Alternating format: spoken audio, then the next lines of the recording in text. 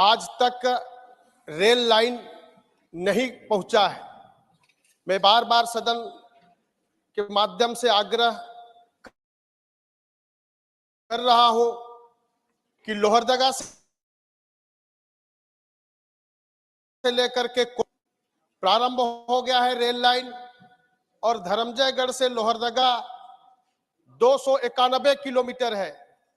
ये कई बार इसका सर्वे हो रहा है, लेकिन ये निर्माण कार्य आगे नहीं बढ़ पा रहा है। गुमला, जसपुर ये जनजाति बहुल क्षेत्र है, वहां से हमारे जो है देश के सेवा करने के लिए कई ऐसे सैनिक वहां देश की सेवा कर रहे हैं और एक बहुल जनजाति बहुल क्षेत्र है। इसलिए मैं आपके माध्यम से माननीय रेल मंत्री जी से मैं आग्रह करना चाहता हूं कि ये जो है सर्वे होने के बाद यथाशीघ्र यह रेल लाइन बने, जिससे कि गुमला से जसपुर और धर्मजयगढ़ से कोरवा और इधर जो है जसपुर गुमला से रांची तक जा करके वहां के जो सैनिकों के लिए रेल की सुविधा हो सकती है। वहां किसान हैं, किसानों को फल सब्जी के लिए आगे वो बढ़ सकते हैं। इसी के साथ साथ वो माइनिंग एरिया भी है और इन सारे सुविधाओं से वो आगे बढ़ सकते हैं। इसीलिए मैं बार बार आग्रह करता हूं कि माननीय रेल मंत्री जी इसको यथाशीघ्र निर्माण कार्य को आगे बढ़ाएं। धन्यवाद माननीय Sameer Oraon ji. Honourable Shri Vaiko subject need to release national disaster relief fund to Tamil Nadu without delay. Honorable Deputy Chairman, sir, the recent heavy rains and floods due to cyclone Machong, which devastated 5 districts of Tamil Nadu, namely Chennai, Tiruvallur, Kanchipuram, Chengalpattu, caused loss of life and damages to vast public and private property. Followed by these unprecedented heavy rains and waterlogging and floods in 5 districts, Tirunelveli, Thoothukudi, Kanyakumari, Chengalpattu, Tiruvallur, resulted in destruction of public infrastructure and made lakhs of people homeless. I have requested the Honorable Prime Minister and Home Minister through my letter dated 19th December to send a central team to visit disaster-prone areas for release of financial assistance. Our Honorable Chief Minister Thalapathy Stalin also requested for release of rupees 37,000 crore for providing relief to the disaster-affected people and to improve the public infrastructure which was damaged. We also demanded that the recent disaster occurred to Tamil Nadu be declared as a national disaster and adequate relief fund may be released immediately. In this connection, a higher level delegation of MPs from Tamil Nadu also met the Honorable Home Minister at Delhi on 13 January 2024 for expeditious release of funds, in which I was also present. In that meeting, the Honorable Home Minister assured that all formalities will be completed and adequate funds will be released soon. However, nothing had happened so far. Despite the report was presented by the central team to the Home Ministry, this is a stepmotherly treatment meted out to the state of Tamil Nadu. I would therefore demand that the disaster relief amount as demanded by the Tamil Nadu government may be released immediately to the state, as people are still suffering from the disaster and lot of relief and reconstruction works are awaiting for the funds. Thank you, Aikoji. Dr. Fauzia Khan need to make dash camps mandatory for reducing hit and run cases in India. Thank you, Honorable Deputy Chairman, sir. The amendment to Section 106 of the Bharatiya Nyaya Sanhita, replacing Section 304A of the IPC, brings about significant changes in addressing road safety and traffic violations. So, Section 279, 304A, 338 of IPC apply in hit and run case incidents. In extreme cases, the police may book a hit and run case under section 302. 302 जो खून करने पर लगता है, और कोई driver जो 302 section में बुक हो गया, उसको सजाए मौत हो सकती है या उम्र कैद हो सकती है। सर, कुछ दिन पहले इन प्रोविजंस को लेकर इसके विरोध में बहुत भारी संख्या में ड्राइवर्स एसोसिएशन ने रस्तों पर आकर प्रोटेस्ट भी किया था। सर, किसी भी एक्सीडेंट की सूरत में सबूत की बड़ी आवश्यकता होती है। अगर सजा इतनी भारी हो तो सबूत की स्पष्टता भी आवश्यक होनी चाहिए। One key aspect that deserves attention in the wake of these stringent measures is the promotion of dash cams. Dash cams have emerged as a valuable tool that can provide concrete evidence in the event of a road accident. So most countries in the world have adopted this on a large scale. Making the use of dash cams mandatory for manufacturers aligns with the objective of collecting reliable evidence, ensuring transparency, and facilitating a fair legal process. So today, seat belt beeps, plastic bonnets, and so on have been made mandatory for manufacturers. Dash cams may be made mandatory in the same way. The significance of dash cams becomes more pronounced considering the prevalent issue of tampering with evidence and corruption within the authorities. In advocating for the widespread adoption of dash cams, it is crucial to highlight their role in not only protecting law-abiding citizens, but also acting as a deterrent against corrupt practices by law enforcement, sir. Sir, these devices serve as an impartial witness, recording events accurately and discouraging unethical behavior. As India grapples with the challenges posed by strict traffic regulations, the incorporation of dash cams emerges as a practical and effective solution to address concerns related to accidents, evidence tampering, and promote responsible driving practices, sir. Thank you. Thank you. Manya Shri Imran Pratapgarhi, concern over unconstitutional action taken by DDA to remove encroachment in Delhi.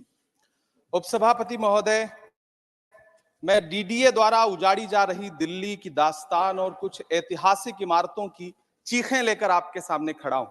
एक दो जख्म नहीं, सारा बदन है छलनी, दर्द बेचारा परेशान है कहां से उठे। इसी 26 जनवरी को भारत के मेहमान फ्रांस के राष्ट्रपति मैक्रोन को रूहानी दिल्ली का दीदार कराने के लिए हमारी सरकार निजामुद्दीन औलिया की दरगाह पर लेकर गई थी। मेरी आंखों में एक तरफ तो यह तस्वीर है और दूसरी तरफ इसी सरकार के इशारे पर रात के अंधेरे में जमींदोज कर दी गई सैकड़ों साल पुरानी मामा भांजा, मंडी हाउस, काका नगर की छोटी छोटी मजारें हैं जो पूछ रही हैं कि हमें तोड़ा क्यों गया। उपसभापति महोदय, अबू धाबी जाकर शेख जायद मस्जिद में मुस्कुराते हुए सेल्फी लेने वाले प्रधानमंत्री जी को मेहरौली की 700 साल पुरानी अखूंजी मस्जिद के टूटने की चीखें क्यों नहीं सुनाई पड़ती। डीडीए के अधिकारी सुबह 5 बजे अंधेरे में मेहरौली में एक मस्जिद, बच्चों के पढ़ने का मदरसा और एक मंदिर को जमींदोज कर देते हैं। जो डीडीए 1957 में गठित हुआ, वो अपनी पैदाइश से कई सौ साल पहले पुरानी मेहरौली मस्जिद को अतिक्रमण बताता है। क्या विकास प्राधिकरण संसद के बनाए हुए 1991 वर्शिप एक्ट को नहीं मानते? संसद से 4 कदम की दूरी पर मौजूद सुनहरी बाग मस्जिद, जिसका सैकड़ों साल पुराना इतिहास है, जिसके सहन में कभी संविधान सभा के सदस्य इंकलाब जिंदाबाद का नारा देने वाले मौलाना हसरत मोहानी बैठा करते थे, वो आज एनडीएमसी को अतिक्रमण नजर आता है। जिस मस्जिद को लुटियन बसाने वाले अंग्रेजों ने नहीं ढहाया, उसे एनडीएमसी और डीडीए उजाड़ना चाहती है। आखिर कब रुकेगा यह सिलसिला? तुझको कितनों का लहू चाहिए अर्ज़े वतन, कितनी आहों से कलेजा तेरा ठंडा होगा। दूर कहीं अशफाकुल्लाह खान, बीर अब्दुल हमीद, ब्रिगेडियर उस्मान की रूहें क्या सोचती होंगी? जामा मस्जिद की वो सीढ़ियां क्या सोचती होंगी जहां खड़े होकर कभी मौलाना आजाद ने लोगों को अपनेपन का यकीन दिलाया था। गैजेट, हेरिटेज, सैकड़ों साल का वजूद क्या हमारी संस्थाओं के लिए कोई मायने नहीं रखते? मैं आपके माध्यम से इस सदन से पूछना चाहता हूं और सरकार से पूछना चाहता हूं कि सरकार देश को बताए कि वो 700 साल पुरानी इमारत को गैर कानूनी तरीके से जमींदोज करने वाले डीडीए के अधिकारियों के खिलाफ क्या कार्रवाई करेगी। वो देश को यह विश्वास दिलाए कि स्वतंत्रता आंदोलन से लेकर इस नए भारत के निर्माण तक सैकड़ों कहानियों की गवाह सुनहरी बाग मस्जिद को सुरक्षित रखा जाएगा। विरासतों को सहेजा जाता है, उनसे नफरत नहीं की जाती, उन्हें उजाड़ा नहीं जाता। धन्यवाद। Thank you. माननीय Shri V Vijay Sai Reddy, subject demand to withdraw the draft de-reservation policy proposed by UGC. Thank you, Deputy Chairman, sir.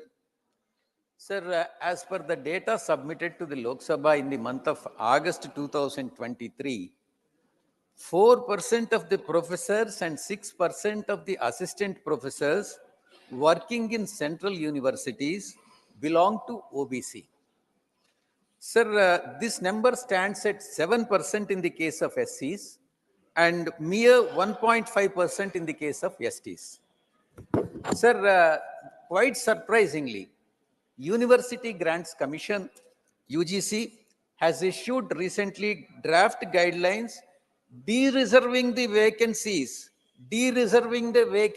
meant for SCs, STs and OBC candidates in higher educational institutions and open up them for general category. This is very much unconstitutional and unwarranted, sir.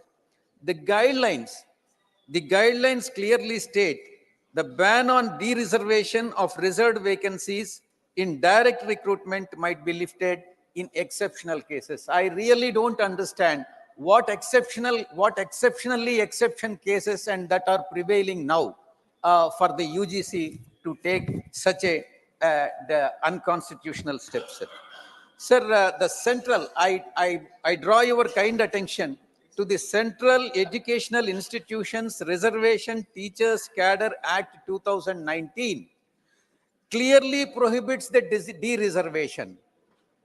Sir, the general procedure that is being followed and throughout India, in all, not only in respect of educational institutions, but even in respect of other government bodies, non-government bodies also, unfilled quota positions in universities, in the case of SC, STs and OBCs. And if they are not filled and unfilled and re-advertised and then special recruitment drives are carried out till the suitable candidates are identified, and until the suitable candidates are identified and these vacancies are filled, this procedure will go on, and there's no occasion and there is no reason why this should be de-reserved, sir. Sir, my sincere appeal to the government to prevent UGC from implementing such draft guidelines that erode the constitutional rights and protections which have been conferred on SCs, STs and OBCs for in the case of reservation, sir. I urge the government to ensure that the vacant positions reserved for these OBCs, SCs and STs are expeditiously filled and concerted effort should be made. Thank you very much, sir. माननीय विजय साई रेड्डी जी। माननीय Shri Ajay Pratap Singh, demand to include coal tribe in particularly vulnerable tribal groups, PBTG। माननीय उपसभापति महोदय, मैं आपके माध्यम से सदन का और सरकार का ध्यान कोल जनजाति की तरफ आकर्षित करना चाहता हूं। यह सर्वविदित तथ्य है कि मध्य प्रदेश में सर्वाधिक जनजातीय आबादी निवास करती है। मध्य प्रदेश की आबादी का लगभग 21% आबादी जनजाति भाइयों की है। इन जनजाति भाइयों के बीच में लगभग 7.68% आबादी कोल जनजाति की है। मध्य प्रदेश की तीसरी सबसे बड़ी जनजाति है। इसका उद्गम स्थल कहा जाता है रीवा जिले के फरेंदा गांव या कुराली गांव में है। ये जो कोल जनजाति है, इसके शैक्षणिक, सामाजिक और आर्थिक पिछड़ेपन के अध्ययन के लिए मध्य प्रदेश सरकार ने एक समिति का गठन किया था। उस समिति ने सतना जिले के 5 गांवों का सैंपल के तौर पर चयन करके उनका जो अध्ययन किया है उसके निष्कर्ष से मैं इस सदन को अवगत कराना चाहता हूं। उसके निष्कर्ष के अनुसार कोल जनजाति के मध्य जो शिक्षा का प्रतिशत है सतना जिले में वो लगभग 32% है। सतना जिले की आबादी लगभग 22 लाख है। 22 लाख में से कोल जनजाति 2,68,000 है। 2,68,000 के बीच में मात्र चंद सैकड़ा लोग ही स्नातक हैं, कुछ लोग ही 12वीं की कक्षा पास किए हुए हैं। कोल जनजाति के लोगों के पास आजीविका का कोई साधन नहीं है। ये सामान्यतः मजदूरी करते हैं अथवा खेतीहर मजदूर हैं। बड़े शहरों में रिक्शा चलाते हैं। इनके पास आवास के लिए भी कोई अपनी जमीन नहीं है। ये अन्य जाति के किसानों की जमीन पर बसे हुए हैं अथवा सरकारी भूमि पर बसे हुए हैं। इनका ये जो मुद्दे हैं, ये जो समस्याएं हैं इस कोल जनजाति की, इसको हल करने के लिए मेरा सरकार से आग्रह है कि जो अभी प्रधानमंत्री जनमन योजना लागू की गई है पीवीजीटी ट्राइब के लिए, उसके तहत या तो कोल जनजाति को पीवीजीटी ट्राइब के अंतर्गत शामिल किया जाए अथवा प्रधानमंत्री जनमन योजना का विस्तार कोल जनजाति तक किया जाए, जिससे कि उनका जो आर्थिक, शैक्षणिक और सामाजिक पिछड़ापन है वो दूर हो सके और विकास की मुख्य धारा में सम्मिलित हो सके और उनका भी उत्थान हो सके। बहुत बहुत धन्यवाद। धन्यवाद माननीय अजय प्रताप जी। माननीय Shri Iranna Kadadi, need for amendment in MP LADS guidelines. माननीय श्री इरण कडाडी, नॉट प्रेजेंट। माननीय Shri Mujibullah Khan, demand to increase the supply of fertilisers to Odisha. उप सभापति महोदय, आज आप बोलने का मौका दिया इसलिए मैं आभारी हूं। सर, उड़ीसा में किसानों के लिए फर्टिलाइजर का बहुत कमी है।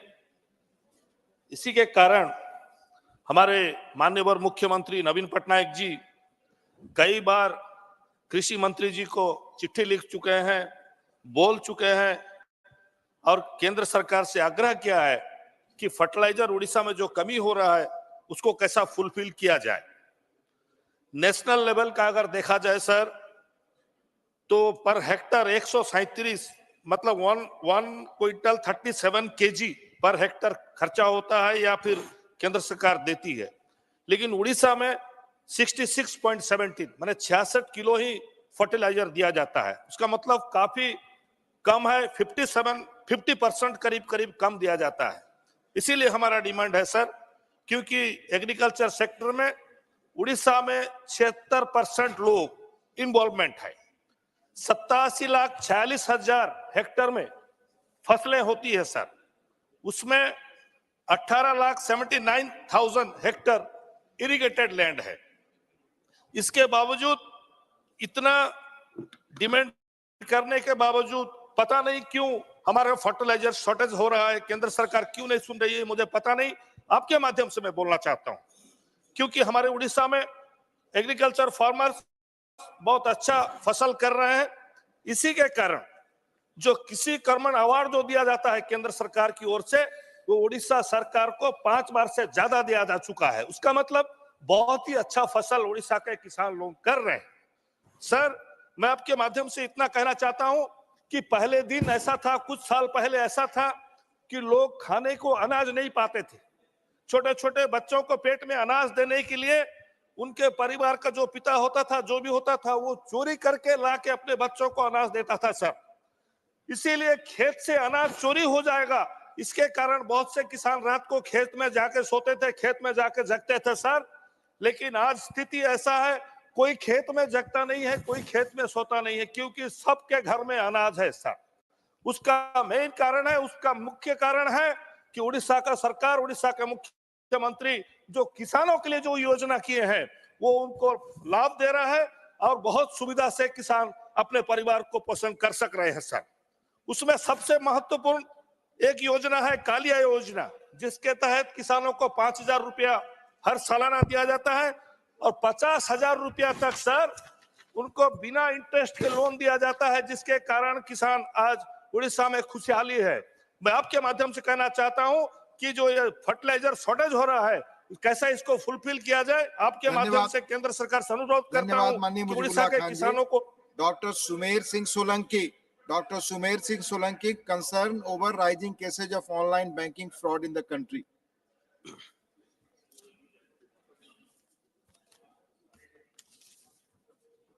धन्यवाद माननीय उपसभापति महोदय, नर्मदे हर। माननीय उपसभापति महोदय, मैं आपके माध्यम से सरकार एवं सदन का ध्यान एक महत्वपूर्ण विषय की ओर आकर्षित करना चाहता हूं। मैं सदन के माध्यम से माननीय प्रधानमंत्री श्री नरेंद्र मोदी जी का हृदय की गहराइयों से धन्यवाद करता हूं। आज हर भारतीय ऐप, यूपीआई, इंटरनेट बैंकिंग या अन्य डिजिटल ऑनलाइन साधनों के माध्यम से अपने लेन देन की दैनिक क्रिया को बिना समय गंवाए आसानी से पूरा कर रहा है और यह डिजिटल युग का कमाल है। कोरोना महामारी के काल को माननीय प्रधानमंत्री जी के कुशल नेतृत्व ने आपदा को अवसर में बदल कर रख दिया है, जिसका परिणाम अब सबके सामने है। दुनिया में सबसे ज्यादा डिजिटल लेन देन हमारे देश में हो रहा है, यह हम सब के लिए गौरव का विषय है। माननीय उपसभापति महोदय, जैसे जैसे तकनीक का विकास हो रहा है, उसी के साथ साथ बहुत बड़ी चुनौतियां भी आती जा रही है। इसी क्रम में इस डिजिटल युग में डिजिटल लेन देन ऑनलाइन के माध्यम से कुछ लोग फ्रॉड या ठगी या धोखाधड़ी कर रहे हैं, जिसकी संख्या दिन ब दिन बढ़ती ही जा रही है, जो हमारे लिए चिंता का विषय है। हमारी सरकार इस प्रकार का फ्रॉड करने वाले लोगों के लिए कई प्रकार के कानून लेकर आई है। पिछले कुछ वर्षों में ऑनलाइन के माध्यम से फ्रॉड या ठगी करने वाले मामलों की संख्या में तेजी से इजाफा हुआ है। आरबीआई की एक रिपोर्ट के अनुसार पिछले वित्तीय वर्ष में बैंकिंग क्षेत्र में रिजर्व बैंक के आंकड़ों के अनुसार भारत को पिछले 7 सालों में हर रोज औसतन करीब लगभग 100 करोड़ रुपए का नुकसान सिर्फ बैंक फ्रॉड या स्कैम के जरिए हुआ है। माननीय उपसभापति महोदय, मेरा आपके माध्यम से सरकार एवं निजी एवं सरकारी बैंक के अधिकारियों से एक सवाल भी है। यदि हमारे देश के सभी बैंक खाते आधार से जुड़े हुए हैं, आधार कार्ड पहले से ही तकनीकी रूप से सत्यापित हो चुके हैं, तो यदि किसी भी व्यक्ति के साथ कोई फ्रॉड या ठगी होती है, तो हमारे सिस्टम में ऐसी क्या खामी है जो हम फ्रॉड करने वाले लोगों के खातों को ट्रेस नहीं कर पा रहे या पकड़ नहीं पा रहे हैं? यदि इस प्रकार की कोई खामी है तो उसे दुरुस्त किया जाना चाहिए और दोषी के खिलाफ कड़ी कानूनी कार्रवाई की जाना चाहिए। ऐसे असंख्य केस है जो लिखित में नहीं आते हैं। मैं भी दूर दराज आदिवासी क्षेत्र से आता हूं। यह पीड़ा मेरे क्षेत्र के लोगों की भी है। एक कॉल या एक मैसेज में आए लिंक को खोलने मात्र से उस गरीब की मेहनत शून्य हो जाती है। माननीय उपसभापति महोदय, मेरा आपके माध्यम से निजी क्षेत्र के बैंक का अधिकारियों से विशेष आग्रह है कि वो अपने वित्तीय लेन देन के सिस्टम को इतना मजबूत बनाएं कि किसी गरीब के लिए यह बैंकिंग धोखाधड़ी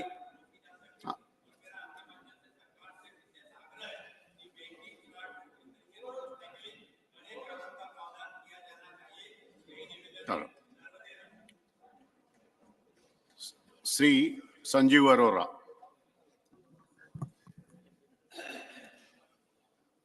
Thank you, Deputy Chairman, sir, for allowing me to take up this important issue. This is mainly regarding state of Punjab. I would like to draw the attention of the government through you to a significant issue concerning the wage rate notified under MNREGA for the state of Punjab. The rate finalized for the state of Punjab is 303 rupees per day compared to higher rates in neighboring states, especially Haryana, which is 357. The minimum wage which Punjab government has done is 413 rupees. So my request is not only Punjab, in whole of nation, MNREGA should match the minimum wage finalized by the state if it is higher.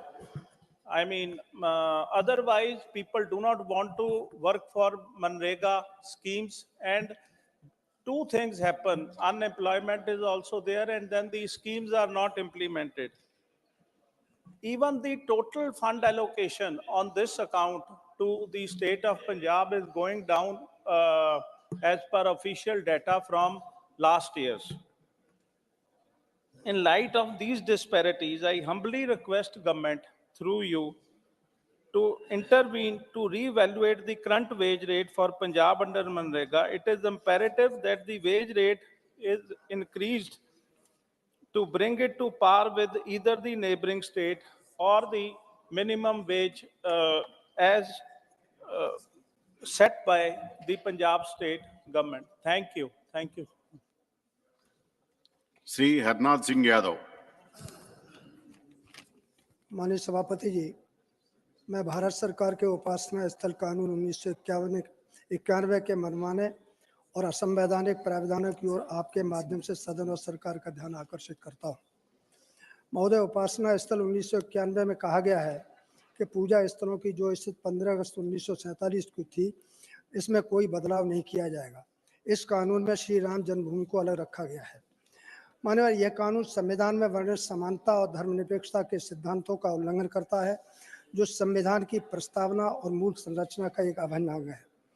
महोदय, इस कानून में प्राविधान है कि श्री राम जन्म मुकदमे के अतिरिक्त अदालतों में लंबित ऐसे सभी मुकदमे समाप्त माने जाएंगे और यदि कोई व्यक्ति इस कानून का उल्लंघन करता है तो उसे 1 साल से 3 साल तक की सजा और जुर्माना हो सकता है।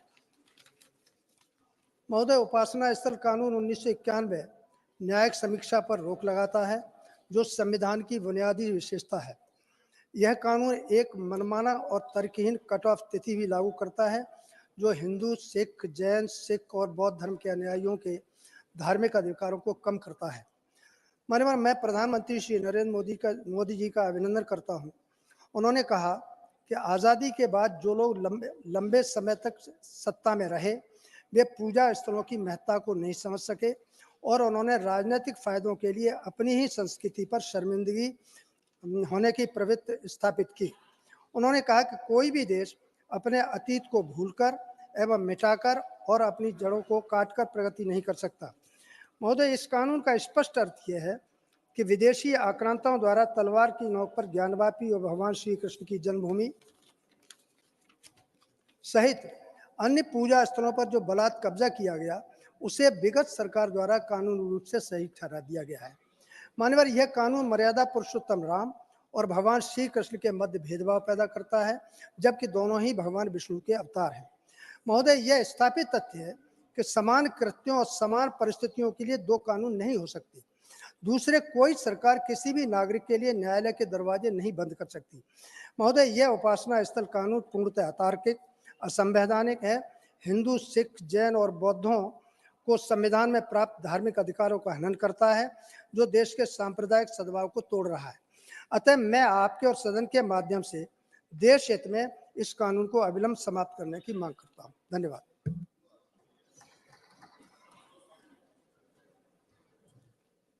Sri A.D. Singh. Thank you, Deputy Chairman, sir. Need for India's effective engagement in the Arctic region.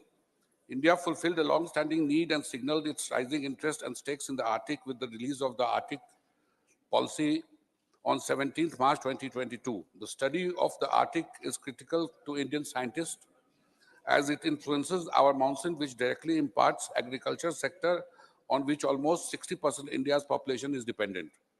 The rising sea levels due to the Arctic ice melt also threatens India's 1,300 island territories and the welfare of 1.4 billion Indians. The Arctic meltdown also helps India's scientists better understand the glacial meltdown in Himalayas, the largest source of fresh water outside the poles and home to almost all of India's perennial rivers. It is for this reason that India is the only developing country apart from China to have a permanent research station in the Arctic since 2008 and has undertaken 13 scientific expeditions to the region. The Arctic, therefore, presents India with a complex set of opportunities as well as challenges to secure its increasing national interest. Firstly, India should seek a more inclusive and equitable Arctic Council with a greater say for the observer states in the decision-making process and more freedom in pursuance of the research objectives in the Arctic region.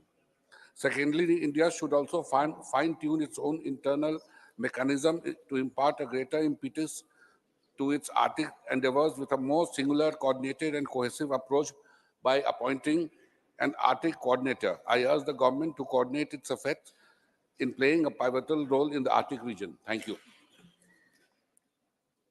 Honorable members, welcome to the Parliamentary delegation from Republic of Suriname.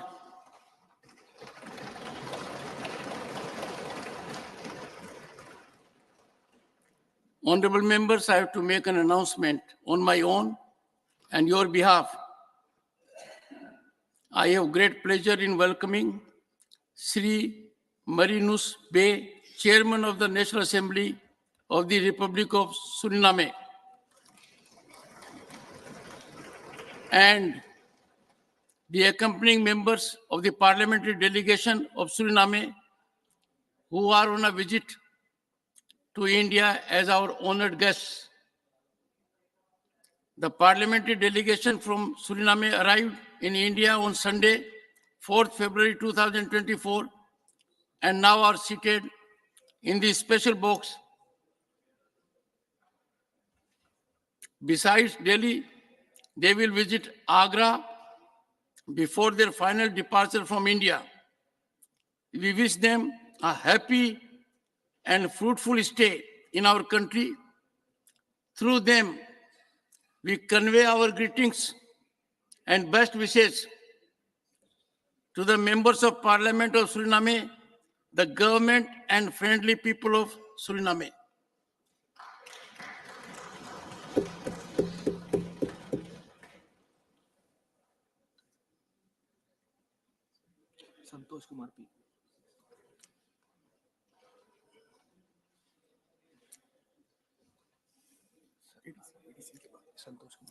Shri Santosh Kumar P.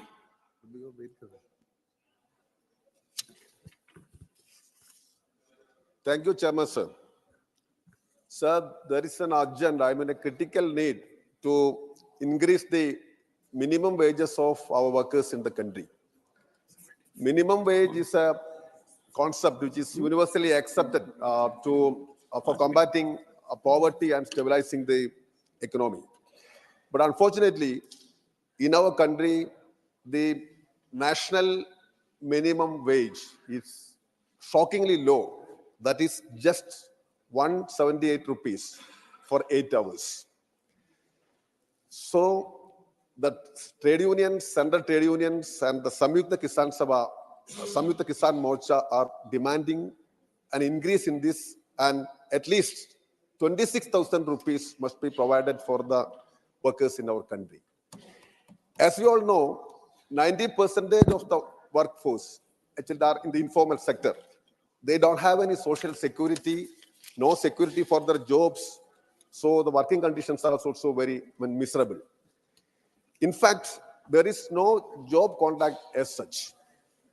And in states also, between the states also, there is huge disparity. For example, in Kerala, it is 837 for 8 hours. Whereas in Gujarat, it is 296, and in Tripura, it is 250. So there is huge disparity amongst the states as well. So we have to enhance the minimum wages. Anup Satyavarthi Committee recommended in the year 2019 that at least 375 rupees must be the minimum wage. That is not accepted. And this was revised last in 2017. So I urge the government to increase the minimum wages of our workers who are actually the backbone of our economy. There is a system in government sector and corporate sector to provide DA and to increase salary. But these people are left without any social security or any such system. Then the bargaining capacity is also very low. So once again, I take this opportunity to request the government to take necessary steps to enhance the minimum wage of our poor workers. Thank you, sir. माननीय सदस्य अशोक कुमार मित्तल जी। धन्यवाद। आज मैं इस सदन के सामने दुनिया भर के 3 करोड़ सिख व करोड़ों अन्य श्रद्धालुओं की भावनाओं से जुड़े एक मुद्दे पर सरकार का ध्यान आकर्षित करना चाहूंगा।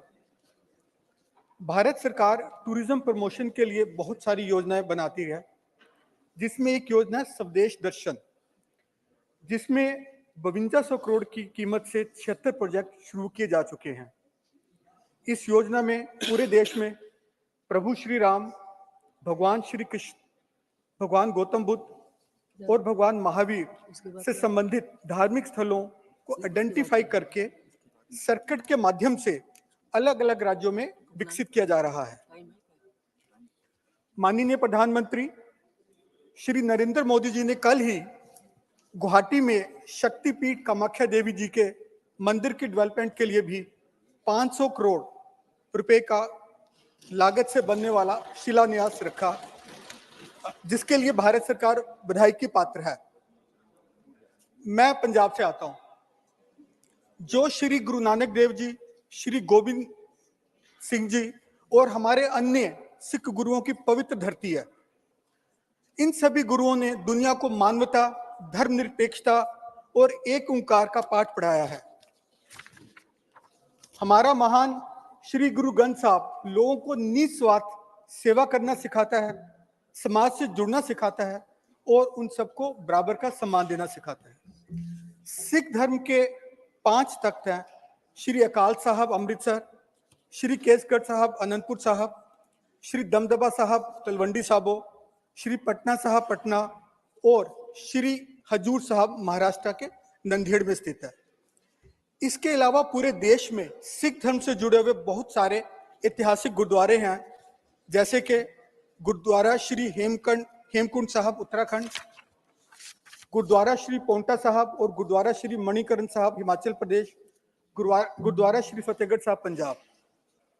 इन सभी धार्मिक स्थलों की आस्था और मान्यता को देखते हुए पूरे विश्व भर से हर वर्ष करोड़ों की संख्या में श्रद्धालु आते हैं। और मैं सरकार को बधाई दूंगा कि उन्होंने सिख सर्किट के लिए एक ट्रेन भी शुरू कर दी है।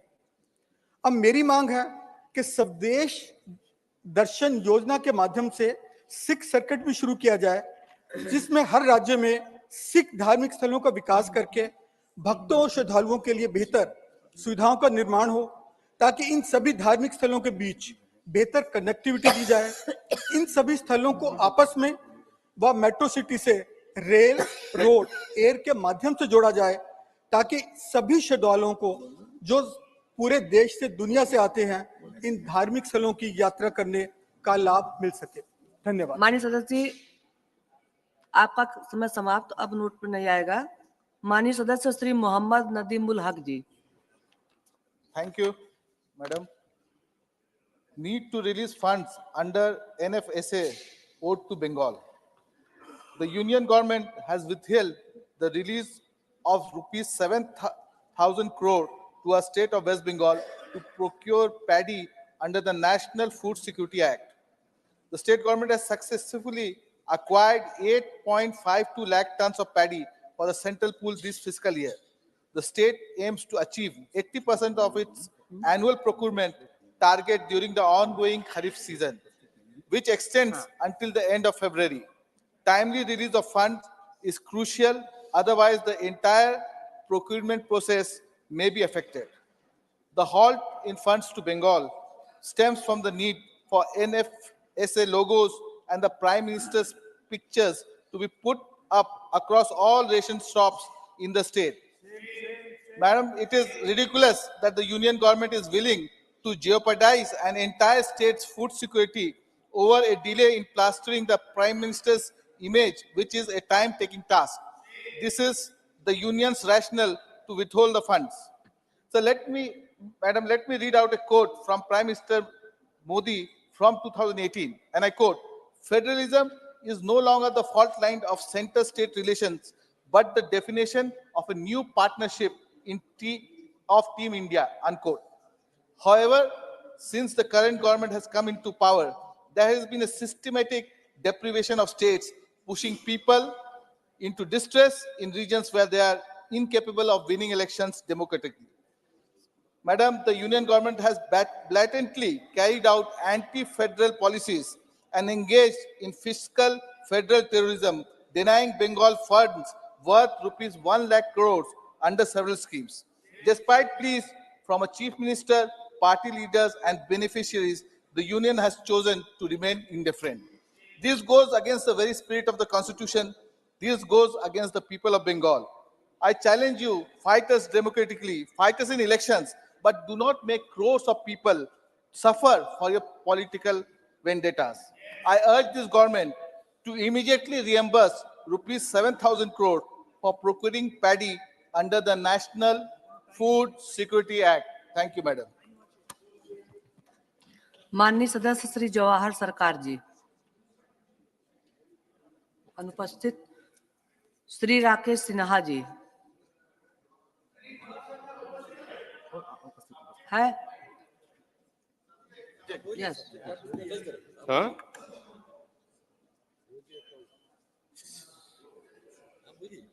Madam, we had requested the Government of India to change the name of the state of West Bengal to Bangla. This has been pending from 2016. And the West Bengal Legislative Assembly has taken a unanimous resolution that if, say, the name of Odisha can be changed to Odisha, आप subject पे बोलिए, आपका subject ये नहीं है। Demand for वर्सिकल in green status for simultaneously Bengal. we have been agitating for the inclusion of Bangla as a classical language. We have taken a resolution on this score and we have submitted a 4-volume research paper to the Government of India on this subject. We ask for consideration of the details submitted thereon to establish the antiquity of the language of Bangla in syntax, in grammar, and largely in alphabet from the 4th century BC. It is our humble submission that our case as to include Bangla as a classical language be considered positively. माननीय Shri S Selvaganabathy. Shri Brijlal ji, state of. बहुत बहुत धन्यवाद उपसभापति महोदय। उत्तर प्रदेश में भगवान राम मंदिर की प्राण प्रतिष्ठा हो चुकी है और वहां पर शुरुआत में काफी रिस्ट्रिक्शन के बाद फुटफॉल 5 लाख पर डे था। एवरेज वहां पर फुटफॉल हो रहा है 3 लाख। और ये जो फुटफॉल है न केवल अयोध्या में, काशी में और मथुरा में, ये इतना फुटफॉल है कि इससे पर्यटन को बहुत बड़ा बूस्ट मिला है। और उत्तर प्रदेश जो हम $5 ट्रिलियन की इकोनॉमी की बात करते हैं, उसमें $1 ट्रिलियन योगदान उत्तर प्रदेश का होगा और उसमें सबसे बड़ा जो योगदान होगा धार्मिक पर्यटन का। अयोध्या में के विकसित होने से पूर्वी उत्तर प्रदेश, जहां का मैं भी रहने वाला हूं, वहां के लोग विकसित होंगे। काशी में काफी फुटफॉल हो रहा है। जब से वहां प्रधानमंत्री मोदी जी ने विश्वनाथ कॉरिडोर का बनाया, जिस तरह से उसको ब्यूटीफाई किया है, उसका बहुत बड़ा प्रभाव पड़ा है हमारे पर्यटन में। उपसभापति महोदय, उत्तर प्रदेश में एक है बुद्धिस्ट सर्किट।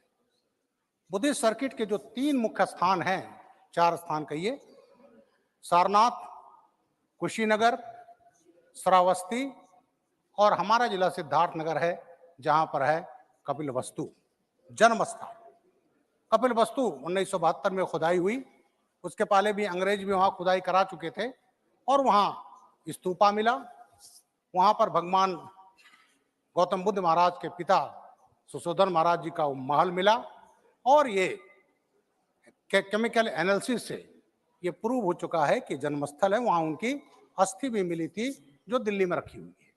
तो हमारा अनुरोध यह है कि भारत सरकार को ये जो बुद्धिस्ट सर्किट है, इसके विकास पर विशेष ध्यान देना चाहिए। और मैं प्रधानमंत्री जी को साधुवाद देता हूं कि कुशीनगर में उन्होंने इंटरनेशनल एयरपोर्ट की स्थापना, अयोध्या में इंटरनेशनल एयरपोर्ट बन चुका है और ये जो जगहें हैं बुद्धिस्ट सर्किट भी है, वो अयोध्या और काशी यहाँ के आसपास ये बुद्धिस्ट सर्किट हैं, और खासकर मैं कपिल वस्तु के बारे में कहूंगा कि उसको हम लोग उतना कैश नहीं कर पाए। अभी वहां पर व्यवस्था नहीं है, होटल्स नहीं है, रुकने के अच्छे स्थान नहीं है, और केवल वहां पर जो रास्ता है केवल गोरखपुर से और वहां तक ट्रेन की उसमें, बस्ती से वहां तक बड़ी अच्छी सड़क बन चुकी है। तो मेरा अनुरोध ये है भारत सरकार के कि जो बुद्धिस्ट सर्किट है उसको सुदृढ़ किया जाए, क्योंकि यहाँ पर बहुत से जो बुद्धिस्ट। माननीय सदस्य संगीता यादव जी। माननीय सभापति जी, आपने मुझे भारत में किशोर लड़कियों और महिलाओं के मासिक धर्म स्वच्छता संबंधी राइट टू हाइजीन पे बोलने का अवसर दिया, इसके लिए मैं आपको आभार प्रकट करती हूँ। यह एक ऐसा सब्जेक्ट है माननीय सभापति जी जो देश के 50% आबादी से जुड़ा हुआ मामला है, और 2017 से लेकर 22 तक जब मैं एमएलए थी तो मैं लगातार बड़े स्कूलों, जितने भी हमारी बच्चियां हैं जो 11 साल से ज़्यादा थी, उन सभी स्कूलों में, और जो सेल्फ हेल्प ग्रुप की महिलाएं थी उनमें मैंने फ्री नैपकिन हमें हमेशा बांटने का काम किया 5 साल, और जागरूकता अभियान भी चलाया। इसमें माननीय सभापति जी, गांव के हमारे प्रधान, पूर्व प्रधान, जो प्रशासनिक अधिकारी थे, उनका सबका सहयोग मिला। पहली बार ग्रामीण क्षेत्र में ये चर्चा का विषय बिना, नहीं तो ये बंदिशों में ही हमेशा रहता था। और माननीय सभापति जी, हजारों महिलाओं और बच्चियों को हम लोगों ने गर्भाशय से जुड़े हुए अनेक बीमारियों से बचाया। तो मैं इसमें 0 आवर के माध्यम से मैं आपसे कुछ अपील करना चाहती हूँ। माननीय सभापति जी, माननीय मोदी जी ने भी लाल किले से इस मुद्दे पे चर्चा किया है, और जब से पैडमैन मूवी आई तब से ये चर्चा का विषय और ज्यादा विस्तृत तौर पे हुआ। लेकिन आज भी 5वें राष्ट्रीय परिवार सर्वेक्षण के अनुसार, स्वास्थ्य सर्वेक्षण के अनुसार, केवल 36% महिलाएं ही सैनिटरी नैपकिन का उपयोग करती हैं। बाकी आज भी अज्ञानतावश अस्वच्छ सामग्री का उपयोग किया जाता है। तो माननीय सभापति जी, ये इससे बहुत ज्यादा गंभीर बीमारियां बच्चियों में, महिलाओं में फैल रही हैं। मैं सिर्फ आपके माध्यम से इतना ही अपील करूंगी कि सरकार इसमें अच्छा काम कर रही है, हमारे प्राथमिक स्वास्थ्य केंद्र भी इससे जुड़े हुए हैं, लेकिन इसको मिशन मोड में करने की आवश्यकता है। एक तो मैं आपके माध्यम से ये अपील करूंगी कि इसको मिशन मोड में ले आया जाए, क्योंकि ये राइट टू हाइजीन देश की आजादी के इतने वर्षों बाद भी आज भी हमारी समस्या बना हुआ है। और यूट्रस कैंसर एक ऐसा कैंसर है माननीय सभापति जी जो ज्यादातर 4th स्टेज पे ही मालूम पड़ता है, ये इसी से जुड़ा हुआ है। और भी बांझपन की समस्या हुआ, संक्रमण की समस्या है, सर्वाइकल कैंसर है, जो अभी बजट में भी हमारे माननीय मोदी जी ने रखा है, उसमें हमने चर्चा की है। लेकिन ये अगर इसमें हमने काम किया तो हमें ये अपनी 50% आबादी को बहुत सी बीमारियों से बचा पाएंगे। और 2 अपील और करूंगी माननीय सभापति जी आपके माध्यम से, कि इस काम के जो हमारे लोकल जनप्रतिनिधि हैं, मिशन मोड में जो सरकार अभी कर रही है उसको शामिल किया जाए, लोकल एनजीओ को शामिल किया जाए। धन्यवाद। Question hour now question hour please Sangeeta ji बैठ जाए। Question number 16 honourable Shri R Girirajan present. माननीय मंत्री जी। Thank you. Laid on the table of the House. Thank you. First supplementary. Please be brief in your question. Sir, in his answer, the Honorable Minister has said the price of CNG at Delhi has increased by just 1.30%. Sir, in 2021, the price of CNG was increased to 4 times. Please question Mr. R. Rajan. Yes. That's why I'm asking. On February 8, 2021, the price of CNG was increased from 49.90 to 49.40 per kg. The highest CNG price was recorded in Mr. R. Rajan, please question. Question. Raised in 115. Sir, my question, CNG is considered to be an eco-friendly and cost-effective fuel compared to diesel and petrol. The very purpose of encouraging the use of CNG is to reduce pollution and is much cheaper than diesel. Mr. R. Rajan, your question has not come till now. My question is whether the government has taken steps to bring back the prices of CNG to rupees 50 per kg. And would like to know the total compressed CNG. Thank you. Please be brief in your question.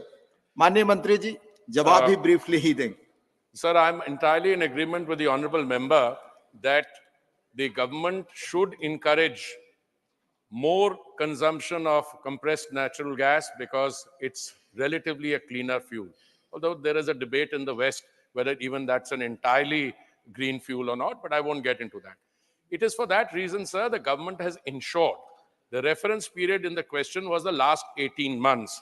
And the government has ensured that whilst global prices were witnessing turbulence, massive increases, shortfall, Honorable Member just now in his supplementary referred to an earlier period than 18 months. There was a period when there was a lockdown, and lockdown prices don't reflect reality prices. For instance, during the lockdown, the crude price came down to $19.56 a barrel, and then it shot up to 128 and 130. Sir, we were able to do this for two reasons. We rationalized our system of calculating cost in April 23, and as a result of which, whilst the global prices were $53.51, the Japan-Korea, I'm citing Japan-Korea because those are two large consuming markets, and China is also part of that. One market to the east of India, Japan, Korea, China. The other is the Western India market, which is west of India towards the Middle East. Both those prices were very high, $53.51 per million metric British thermal units. And the domestic gas price was much lower. It was 83% lower. The average price also was 69% lower. Yes, it is our constant effort to provide more gas available for domestic cooking purposes and, sir, for the transport sector. And we are committed to make the green transition. In fact, our trilemma is to ensure availability, affordability, and sustainability.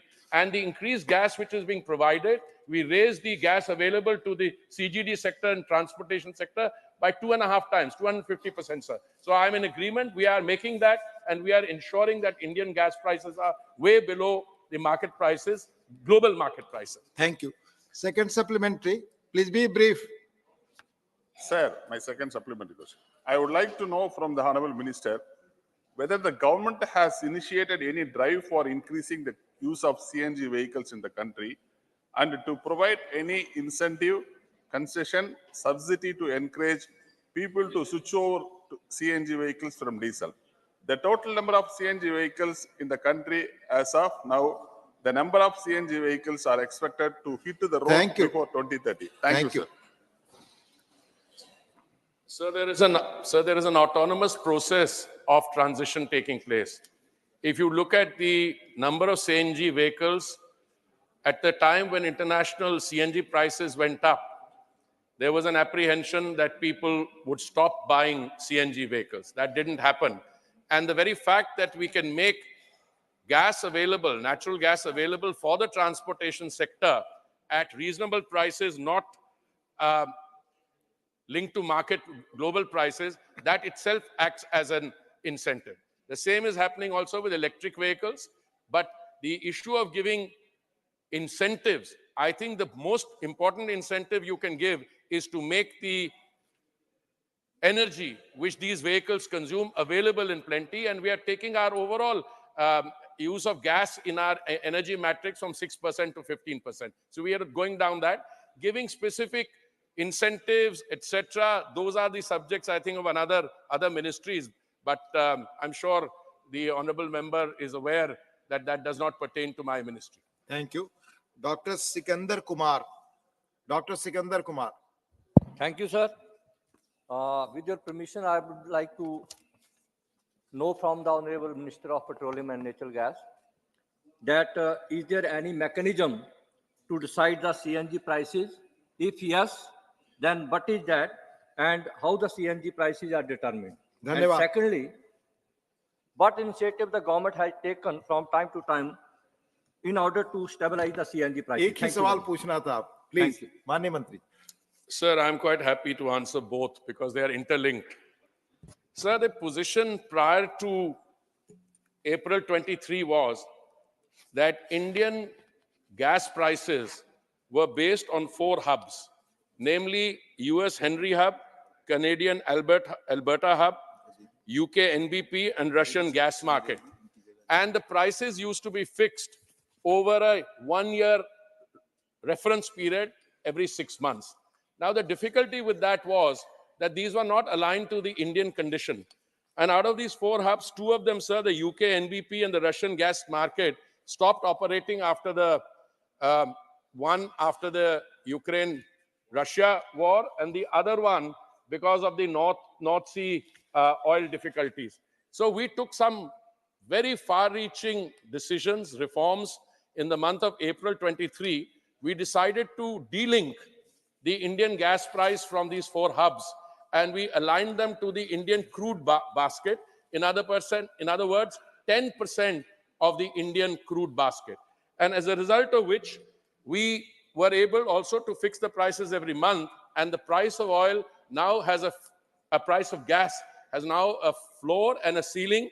The floor is $4 MMBTU, and the ceiling is $6.5 MMBTU. This immediately resulted in the price in the month of March coming down from March price, the April price, because we took these decisions in April, coming down drastically. Sir, we are doing many other things. For instance, the number of CNG stations has increased from 738 in 2014 to 6,159, which is a growth of 735%, sir. So the area covered by CGD, which is the domestic gas availability, that has gone up, sir, from 5.47% of the national Indian national territory to 88%, and this is an increase of 1,508%, sir. The population covered by CGD in 2014 was only 12.81%. It is now 98%, and this is a growth of 665%. So whichever way you look at it, sir, the gas infrastructure, the pipelines we've laid, the amount available, all that is on the increase, sir. Thank you. Mani Shri Jawahar Sarkar.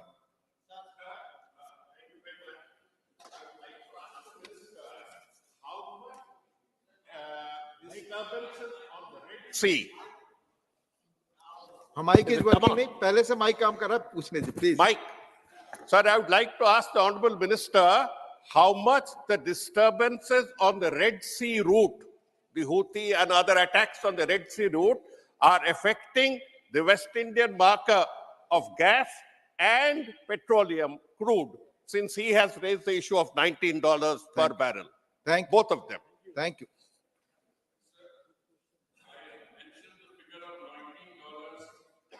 $0.06 I should have added per barrel as the lowest point during the economic lockdown. I'm talking about the period of 2020, I think March to 21, 22. Because the global situation as a result of the pandemic was in a situation of chaos, there was no consumption, so the price came down to $19. Insofar as the developments in the Red Sea area are concerned, sir, I have been asked this question outside this August House, and my answer has always been, yes, we have a certain degree of anxiety because these are non-state actors affecting supply lines, and should those supply lines be disrupted totally. Just now, there is some rerouting taking place on account of that uncertainty, and that rerouting results in higher freight costs, higher insurance costs. But as it is, I say with my fingers crossed that we are reasonably confident that given the goodwill around, these factors making for anxiety will be contained, and we do not have an all-out escalation. Now, if an all-out escalation of hostilities takes place and there is a total supply line, I don't want to name the areas, it's very clear, then of course there would be cause for concern. But so far the international community, their geopolitical equations and the marketplace has adjusted. When I last looked at the price of oil, it had come down, I think yesterday when I inquired, to $77 a barrel. My own feeling is that if the uncertainty in the Red Sea area, particularly the attacks by the non-state actors, if these were not to recur or not in that frequency, or most important, if they were not to escalate and exacerbate, I think this is a manageable situation. Thank you. Sri M. Thambidurai, Mani M. Thambidurai. Deputy Chairman, sir.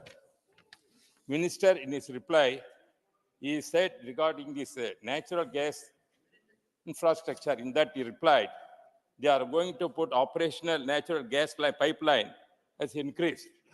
because there is apprehension in Tamil Nadu farmers.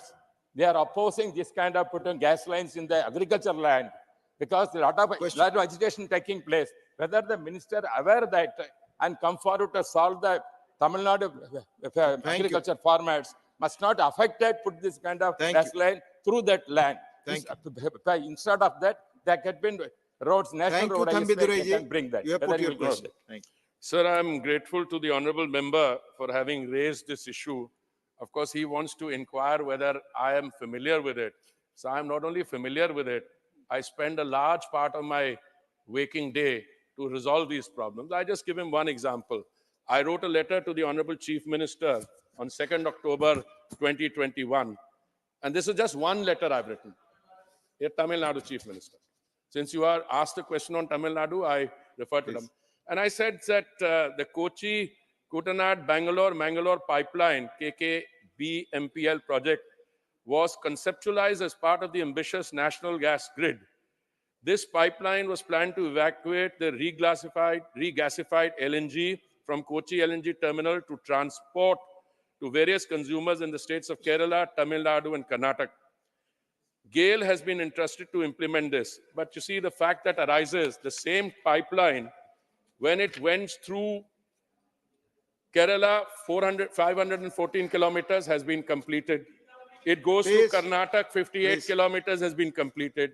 And Tamil Nadu, 329 kilometers not completed. Now, whenever the state government is unable to implement a project in terms of the obligation it has, so we have been in constant touch with them. We received periodical assurances that they are attending to it. But as I said, sir, all the other states, Kerala done, Karnataka done, and Tamil Nadu, it's still under implementation, and we would... Please, thank you. Now, I'm coming to that. Farmers... Thank you. Thank you. Now, question number 17, माननीय श्री राघव चड्ढा. माननीय मंत्री जी. उत्तर सभा के पटल पर रख दिया गया. फर्स्ट सप्लीमेंट्री माननीय राघव चड्ढा जी. सर, मेरा पहला सवाल भारत देश के एमएसएमई सेक्टर में जो सिकनेस है उससे संबंधित है. सवाल बड़ा सरल है. वित्तीय वर्ष 22-23 में लगभग 13,000 एमएसएमई बंद हुई, जो पिछले 4 वित्तीय वर्षों में सबसे अधिक है. हम ये अगर अनुमान लगाएं कि 50 लोग एक एमएसएमई में भर्ती होकर काम करते हैं, रोजगार लेते हैं, तो अगर 13,000 यूनिट्स बंद होती हैं तो लगभग 6.5 लाख लोगों की नौकरी चली जाती. और एक फैक्ट और देके मैं सवाल पूछ रहा हूं कि वित्तीय वर्ष 17-18, 18-19, 19-20 में भारत देश के जितने एक्सपोर्ट्स होते थे उसका 50% हिस्सा लगभग एमएसएमई सेक्टर से आता था. आज वो 50% से घट के 44% हो गया, यानी कि एमएसएमई के एक्सपोर्ट्स भी गिरते जा रहे हैं. सवाल मेरा माननीय मंत्री जी से ये है कि जिस प्रकार से एमएसएमई सेक्टर की ग्रोथ तो छोड़िए, जिसमें गिरावट देखी जा रही है, उसके क्या कारण है और खास तौर पे उसका रोजगार पर क्या प्रभाव पड़ा? धन्यवाद.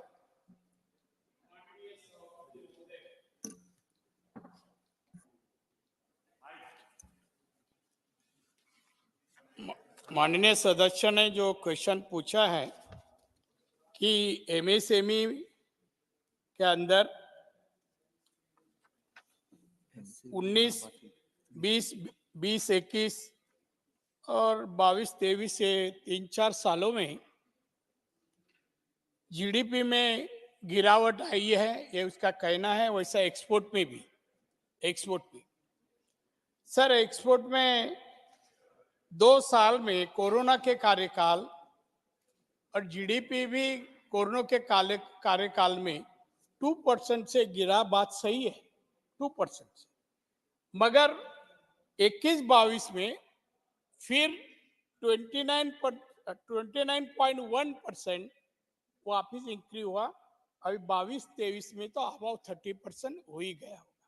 तो कोरोना के कार्यकाल में गिरावट हुई, मैं मानता हूँ. एक्सपोर्ट भी कम हुआ, वो भी मैं मानता हूँ. मगर अभी एक्सपोर्ट भी इसमें 45.83% हो गया है, तो वो भी इंक्रीज हो रहा है. इसके कारण कोरोना के कार्यकाल में देश के पंतप्रधान माननीय नरेंद्र मोदी साहब ने उस वक्त जो योजना अलग अलग दी, क्रेडिट गारंटी योजना जो उन्होंने चालू की, उसके अंदर एमएसएमई के ऊपर कम से कम 2,41,000 करोड़ जो एमएसएमई बंद हुई थी वापस चालू करने के लिए उनको पैसा दे दिया गया, लोन दे दिया गया। इससे अभी 45.83 हो गए है।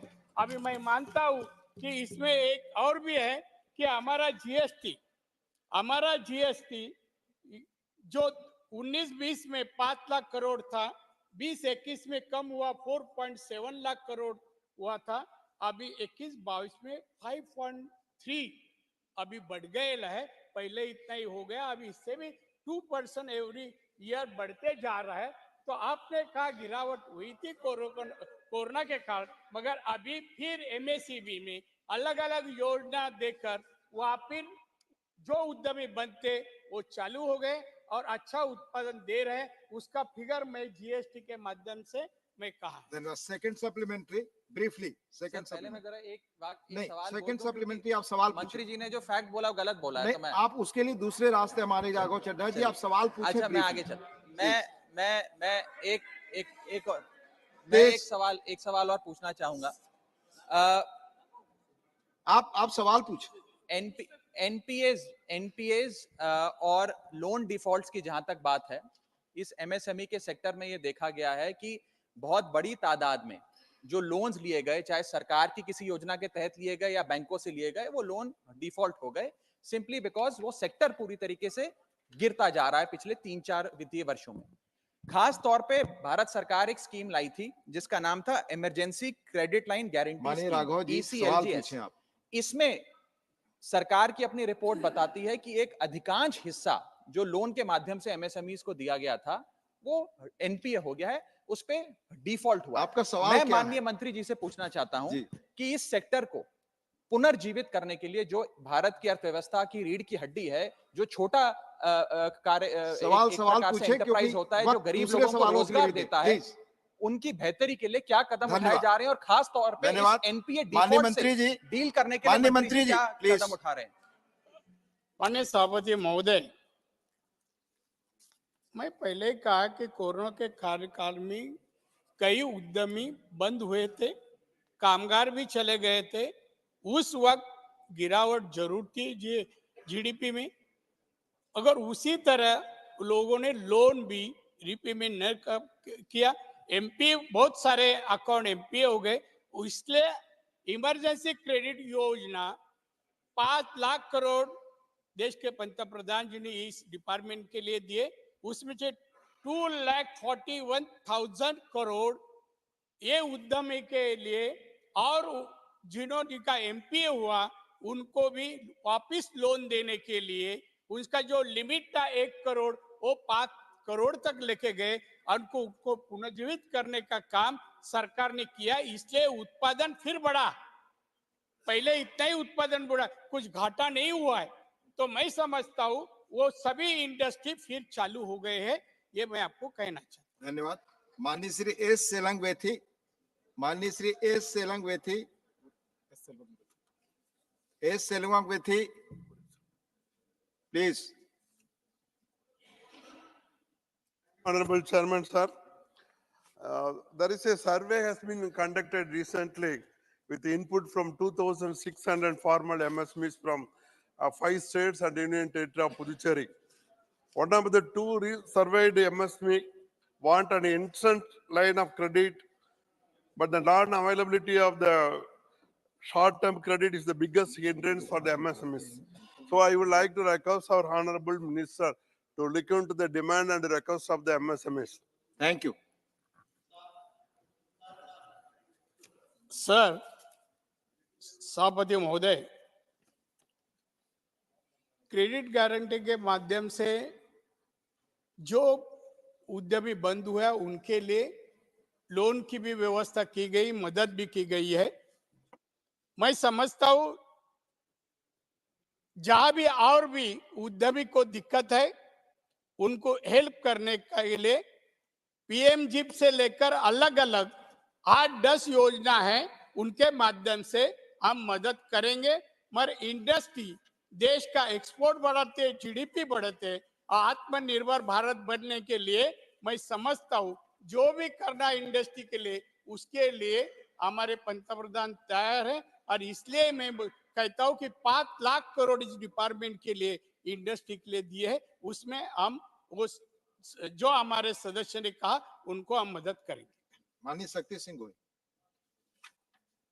धन्यवाद उपसभापति महोदय। मैं आपके जरिए मंत्री जी से जानना चाहता हूं, क्योंकि जो रिटर्न आंसर दिया है उसमें कहा है कि MSME gross value added GVA in all India GDP, वो जो आंकड़े दिए हैं 2019-20 में 30.5% था, 20-21 में 27.3% था, 21-22 में 29.1। इट मीन्स अगर मंत्री जी कह रहे हैं कि कोरोना की वजह से हुआ, तो कोरोना की सबसे ज्यादा इंपैक्ट 19-20 में होनी चाहिए, तब तो 30.5% था। कोरोना की इंपैक्ट उसके बाद नहीं हो सकती है 21 में 22 में, तो वो कम क्यों हुआ? और आप सिर्फ बड़े उद्योग की चिंता करेंगे तो लघु उद्योग का क्या होगा? धन्यवाद। प्लीज भाई साहब, लघु उद्योग की संख्या जो बंद हुई वो फिर सभी चालू हो गए, चिंता की बात नहीं, फिर सभी चाहिए। इसलिए उत्पादन में जो GST आपको पढ़ के बताया, आज भी 5.3 लाख करोड़ है, कम नहीं हुआ है। जो पहले 19-20 में था 5 लाख करोड़, वो अभी बढ़ गए है। और इसमें मैं कहता हूँ 20-21 में 27.2 वो कोरोना का कार्यकाल है, कोरोना का कार्यकाल। और जब भी कामगार फैक्ट्री छोड़ के भागे थे, छोड़ के गए थे, तो अभी फैक्ट्रियां चालू होने के बाद अभी 21-22 में वो प्रमाण GDP का बढ़ गया है। और इसलिए बढ़ने के कारण अभी पूर्ववत परिस्थिति निर्माण देश में हुई है MSME के बारे में।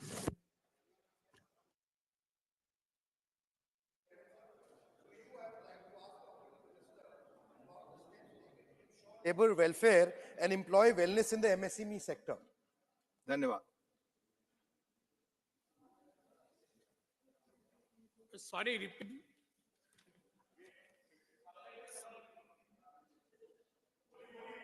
Please. माननीय कार्तिकेय शर्मा जी सवाल पूछें। I would like to ask the Honorable Minister about the steps taken to ensure labor welfare and the employee wellness in the MSME sector. Thank you.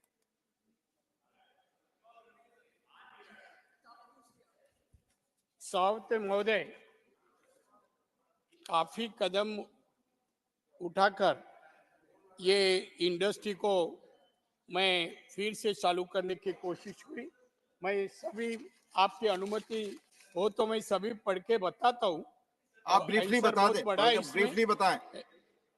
निर्यात में MSME के हिस्सेदारी को बढ़ावा देने के लिए प्रतिस्पर्धकता को बढ़ाने के लिए सरकार ने मेक इन इंडिया कार्यक्रम तहत व्यवसाय की सुगमता और संवर्धन और क्रेडिट की उपलब्धता में सुधार के विभिन्न पहल। माननीय मंत्री जी, प्लीज माननीय मंत्री जी, आप जो सवाल है कि प्लीज आप सवाल ये है कि वर्कर्स के वेलनेस के लिए, वेलफेयर के लिए क्या काम हो रहा है? क्या के लिए? वर्कर्स के वेलनेस और वेलफेयर के लिए क्या काम हो रहा है? माननीय सदस्यगण प्लीज। नहीं, आप सुनिए प्लीज सर, प्लीज सर, ये मैं पढ़ के बता रहा हूँ। वो उद्यमी चालू होने से वर्कर का प्रॉब्लम हल होगा, ऐसा नहीं विदाउट फैक्ट्री बंद रहेगी तो हल होगा ये प्रॉब्लम। वर्कर्स के वेलनेस वेलफेयर के लिए क्या काम हो रहा है आप माननीय सदस्य को बुलाकर बता देंगे प्लीज। ठीक, प्लीज बैठ जाए। Question number 19 Shri Kanakamedala Ravindra Kumar. Shri Kanakamedala Ravindra Kumar not present. अच्छा, माननीय मंत्री ji Shri Gajendra Singh Shekhawat. Question number first supplementary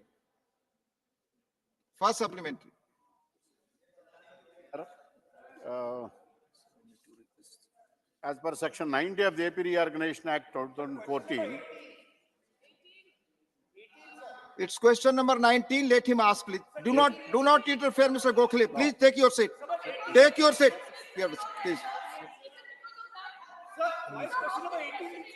Please, I will come to that. Yes, it's good. I'll come. Please, I'll come back. Please.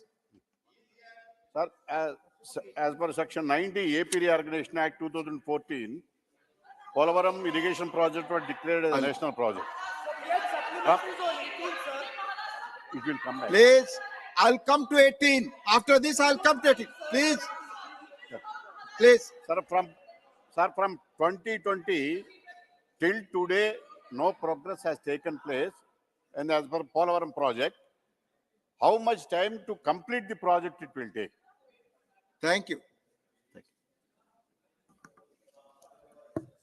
माननीय सभापति महोदय, जैसा माननीय सदस्य ने कहा है कि Polavaram project Andhra Pradesh reorganisation act के तहत भारत सरकार ने बनाने की जिम्मेदारी ली थी, लेकिन मैं माननीय सदस्य और सदन के संज्ञान के लिए निवेदन करना चाहता हूं कि इसके निर्माण की जिम्मेदारी आंध्र प्रदेश की सरकार के पास में, निर्माण का काम करना, उस पर पहले खर्च करना, ये सारी जिम्मेदारी आंध्र प्रदेश सरकार की है।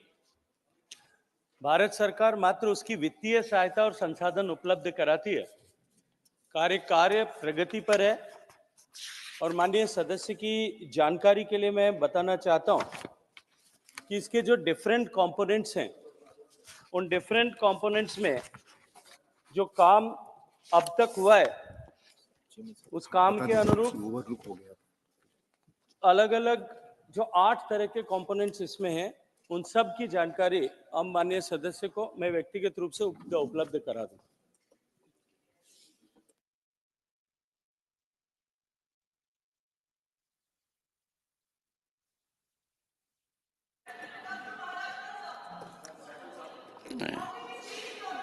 One second.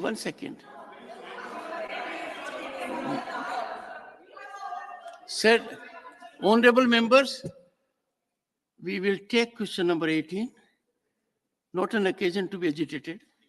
Sometimes human error.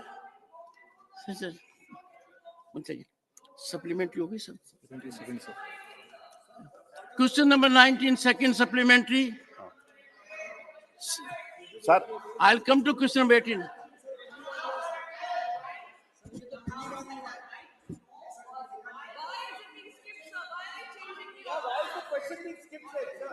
Would you please take your seat?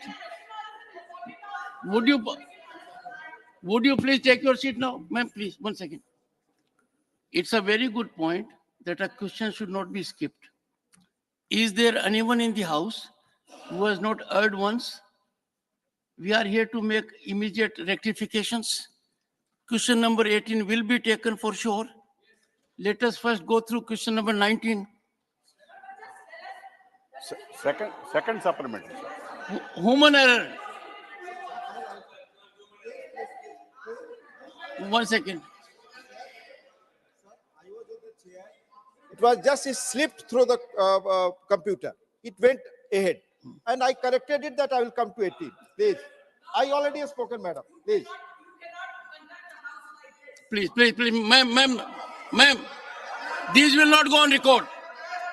Ma'am, your observations will not go on record. I'm so sorry. These are intemperate observations. Sorry, absolutely. Please, absolutely, no. House. Second supplementary. Okay, second supplementary. Shri Kanak Medala. Sir, Second supplementary. Supplementary, sir. Sir, the Honorable Minister stated some... I'll come to that, ma'am. Nothing will go on record. Progress of the work is going on. But, sir, how much progress from 2022 till today taken place? How much is the amount invested for that purpose till today? Honorable Minister. Please.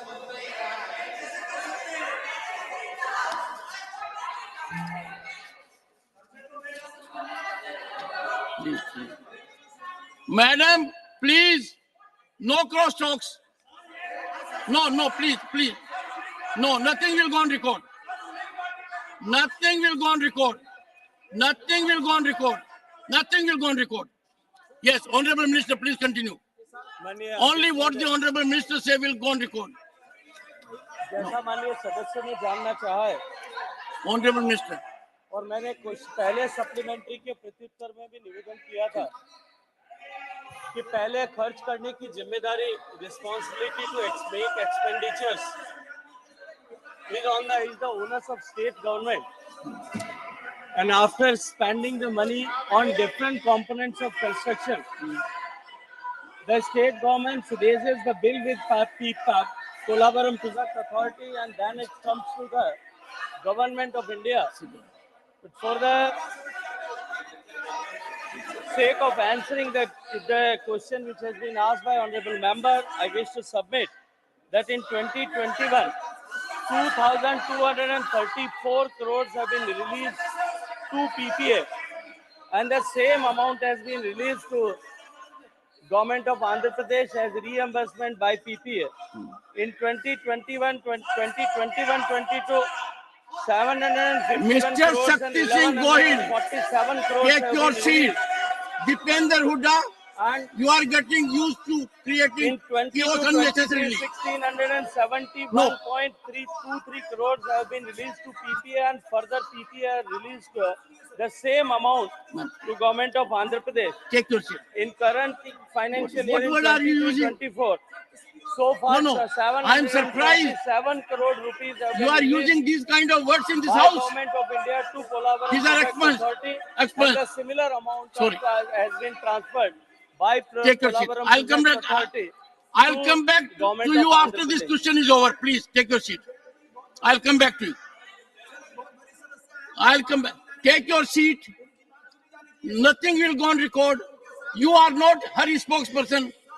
She herself is a very senior member. No, you don't have to support her. She's a very senior member. Sorry. Please continue. Honorable Minister. Doctor, 1 second. Take your seat. Would you take your seat? Should I name you? Mr. Dipender Huda, I will name you. Please. No. What do you mean by it? Sit down. Honorable members, please take your seat. Rao Saab, on your seat. Take your seat. I have already indicated that after I am through with question number 19, I will take up this issue. When we will take up this issue, in a composed manner, try to find a way out. Jaya Bachchan is a very senior member. If she has a sentiment that is bound to be very serious with me, let me go through question number 19, then I'll come to question number 18 and the concerns that are being raised. Please. Dr. C.M. Ramesh. Sir, I have gone through the answer. This diaphragm wall was damaged in 2020. Now we are in 2024. Have you not understood me? I can't help you. Sorry, please continue. This is very important for Andhra Pradesh. When it will be completed, when the diaphragm all details will come, only the diaphragm all damage since last 4 years. The 4 years the project is stalled, sir. When it will be completed, when the diaphragm all details, national agency, international agency, when they will give. Honorable Minister. जो माननीय सदस्य ने कहा है कि diaphragm wall 2020 के बाढ़ के समय में डैमेज हुई थी, लेकिन जब उस पर काम करना प्रारंभ किया था और ये विषय संज्ञान में आया, उसके बाद भारत सरकार के नेशनल हाइड्रो पावर कॉर्पोरेशन के जो है विशेषज्ञों ने जाकर के वहां इस विषय पर पूरा अध्ययन किया था। उन्होंने अपनी रिपोर्ट सबमिट की है। 2 तरह के ऑल्टरनेटिव्स उसमें दिए गए थे कि एक जो एग्जिस्टिंग वॉल है उसी को रिपेयर किया जाए, और दूसरा जो था कि नई डायफ्राम वॉल बनाया जाए, क्योंकि डायफ्राम वॉल किसी भी बांध की स्पाइन या रीढ़ की हड्डी के जितनी इंपॉर्टेंट होती है। इस विषय में कहीं भी कोई, क्योंकि आंध्र प्रदेश सरकार ने ऑलरेडी लिख करके दिया है कि जो कंसेशनर है, जो कंस्ट्रक्शन करने वाली कंपनी है, दे आर नॉट कॉन्फिडेंट कि अगर इसको रिपेयर किया जाए तो ये बांध के भविष्य को लेकर के उचित होगा या नहीं। हमने इंटरनेशनल एजेंसीज को हायर किया है और उसकी प्रक्रिया प्रारंभ की है, उसकी रिपोर्ट आने के साथ ही इस दिशा में, क्योंकि अत्यंत महत्वपूर्ण घटक है और इसमें किसी भी तरह की जल्दबाजी बांध के भविष्य को लेकर के एक जो है समस्या हो सकती है, इसलिए उस दिशा में हम काम कर रहे हैं और शीघ्र ही उस दिशा में आगे बढ़ेंगे। Doctor Fauzia Khan. Sir, is it true that the World Bank has come with a report that has indicated that by 2030 per capita water availability in India will shrink to half and push the country into water scarce category from the existing water stress category? Sir, in Marathwada in Maharashtra, this is a water scarce area, and what measures are proposed to augment the regulation and storage capacity of the Jaikwadi Dam to alleviate the water scarcity in the Marathwada region and bridge its divide with the North Maharashtra? Honorable Minister. महोदय, हालांकि मूल प्रश्न पोलावरम से संबंधित था, लेकिन फिर भी मैं माननीय सदस्य की जानकारी के लिए निवेदन करना चाहता हूं कि पर कैपिटा वाटर अवेलेबिलिटी आजादी के समय में जितनी थी उससे घट करके निश्चित रूप से कम हुई और उसके अनेक कारण हैं। वर्ल्ड बैंक की जिस रिपोर्ट की माननीय सदस्य ने उल्लेख किया है, उनके उसमें कितना तथ्य और उन्होंने किन विषयों के आधार पर या किस अध्ययन के आधार पर वो रिपोर्ट प्रस्तुत की है, मैं उसके विषय में नहीं जाना चाहता विस्तार से, लेकिन इतना अवश्य निवेदन करना चाहता हूं कि जो है 2030 तक या 2050 तक भी जिस तरह की चिंताजनक स्थिति की कल्पना माननीय सदस्य ने वर्ल्ड बैंक की रिपोर्ट के आधार पर की है, वैसी स्थिति नहीं है। माननीय प्रधानमंत्री जी ने इस दृष्टिकोण से कि देश की आवश्यकताओं की आपूर्ति के लिए पानी की उपलब्धता को हम सुनिश्चित कर सकें और आने वाले समय में भारत जिस तरह से 2047 तक विकसित होने की दिशा में माननीय प्रधानमंत्री जी के मार्गदर्शन में आगे बढ़ रहा है, उसमें पानी की आपूर्ति कहीं बाधा न बने, इस दृष्टिकोण से पानी का विषय जो अलग अलग मंत्रालयों में अलग अलग विभागों में जो है निर्णय किया जाता था, उसको एक साथ मंत्रालय बनाया गया और पानी के परिप्रेक्ष्य में जितने तरह के जो है कंपोनेंट्स हैं, उन सब पर भारत सरकार अलग अलग जगह पर अलग अलग दिशा में काम कर रही है। उसमें अनेक उल्लेखनीय सफलताएं प्राप्त हुई हैं। धरातल पर पानी रोकने के दृष्टिकोण से भी प्रधानमंत्री कृषि सिंचाई योजना के अंतर्गत हमने उल्लेखनीय सफलता प्राप्त की है और भारत की सबसे ज्यादा निर्भरता, विश्व में सबसे ज्यादा निर्भरता जो है वो भूगर्भ के जल पर है। और मैं माननीय सदस्य के लिए और सदन की जानकारी के लिए निवेदन करना चाहता हूं कि जिस तरह के एफर्ट्स पिछले 10 साल में लिए गए, माननीय प्रधानमंत्री जी के नेतृत्व में बार बार इस विषय पर चर्चा की गई, देश में इस तरह का वायुमंडल बना, पानी के रिचार्ज को लेकर के जो वायुमंडल बना, उसके चलते हुए मैं प्रसन्नता के साथ में कह सकता हूं कि जो भूगर्भ के जल का स्तर निरंतर देश में गिर रहा था, हमने हर साल का अध्ययन करना प्रारंभ किया है। पिछले 4 साल से पहले वो स्थिर हुआ था और अब अपवर्ड ट्रेंड शुरू हुआ है। जहां पानी की कमी हो रही थी हर साल, वहां अंडरग्राउंड वाटर रिसोर्सेज में आखिरी रिपोर्ट आने तक, पिछले साल की रिपोर्ट में भी और इस वर्ष की रिपोर्ट में भी अपवर्ड मूवमेंट हुआ है। हमारे सेफर ब्लॉक्स और ओसीएस कैटेगरी के जितने ब्लॉक्स थे उन सब में इंप्रूवमेंट हुआ है और 10% से ज्यादा ब्लॉक्स जो हैं वो हमारे ओसीएस कैटेगरी से बाहर निकल करके सेफर जोन्स में आए हैं। मैं ये नहीं कहता कि यह संपूर्ण सफलता है, लेकिन जिस दिशा में हमने प्रयत्न किए हैं, मैं माननीय सदस्य की जानकारी के लिए बताना चाहता हूं कि उसके परिणाम स्वरूप उपलब्धता, भूगर्भ के जल की उपलब्धता की दिशा में हम सकारात्मक दृष्टिकोण से आगे बढ़ पाए। और माननीय प्रधानमंत्री जी के नेतृत्व में हमने जिस तरह से सप्लाई साइड मैनेजमेंट के साथ साथ में डिमांड साइड मैनेजमेंट पर पहली बार अटल भूजल योजना के तहत काम करना प्रारंभ किया है, उसके परिणाम भी अब दिखाई देने लगे। लेकिन निश्चित रूप से ये क्योंकि संविधान की व्यवस्था के अनुरूप राज्य सरकारों का विषय है, राज्य सरकारों को इस पर और अधिक गंभीरता और प्राथमिकता के साथ में काम करना पड़ेगा। पानी की उपलब्धता सुनिश्चित हो, उसके लिए सबसे बड़े उपभोगकर्ता कृषि क्षेत्र में हम पानी के उपभोग को किस तरह से कम कर सकते हैं, इस पर राज्य सरकारों को समन्वित दृष्टिकोण से प्रयास करना पड़ेगा। Shri GVL Narasimha Rao. Thank you, Chairman, sir. Sir, this question relates to Polavaram irrigation project in Andhra Pradesh. And a number of irrigation projects in Andhra Pradesh have been languishing, and what projects which state government was required to undertake have not been done for 60 years.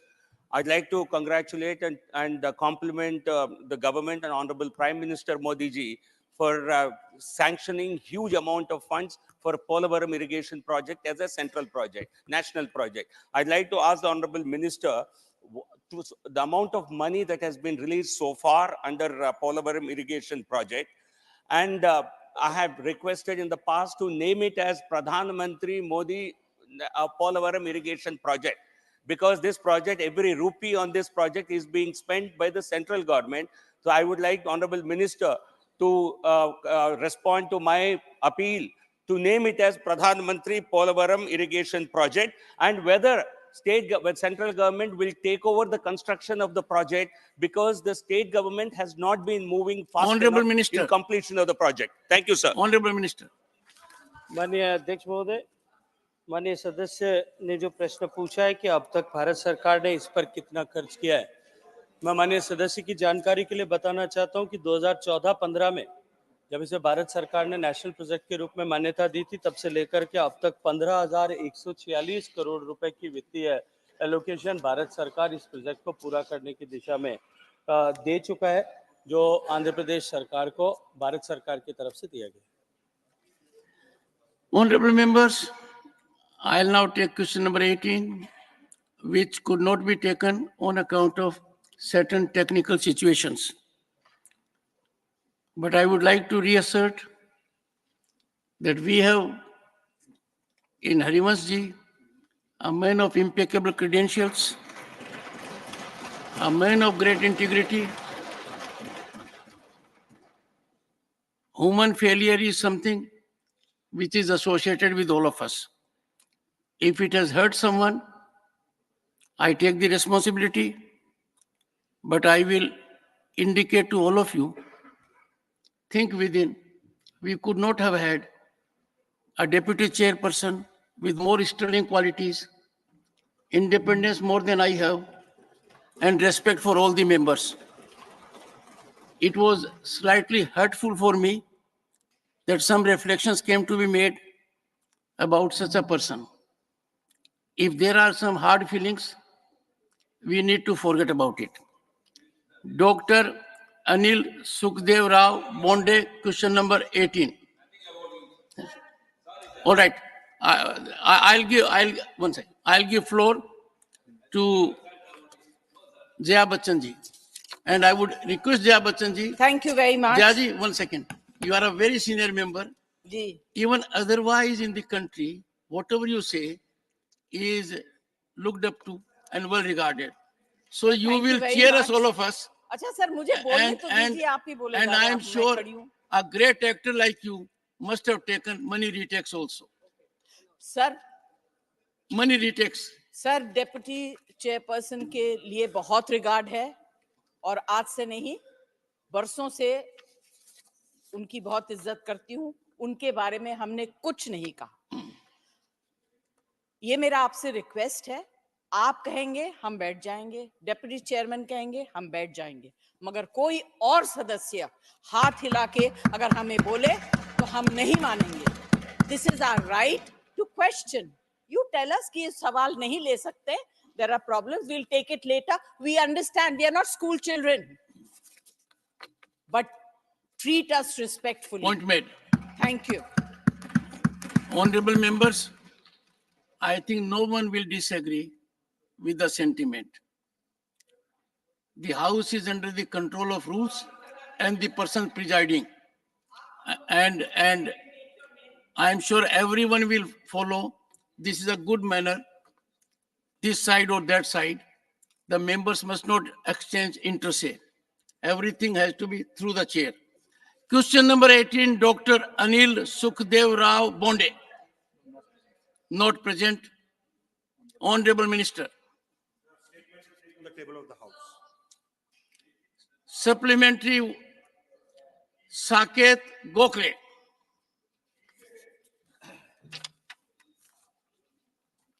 Thank you, sir. So my question is, in the interim budget 2024 that was presented by the Honorable Finance Minister, allocation for the Udan scheme has been slashed by 60%, 60%. Of the 1,300 valid routes allotted under Udan 5.0, 501 routes have been cancelled already. So my question is, sir, why has the budget for Udan been reduced by 60% from 1,244 crores to just 850 crores? And number two, what steps are being taken to revive the 501 cancelled routes which are allocated under Udan 5.0? Honorable Minister. Question on budget, but let me clarify. Where Udan scheme is concerned, 529 routes are already operational. No route has been cancelled. There is a system in place by which the routes are allocated. And I'll state the system is as follows. There is a valid bidding that is done. Airlines are called to bid for a particular route. If an airline bids for a particular route, that route is allocated to it. Based on this, an underserved or unserved airport is made up in terms of whatever facilities are required by the AAI so that the flights can take place from that particular airport. Now, if that airline walks away from that route, the bidding takes place again in the next round of bidding. So there is no route which has been allocated, no route which has been cancelled. It all depends on bidding and the aircraft. Sir, will you please... Not a good... Please, let the minister complete. What is this? Mr. Gokhale, 1 second. Is it according to rules? You don't hear the minister out? Please. You must maintain some decorum. Let the minister complete. If you still have an issue, rules provide for a mechanism. Please, Honorable Minister. And there is no pre-allotment of routes anywhere. I'd like to underline that aspect. The airlines, if they walk away from a particular route, after a particular period of time, that route is bid again. An airline has 2 years to start a particular route. If it doesn't start a route, it goes into the next bidding. And therefore, that route remains unutilized till the time the next bidding takes place. Vandana Chauhan, please. Vandana Chauhan. Sir. Will you first take your seat? First, 1 second. Will you first take your seat? First, no, I am saying take your seat.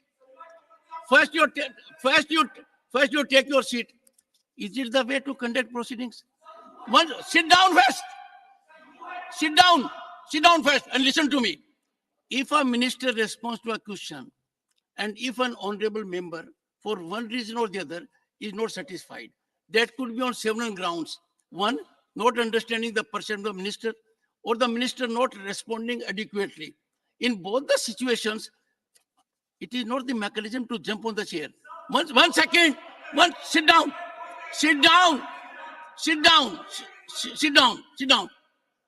You still don't understand. I'm sure senior leaders of your party will persuade you to maintain decorum. Vandana Chauhan.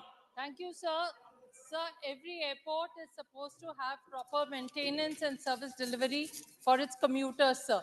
I would like to raise the question, particularly in the case of Pune Airport, which I've raised several times in this house. So the Pune Airport has been seeing deteriorating quality, and the rank has been slipping down lower and lower. Now it is 17th position in a survey conducted by the Airport Council International. So I would like to ask the Honorable Minister, what are the steps being taken for such slipping down ranking airports, and particularly for the Pune Airport, which is still to see the light Honorable of the day, Minister. actually. We are still using the Air Force Airport. Overall question does not pertain to maintenance of airports and all other things. Nevertheless, I would noted this point, and I'll convey to the member as to what action has been taken. Shri Rajiv Shukla. जी, मैं माननीय मंत्री जी से जानना चाहूंगा कि महाराष्ट्र राज्य में शिरडी नामक बहुत जो है धार्मिक स्थल है, जहां बहुत लोग जाते हैं, शनि शिंगणापुर के लिए भी जाते हैं। वहां की अभी तक जो है जो एयर सुविधा है, पहले तो थी नहीं, अब कुछ एयरपोर्ट बनाया, बहुत कम फ्लाइट की सुविधा है, जबकि लाखों लोग उत्तर भारत से वहां जाते हैं। तो शिरडी के लिए वो क्या सुविधाएं प्रदान कर रहे हैं, कृपया करेंगे। चेयरमैन सर, दी शिरडी का एयरपोर्ट जो है वो महाराष्ट्र सरकार के नीचे है, एयरपोर्ट अथॉरिटी ऑफ इंडिया के नीचे नहीं है। और जो भी फ्लाइट जितनी भी बनती हैं किसी भी एयरपोर्ट के लिए या किसी एक जगह से दूसरी जगह जाने के लिए, वो एयरलाइंस के ऊपर निर्भर करता है। एयरलाइंस कहां से कहां पर ले जाना चाहते हैं, अपने रूट को देखते हुए, अपने हवाई जहाजों को देखते हुए, अपने खर्चे को देखते हुए ये उनके ऊपर निर्भर करता है।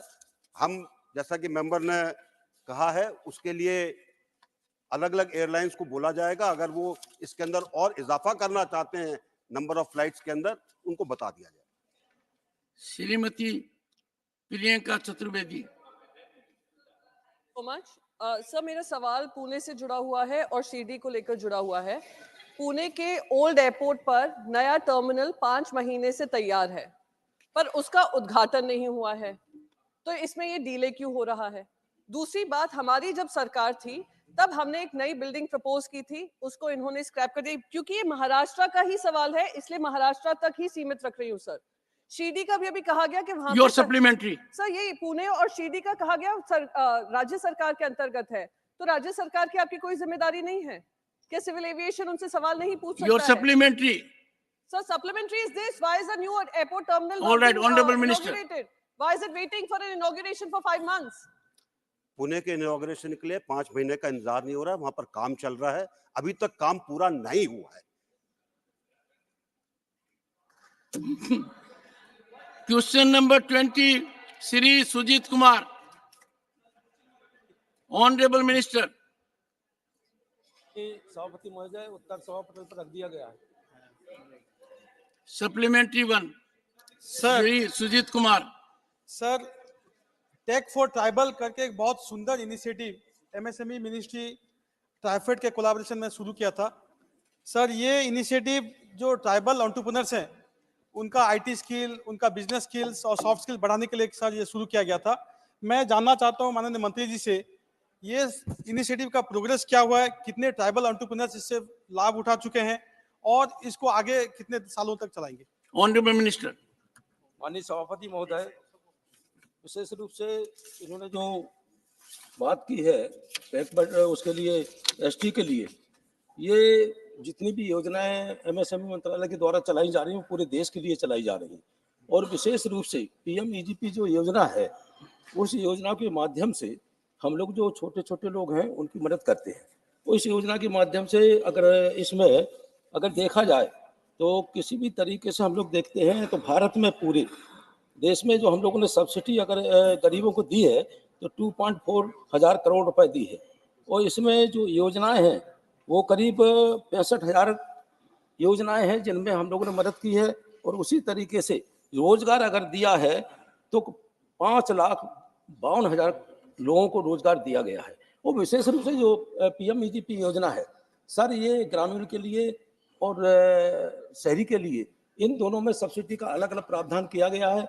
अगर शहरी कोई एरिया है और जनरल लोग हैं तो उसे 15% की सब्सिडी दी जाती है, और यदि वो ग्रामीण में है तो 25% की सब्सिडी दी जाती है। यदि कोई SC ST है, यदि वो शहर में रहता है तो सर उसे 25% की सब्सिडी दी जाती है, और यदि वही ग्रामीण में रहे तो उसे 35% की सब्सिडी दी जाती है।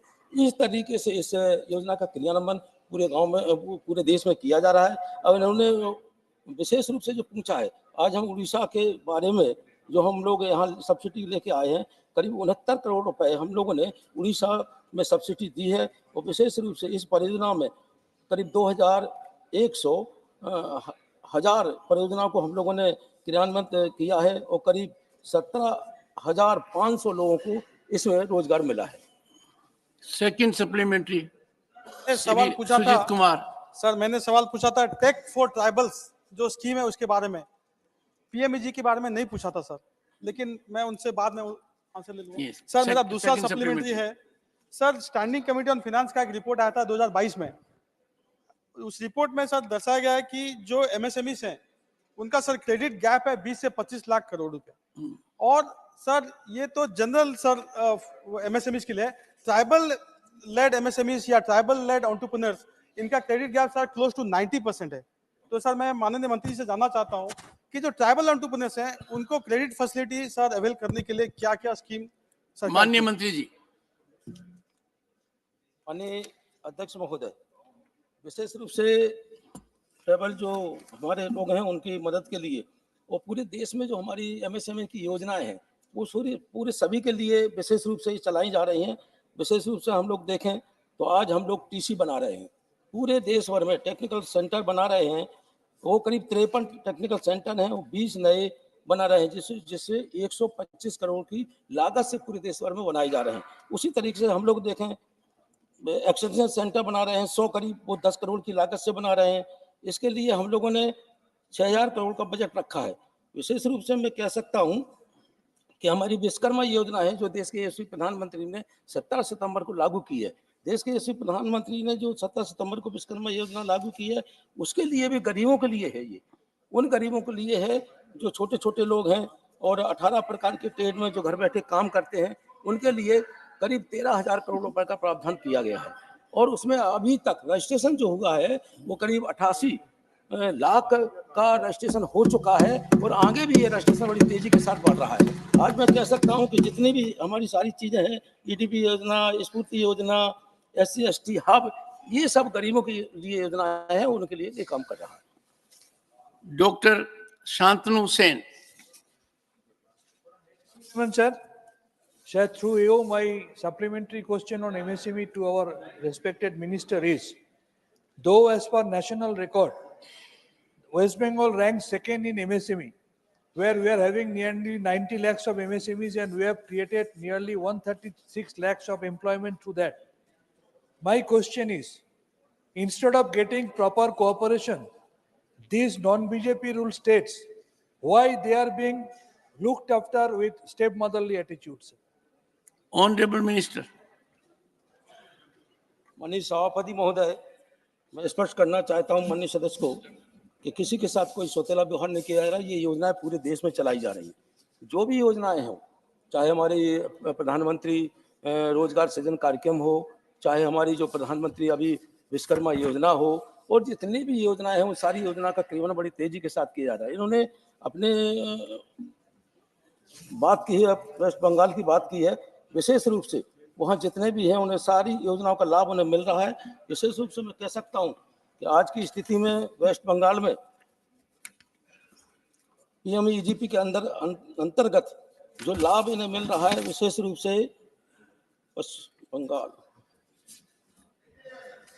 चूंकि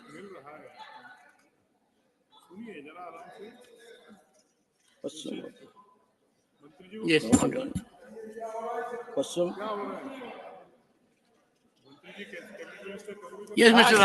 माननीय सभापति महोदय, ये प्रश्न जो है ओडिशा का है, ये डिटेल सब मांगा है ओडिशा का। MSME के बारे में अलग अलग स्कीम का इन्होंने डिटेल मांगा है, ये पश्चिम बंगाल का नहीं है। तो बंगाल के लिए वो अलग प्रश्न पूछे, हम डिटेल में इसके बारे में आंसर देंगे। Doctor Fauzia Khan.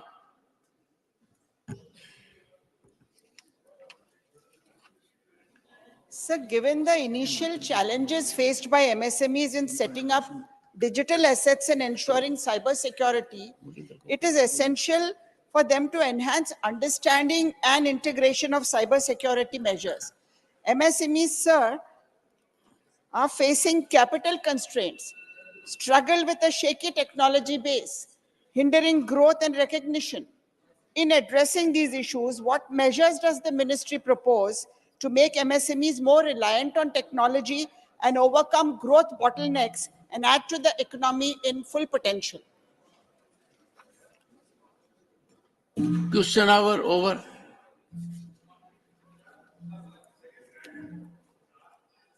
Bills for introduction.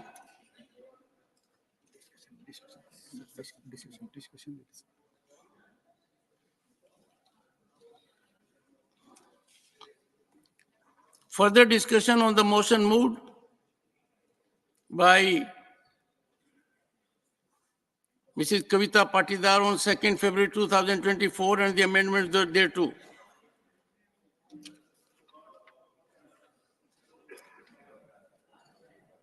Shri Swendu Sekhar Ray. Thank you, sir.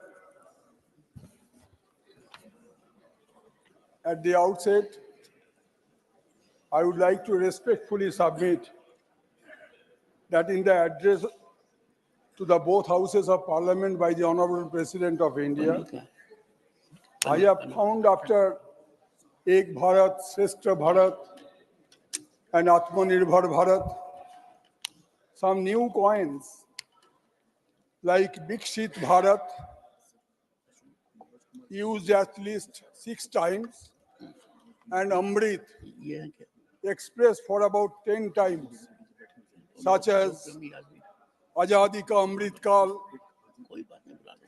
Kal of our independence, Amrit Kalash, Amrit Sarovars, Amrit Mahotsav twice, Amrit Batikas, Amrit Bharat Station, Amrit Bharat Train, Amrit Generation.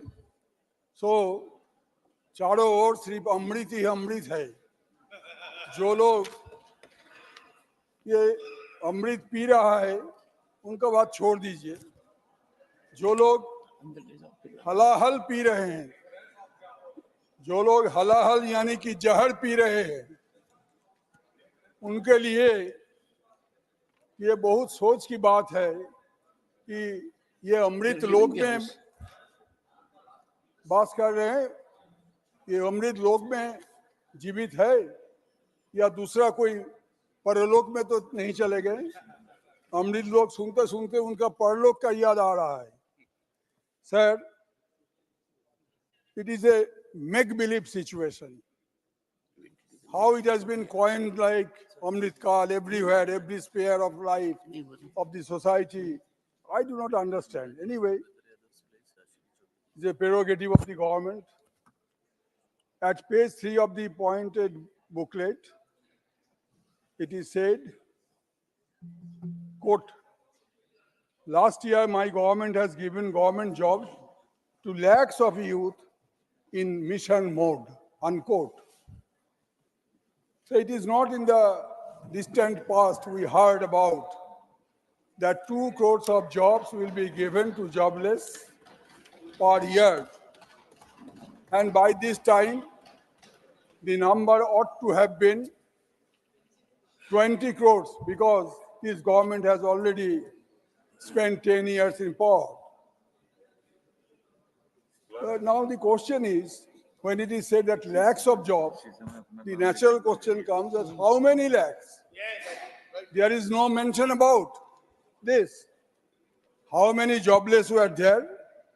And out of how many jobless were given, how many lakhs of jobless were given jobs, and how many remaining? These are the pertinent questions which have not been addressed by the Honorable President, which has a speech which has been prepared by this government. So, should we take it as another Jumla? Sir, it is said in page 4 of this speech that government enacted important legislations with the cooperation of the all parliamentarians, including that draconian law, Nyaya Sanghita, which according to me is a Nyaya Sanghita. Anyway, but this claim that all parliamentarians supported the bills when it was introduced and discussed, this is not true. This is incorrect information. Why? And as a keen reader of history, it reminds me to a situation in the year 1933 when Hitler in Germany, he brought one enabling act which will enable his cabinet to legislate instead of the parliament, and for which no presidential assent will be required. And what happened? The law was passed. It is called enabling law. It was passed in Hitler's regime in Germany in 1933 after sending 106 parliamentarians to concentration camp. Thereafter, the bill was passed. Here we have seen that after suspension of 146 parliamentarians, these bills were passed. And The number 146, suspension of 146 parliamentarians in Indian Parliament, is the highest ever in the history of parliamentary democracy around the world so far.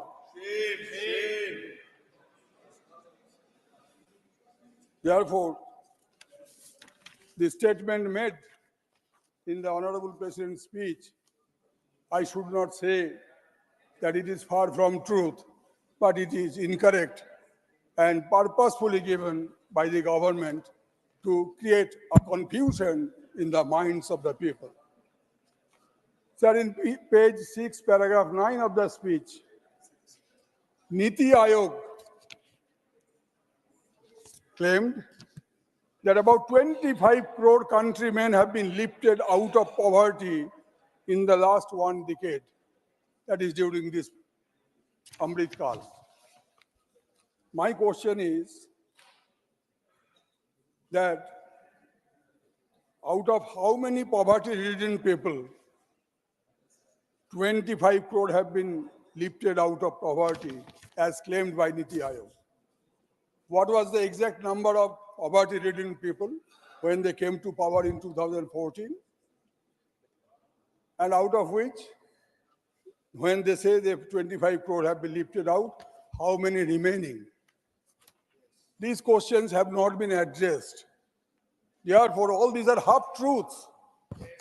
I'm sorry to say. In this way, a series of lofty claims have been made in this report card of the government to carry out disinformation campaign on the eve of the Lok Sabha election. Reality is altogether different, sir. Madam, I would like to refer to Article 39 of the Constitution, Clause B. It says categorically, it is under the directive principles of state policy.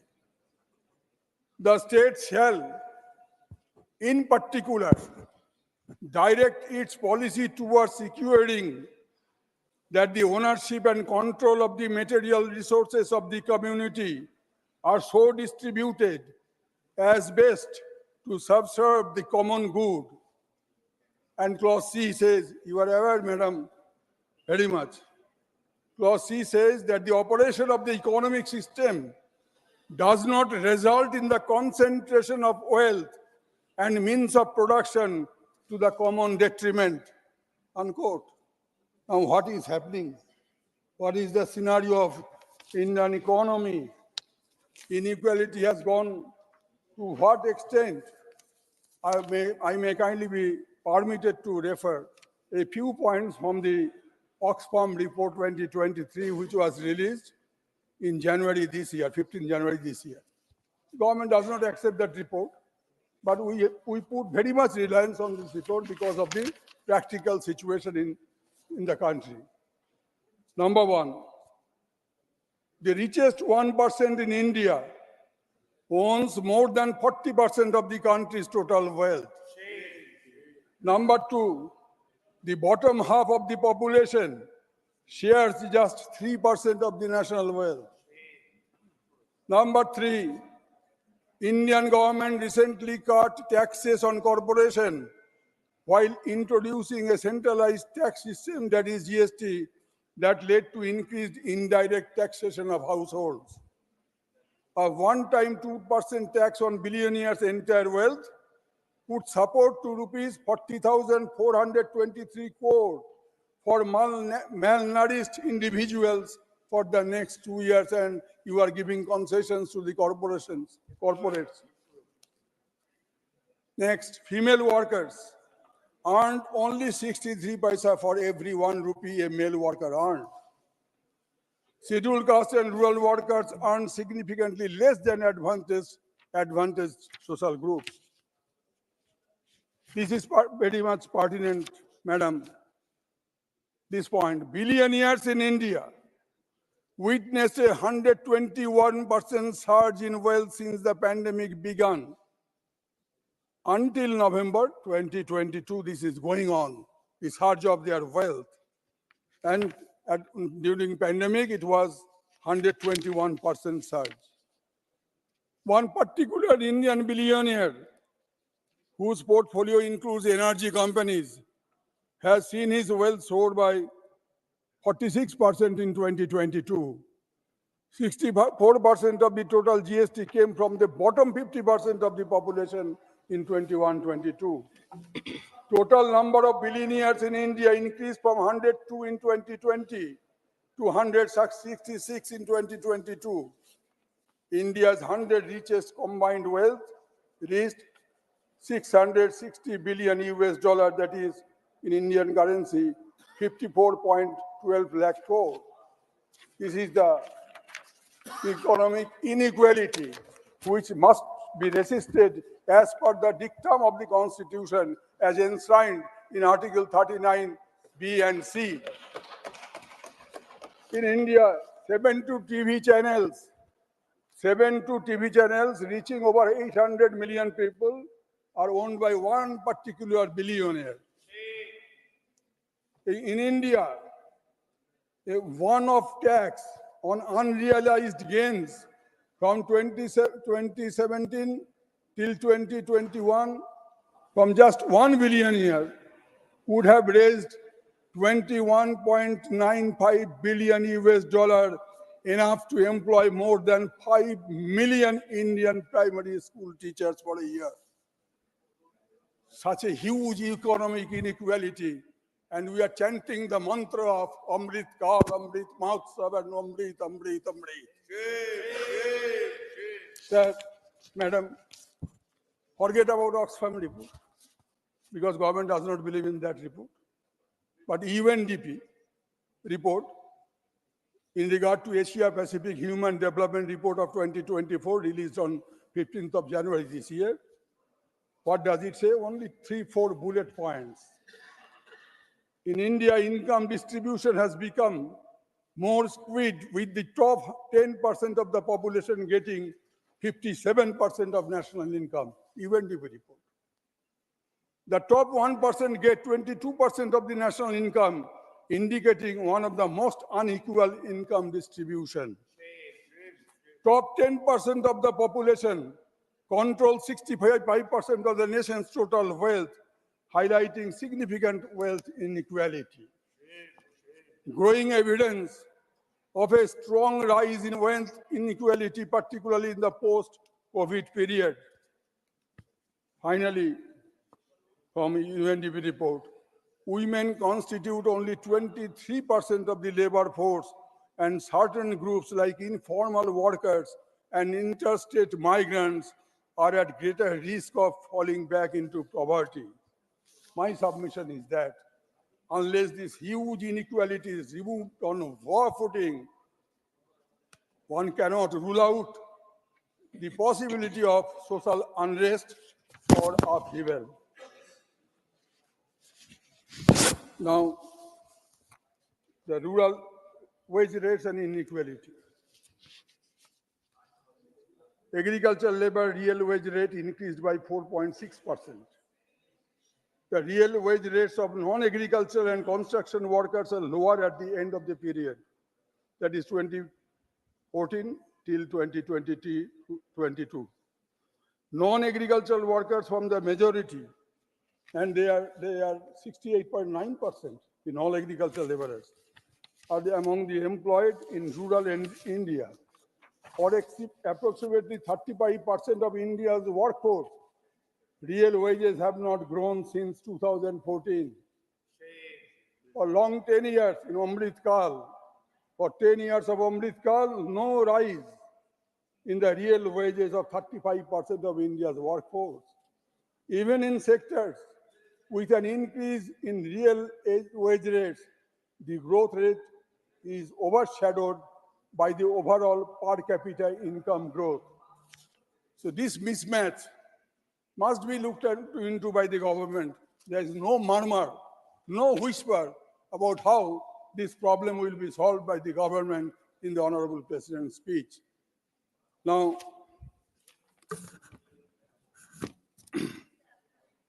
after even the Labour Bureau report. What is Labour Bureau report? Labour Bureau report. It says, Labour Bureau report, 3 and 4.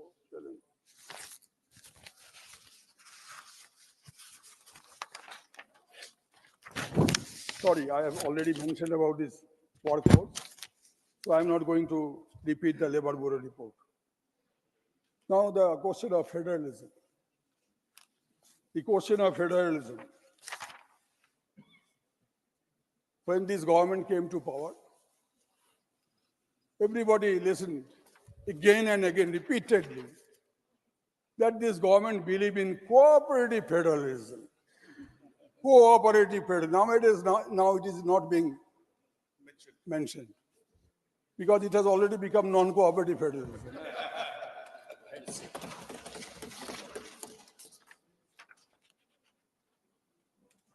The glaring example of federalism is that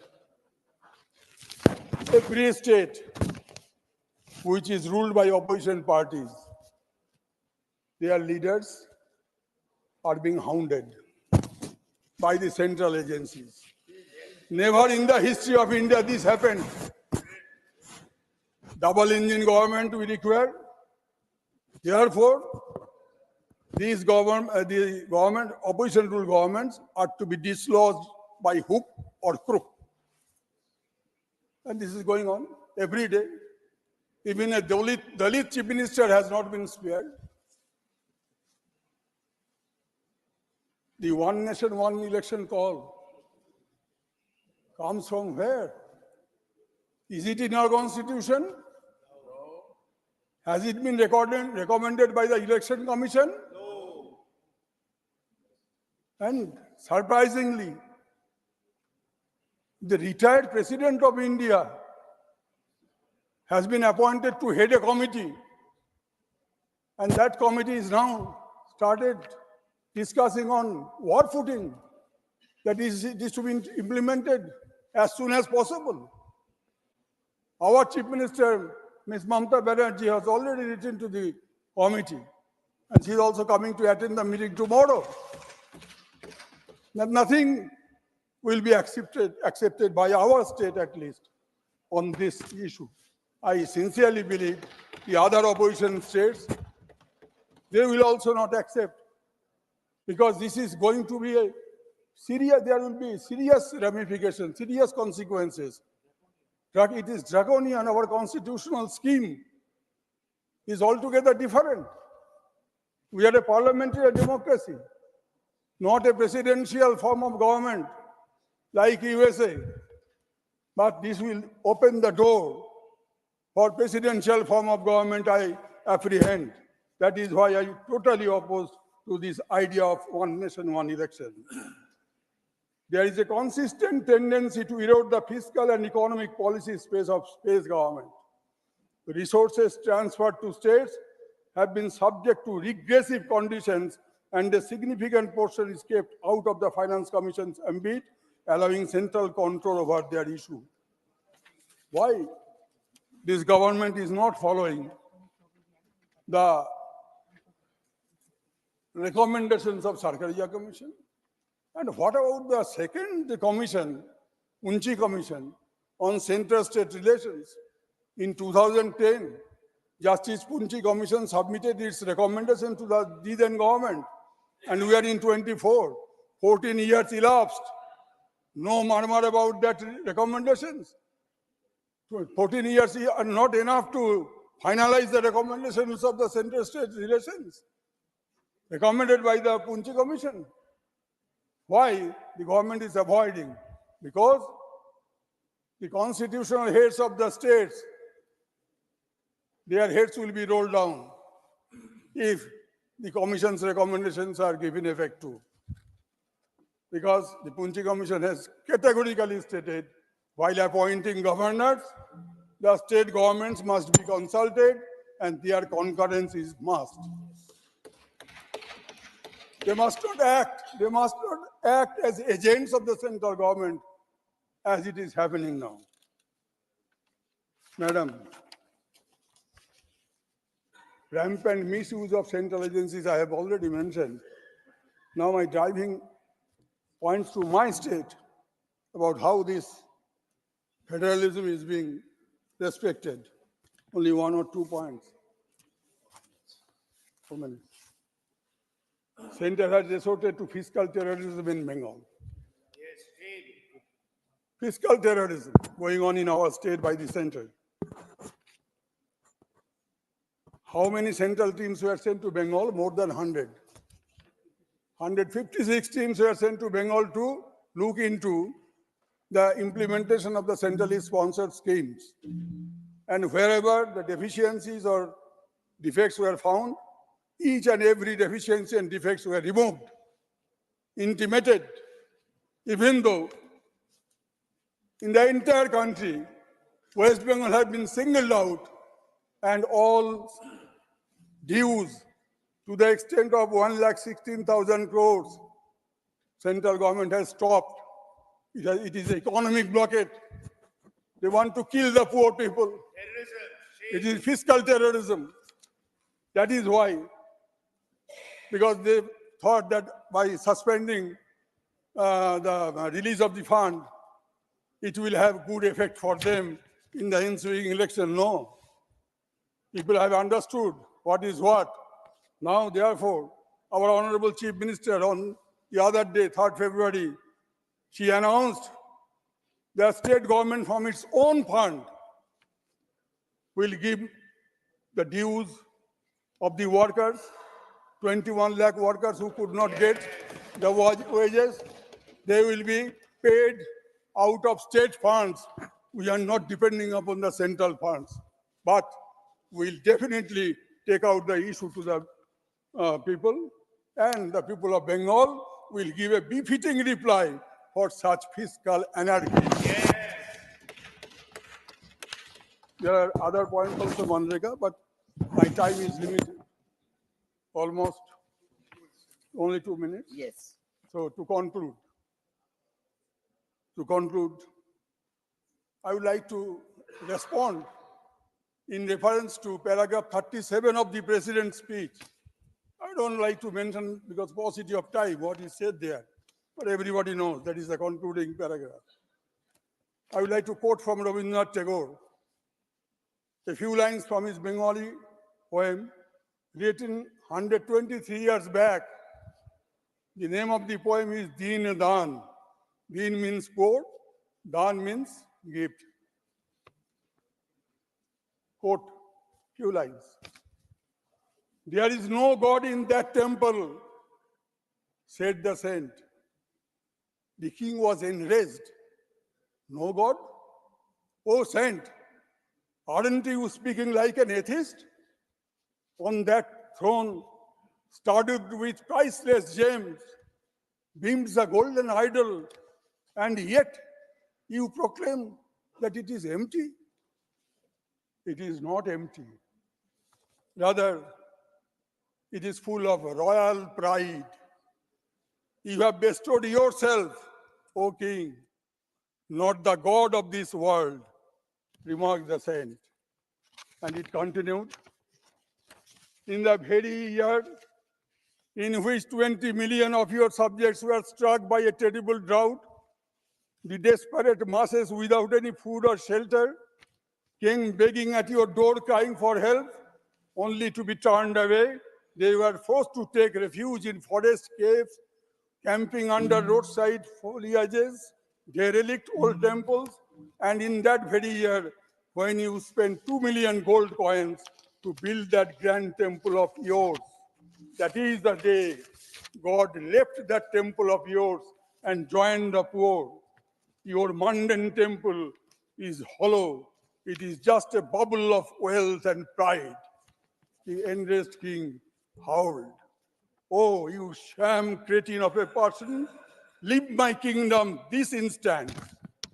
The saint replied very calmly, to the very place to which you have exiled the divine, banish now the devout too.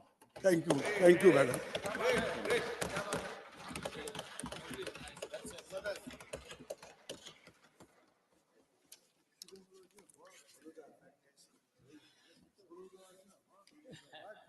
Before we go to the next speaker,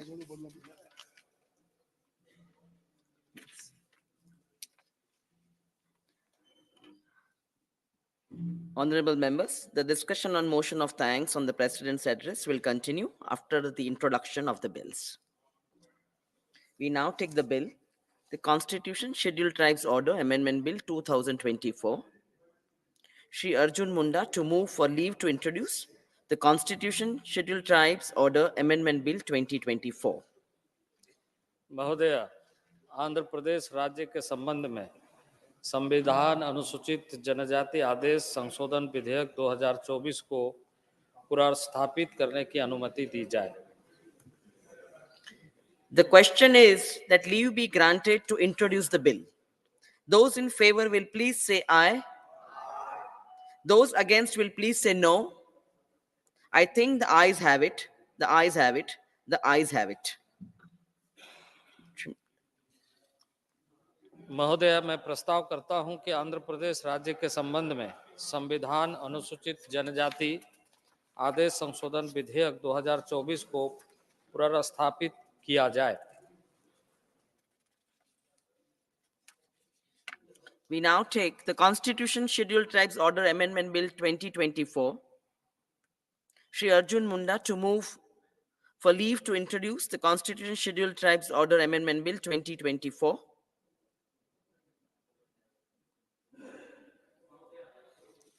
Orissa राज्य के संबंध में संविधान अनुसूचित जाति और अनुसूचित जनजाति आदेश संशोधन विधेयक 2024 को पूर्व स्थापित करने की अनुमति दी जाए। The question is that leave be granted to introduce the bill. Those in favor will please say aye. Those against will please say no. I think the ayes have it. The ayes have it. The ayes have it. Shri Arjun Munda ji may please introduce the bill. महोदय, मैं प्रस्ताव करता हूं कि उड़ीसा राज्य के संबंध में संविधान अनुसूचित जाति अनुसूचित जनजाति आदेश संशोधन विधेयक 2024 को पुनर्स्थापित किया जाए।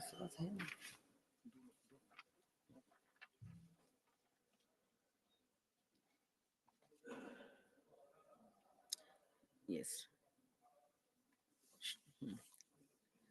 Another bill for introduction, Shri Ashwini Kumar Chaubeji to move for leave to introduce the Water Prevention and Control of Pollution Amendment Bill 2024. माननीय सभापति महोदय, मैं प्रस्ताव करता हूं कि जल प्रदूषण निवारण और नियंत्रण अधिनियम 1974 का एक और संशोधन करने के लिए एक विधेयक को पुनर्स्थापित करने की अनुमति प्रदान की जाए। The question is that leave be granted to introduce the bill. Those in favor will please say aye. Those against will please say no.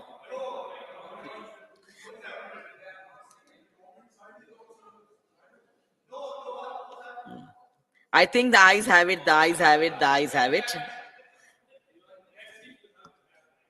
No, I did hear the ayes. I request the Honorable Minister to introduce the bill. माननीय सभापति महोदय, मैं विधेयक को पुनर्स्थापित करता हूं। Honorable members, we now resume the discussion on motion of thanks on the President's address.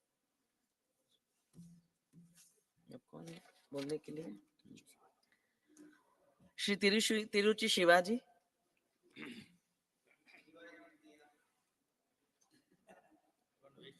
I think you have 29 Thank minutes. you, Madam Vice Chairperson. At the outset, I would first thank the Honorable President for having pleased to deliver her address to both the Houses of Parliament, and also for having read the document of the government without fracturing it, unlike some of those appointed by her in various states. This government is, ma'am, anti-federal, anti-secular, anti-poor, pro-rich. It is anti-women. It is anti-MSME. anti-CPSUs, pro-corporates, anti-farmers and anti-labor, pro-center and anti-regional. See, why I am telling all these things, not it's an evasive accusation against the government or alleging them without any base. In the recent days, after this government has taken over power, there's a blatant attempt to undermine the regional parties and the local issues. There's a stepmotherly attitude we witness and we experience. Take, for example, the devolution of revenue shares.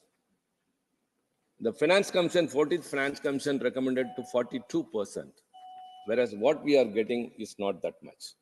It was 34%, then 31.3%, and only now 25%. It was in 21-22, 1.70 lakh crore. Next year, it came down to 1.40 lakh crore, and now it is 1.24 crore. Tamil Nadu is the largest contributor of direct taxes to this country, whereas for 1 rupee we pay to the union government, the Tamil Nadu government is getting 29 paise. Whereas the UP, if they pay 1 rupee, they get 2.73, 2 rupees and 73 paise. What is this disparity? Why this discrimination? You say the country is one. You say everything, all are equal. But why this sort of treatment? By way of this GST regime, the Tamil Nadu government has lost, estimated to around 20,000 crore rupees. It was a hasty implementation of GST. We have experienced a lot. And other thing, legislations are not able to be carried over in the assemblies.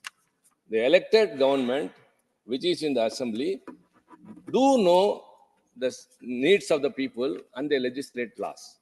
But the Raj Bhavan stand as a stumbling block, and many of the bills that have been passed in the assembly have not been accorded sanction or assent from the governors, and because of that, many state governments are limping, especially the opposition ruling parties. The opposition ruling parties, wherever which states or wherever they are ruling, they are being treated in a manner the central agencies enter in and arm twist the government as well as functioning of the governments. And moreover, very importantly, recently there was a very bad flood in Tamil Nadu, the torrential rains. Before that, there was a cyclone. Chennai and southern districts were affected too much. We demanded immediate for relief 5,000 crore. We were given only 450 crore, not even 10%. And later, overall estimate, say the defense minister came to the spot and he had a overall view of what happened there. And the Prime Minister was met by the Chief Minister of Tamil Nadu and he gave an estimate of 37,000 crore rupees demanding for immediate relief. Nothing happened. Then a party of delegation of all party members of parliament came and met the Home Minister, to which delegation the Home Minister assured that it will be done. Nothing has been done. So even at the time of distress, they just witness how the states which are being ruled by opposition parties are suffering. This is not the way a union government has to treat a state government under a federal system. That is why I say it is anti-federal. It's not just an alleging an accusation against them, but it is the fact because of that. Take, for example, my neighboring state, the Andhra Pradesh. I have been hearing them for the past 10 years, cutting across all the political parties. After the Andhra Pradesh Reorganization Act in 2014, they are demanding for special status to Andhra Pradesh. Polavaram project, it is very much acquainted to us. Nothing has been taken care of because it is not ruled by BJP. For 10 years, they have crossed by. They have asked for a special status and are still demanding it. It has not been acceded to. So this is the way states are being treated by the union government. We say it is not fair. Why I say it is unsecular? I would like to remind about the Citizenship Amendment Act. That act was brought. Of course, apparently it seemed that India is very genuine and very generous of accommodating those who have been persecuted in the neighboring countries by way of religion will be given citizenship. But that bill that later on, which became act, very clearly said 3 countries were selected: Pakistan, Bangladesh, and Afghanistan. And from there, only 5 religions, selective. Hindus, Christians, Parsis, Sikhs, and Buddhists will be accorded citizenship, who have registered before 2014. Our question is, while you are so generous of giving citizenship to people who have been persecuted, why Muslims have been deleted in that list? When you have taken 3 countries, why have you not taken about another country, which is a neighboring country, Sri Lanka? Sri Lanka, Tamils, 1.5 lakh Tamils are in India without citizenship. The torture they are undergoing because of lack of citizenship cannot be described, and we have represented many a time it has not been taken care of. So when I gave an amendment that religious as well as ethnic persecution, so also include Sri Lanka, include Muslim community, that amendment was defeated by this government. So also the triple talaq. When triple talaq was brought, they said it is in favor of Muslim women. Everyone said, oh, it could be. But actually it is to victimize Muslim men. It is a protective measure a government should take, not a punitive approach. And why I am telling that, I brought a private member resolution for legislation for the welfare of the widows. Ma'am, 4.5 crore widows are in India. And in Brindavan alone, 1.5 lakh widows are there. And those are 20 to 60 years age, nobody takes care of them. They are there begging, they are there pulling rickshaws, they are being exploited by some other people, and some NGOs are taking care. I brought a resolution. We need a legislation because government of Tamil Nadu has given so much of schemes for widows. For your kind information, I would like to remind the House also that resolution was defeated. When you say that you are fighting for women's cause, you say triple talaq is brought for the Muslim women, but it is not so. The undercurrent is to punish the Muslim men. Whereas, had you been the same intent, you would have supported the women's widows' welfare resolution also. So they take a double standard. So also women's reservation bill. They say we have fulfilled the long wish of political empowerment to women. When? After census, after delimitation, after reservation, it is far-fetched. It is like extending a carrot before a horse and making it to run. They give an impression to the women that the government has passed a women's reservation bill, but it is not so. May I suggest to the government, if at all you want to empower women, don't go for that. Again, I would like to cite my state as an example. We are giving 40% reservation to women in employment. Why don't you give that? My private member bill for that also is pending, which has not been taken into consideration. So it is anti-women, it is anti-secular, it is partisan towards some religious people. See, everyone should feel secured in this country. I have repeatedly said, when India partition took place, Muhammad Ali Jinnah said, all the Muslims come to my country, Pakistan, which will be for Muslims. The Islamists in this country said, yes, we are Muslims, but India is our country. And they stayed here and they sacrificed for the country. So many of them are in the military. So many have done in, take for example, Dr. Abdul Kalam. How many have done that? But why you should treat them in this manner is our simple question. Everyone should feel secure, but it is not so. We have to think about all these things. So when I say you are anti-secular, it is all with base and reasons. When I say anti-women, it is also based on what has happened to women community by way of this government's approach. Again, I said it is anti-poor. My colleague, Mr. Sukhendu, quoted many things.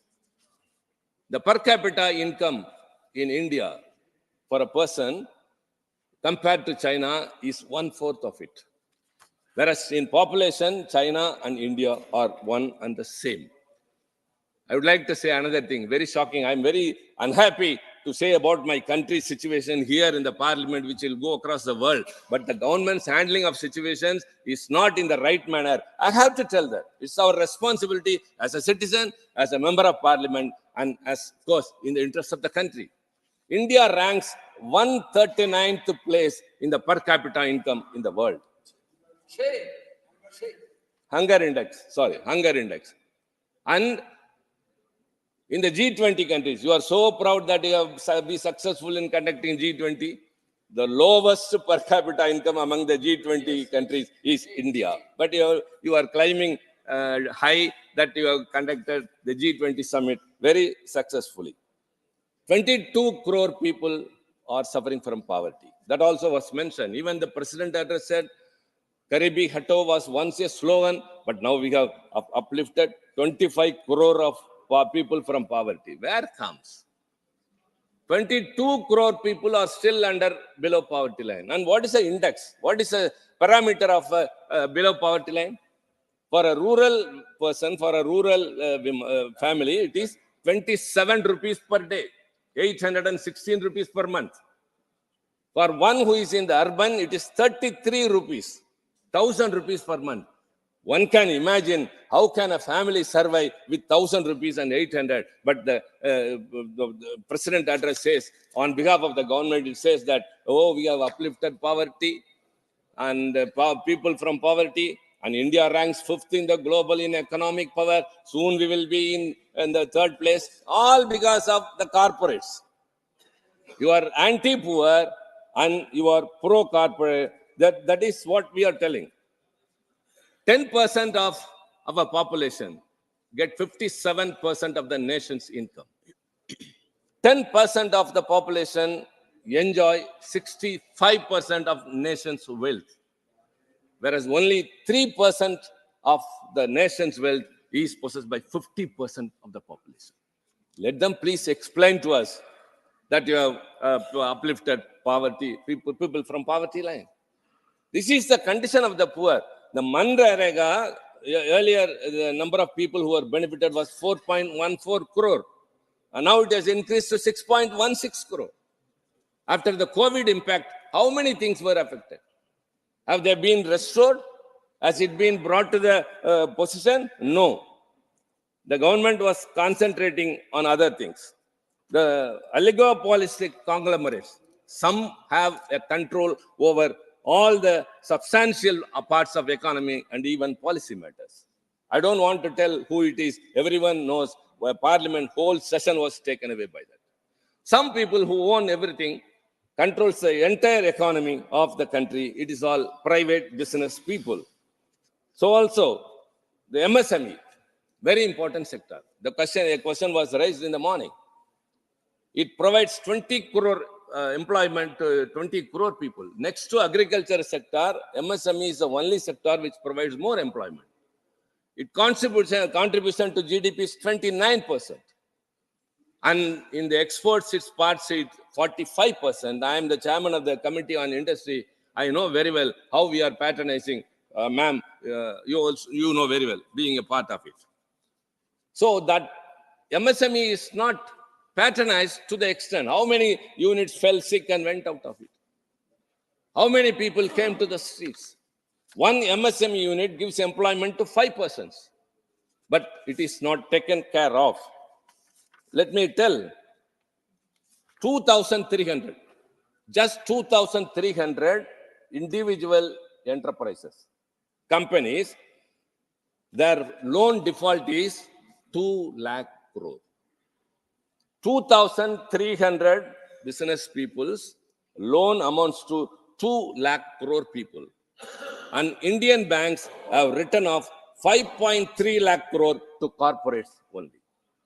Whereas the NPA of the MSME, comparatively, I said 2,300 equal to 2 lakh crore.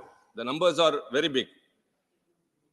18.65 lakh units of MSME.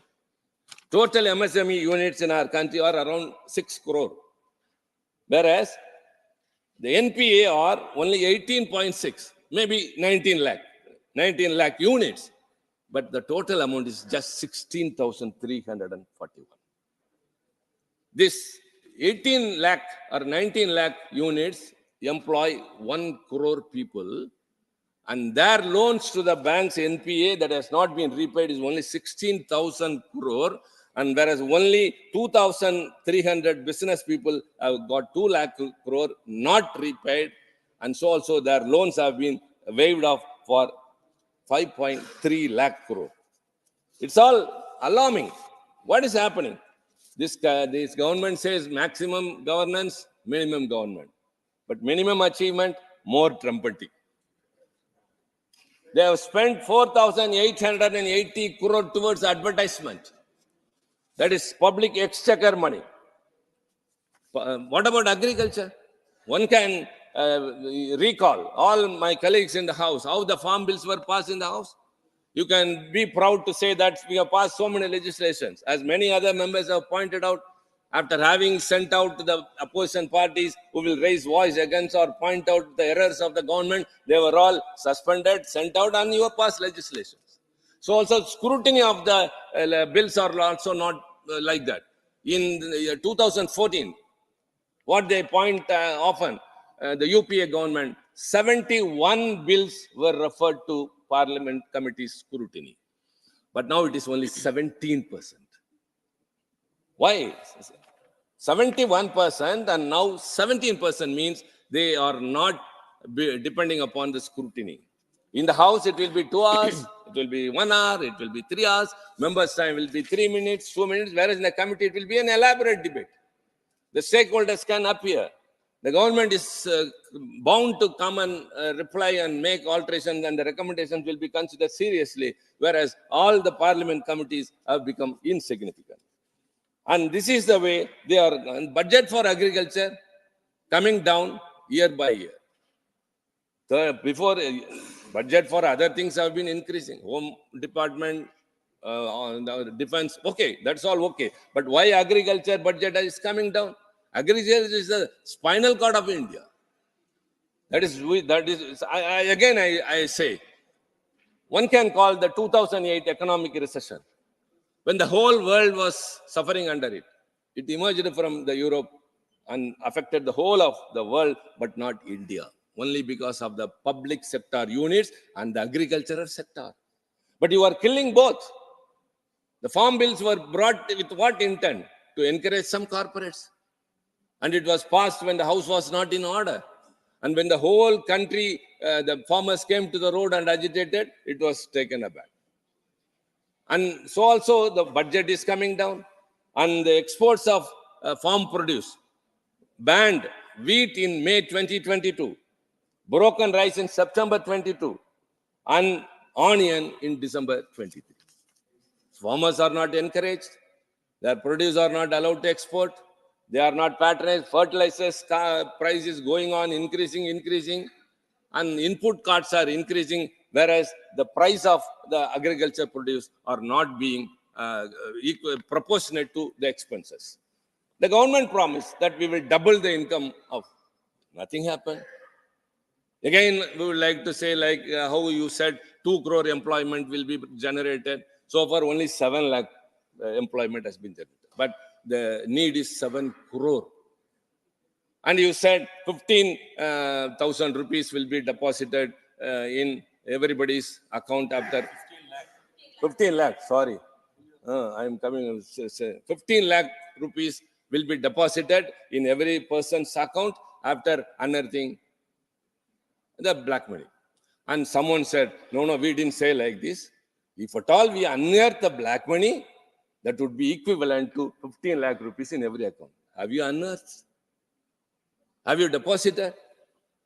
No. So all are election jumla, as they themselves have said. So the farm bill was brought in that manner. The Article 370's abrogation happened in that disorderly manner. Business are being not conducted in the manner it should be. So many silence.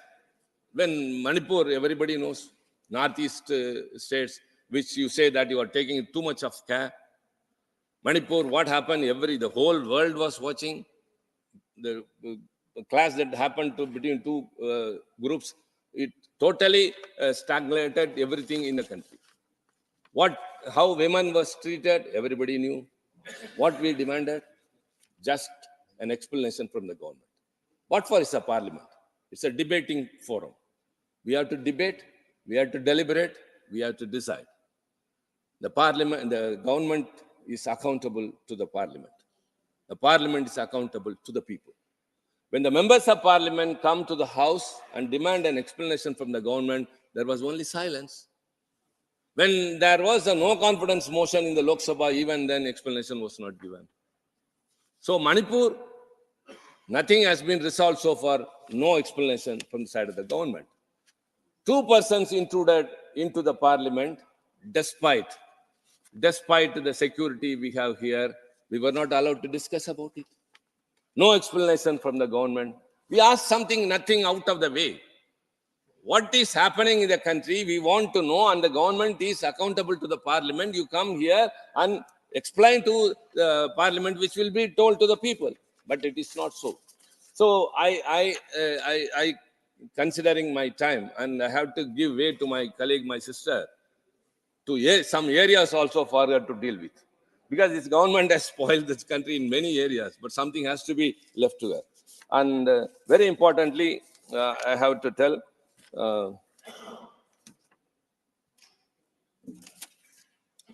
as I said, Finance Minister has come, kindly take care of the states about the devolution of funds which are reducing every year by year, which we are very much concerned about. And so also take care of the Tamil Nadu government's demand that flood relief and cyclone fund we have been asking for, but we have not been accorded so far. And right thing, at least he has come. Take care of the states which are being ruled by opposition parties also. And ma'am, to conclude, I would say, Mahatma Gandhi envisaged a village India. Pandit Nehru built a modern India. Lal Bahadur Shastri aspired for a Kisan India. BP Singh created a social justice India. Manmohan Singh, a globalized India. Honorable Narendra Modi ji is taking defederalized India. We are very sorry to all these things. 10 years have been given to you.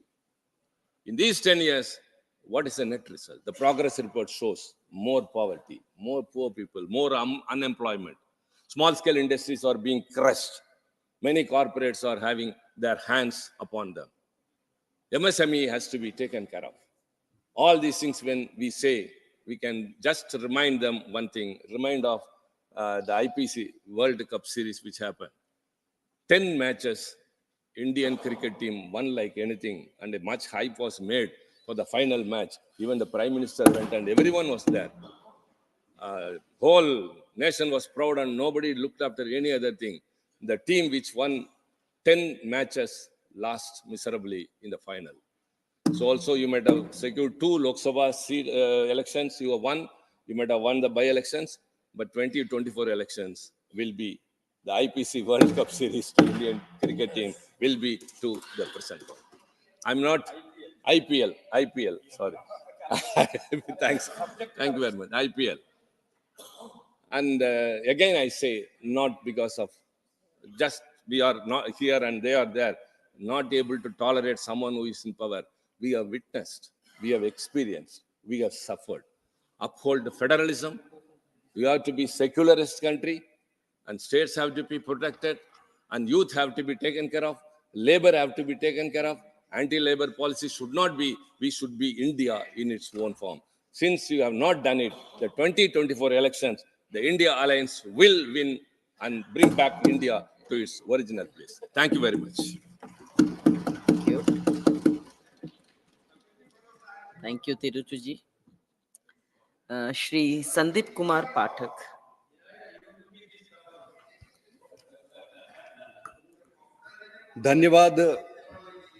धन्यवाद honourable chair madam.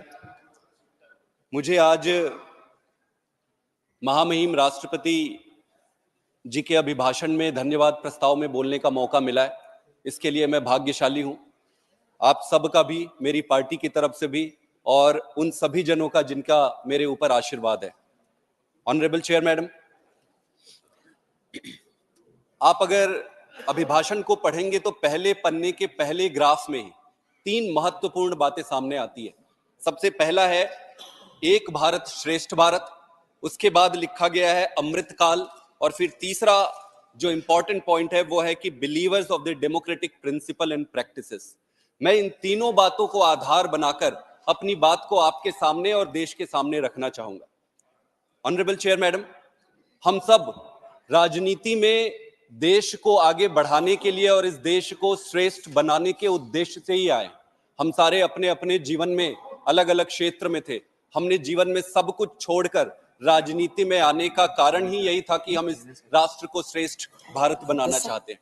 तो मुझे नहीं लगता कि इस सदन में बैठे हुए किसी भी व्यक्ति या किसी भी सदस्य और उस पूरे देश में किसी भी व्यक्ति के मन में संदेह होगा कि इस देश को कोई श्रेष्ठ बनाना नहीं चाहता है। प्रश्न यह है कि एक भारत और श्रेष्ठ भारत का मतलब क्या है, इसका उद्देश्य क्या है। एक भारत श्रेष्ठ भारत का मतलब है कि इस देश में रहने वाला हर एक व्यक्ति में समानता हो, भारत ऐसा बने कि पूरी दुनिया में गौरवान्वित हो, श्रेष्ठ बने। प्रश्न यह है, ये प्रश्न नहीं है कि हम सब इसको मानते या नहीं मानते, हम सारे मानते हैं, इसीलिए सब कुछ छोड़ के राजनीति में आए हैं। प्रश्न यह है कि क्या इस देश को एक और श्रेष्ठ बनाने के लिए हम पर्याप्त काम कर रहे हैं। दूसरा, अमृतकाल, बिल्कुल सही बात है। अमृतकाल की संभावनाओं के बारे में भी किसी को कोई संदेह नहीं है। इस पूरे देश के हर व्यक्ति, हर नागरिक, जिस प्रकार से इंफॉर्मेशन टेक्नोलॉजी आज उपस्थित है, जिस प्रकार की व्यवस्थाएं पूरे देश में है, सब कुछ संभावनाओं को दर्शित करता है। तो अमृतकाल की संभावनाएं अपार है। जिस तरीके से हमारे पास संभावना है as an opposition party, as a member of this country, उसी प्रकार से सरकार के पास भी संभावनाएं हैं कि अमृतकाल की संभावनाओं को वो कैसे इस राष्ट्र के देश में परिप्रेक्ष्य में उकेरते हैं। प्रश्न ये नहीं है कि अमृतकाल अभी है या नहीं है, प्रश्न ये है कि क्या अमृतकाल की संभावनाओं को हम वास्तविकता में बदलने के लिए पर्याप्त काम कर रहे हैं।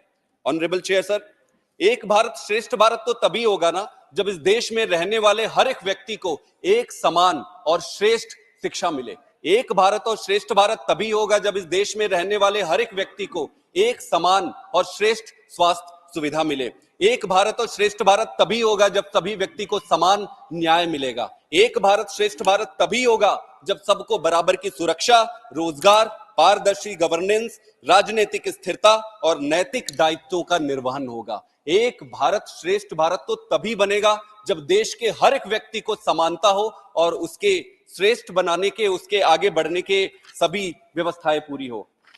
ऑनरेबल चेयर सर, एक एक करके मैं कुछ बिंदु आपके सामने रखना चाहता हूं। मैं इंस्टीट्यूशनल स्टेबिलिटी और इंस्टीट्यूशनल रिफॉर्म्स का पक्षधर हूं।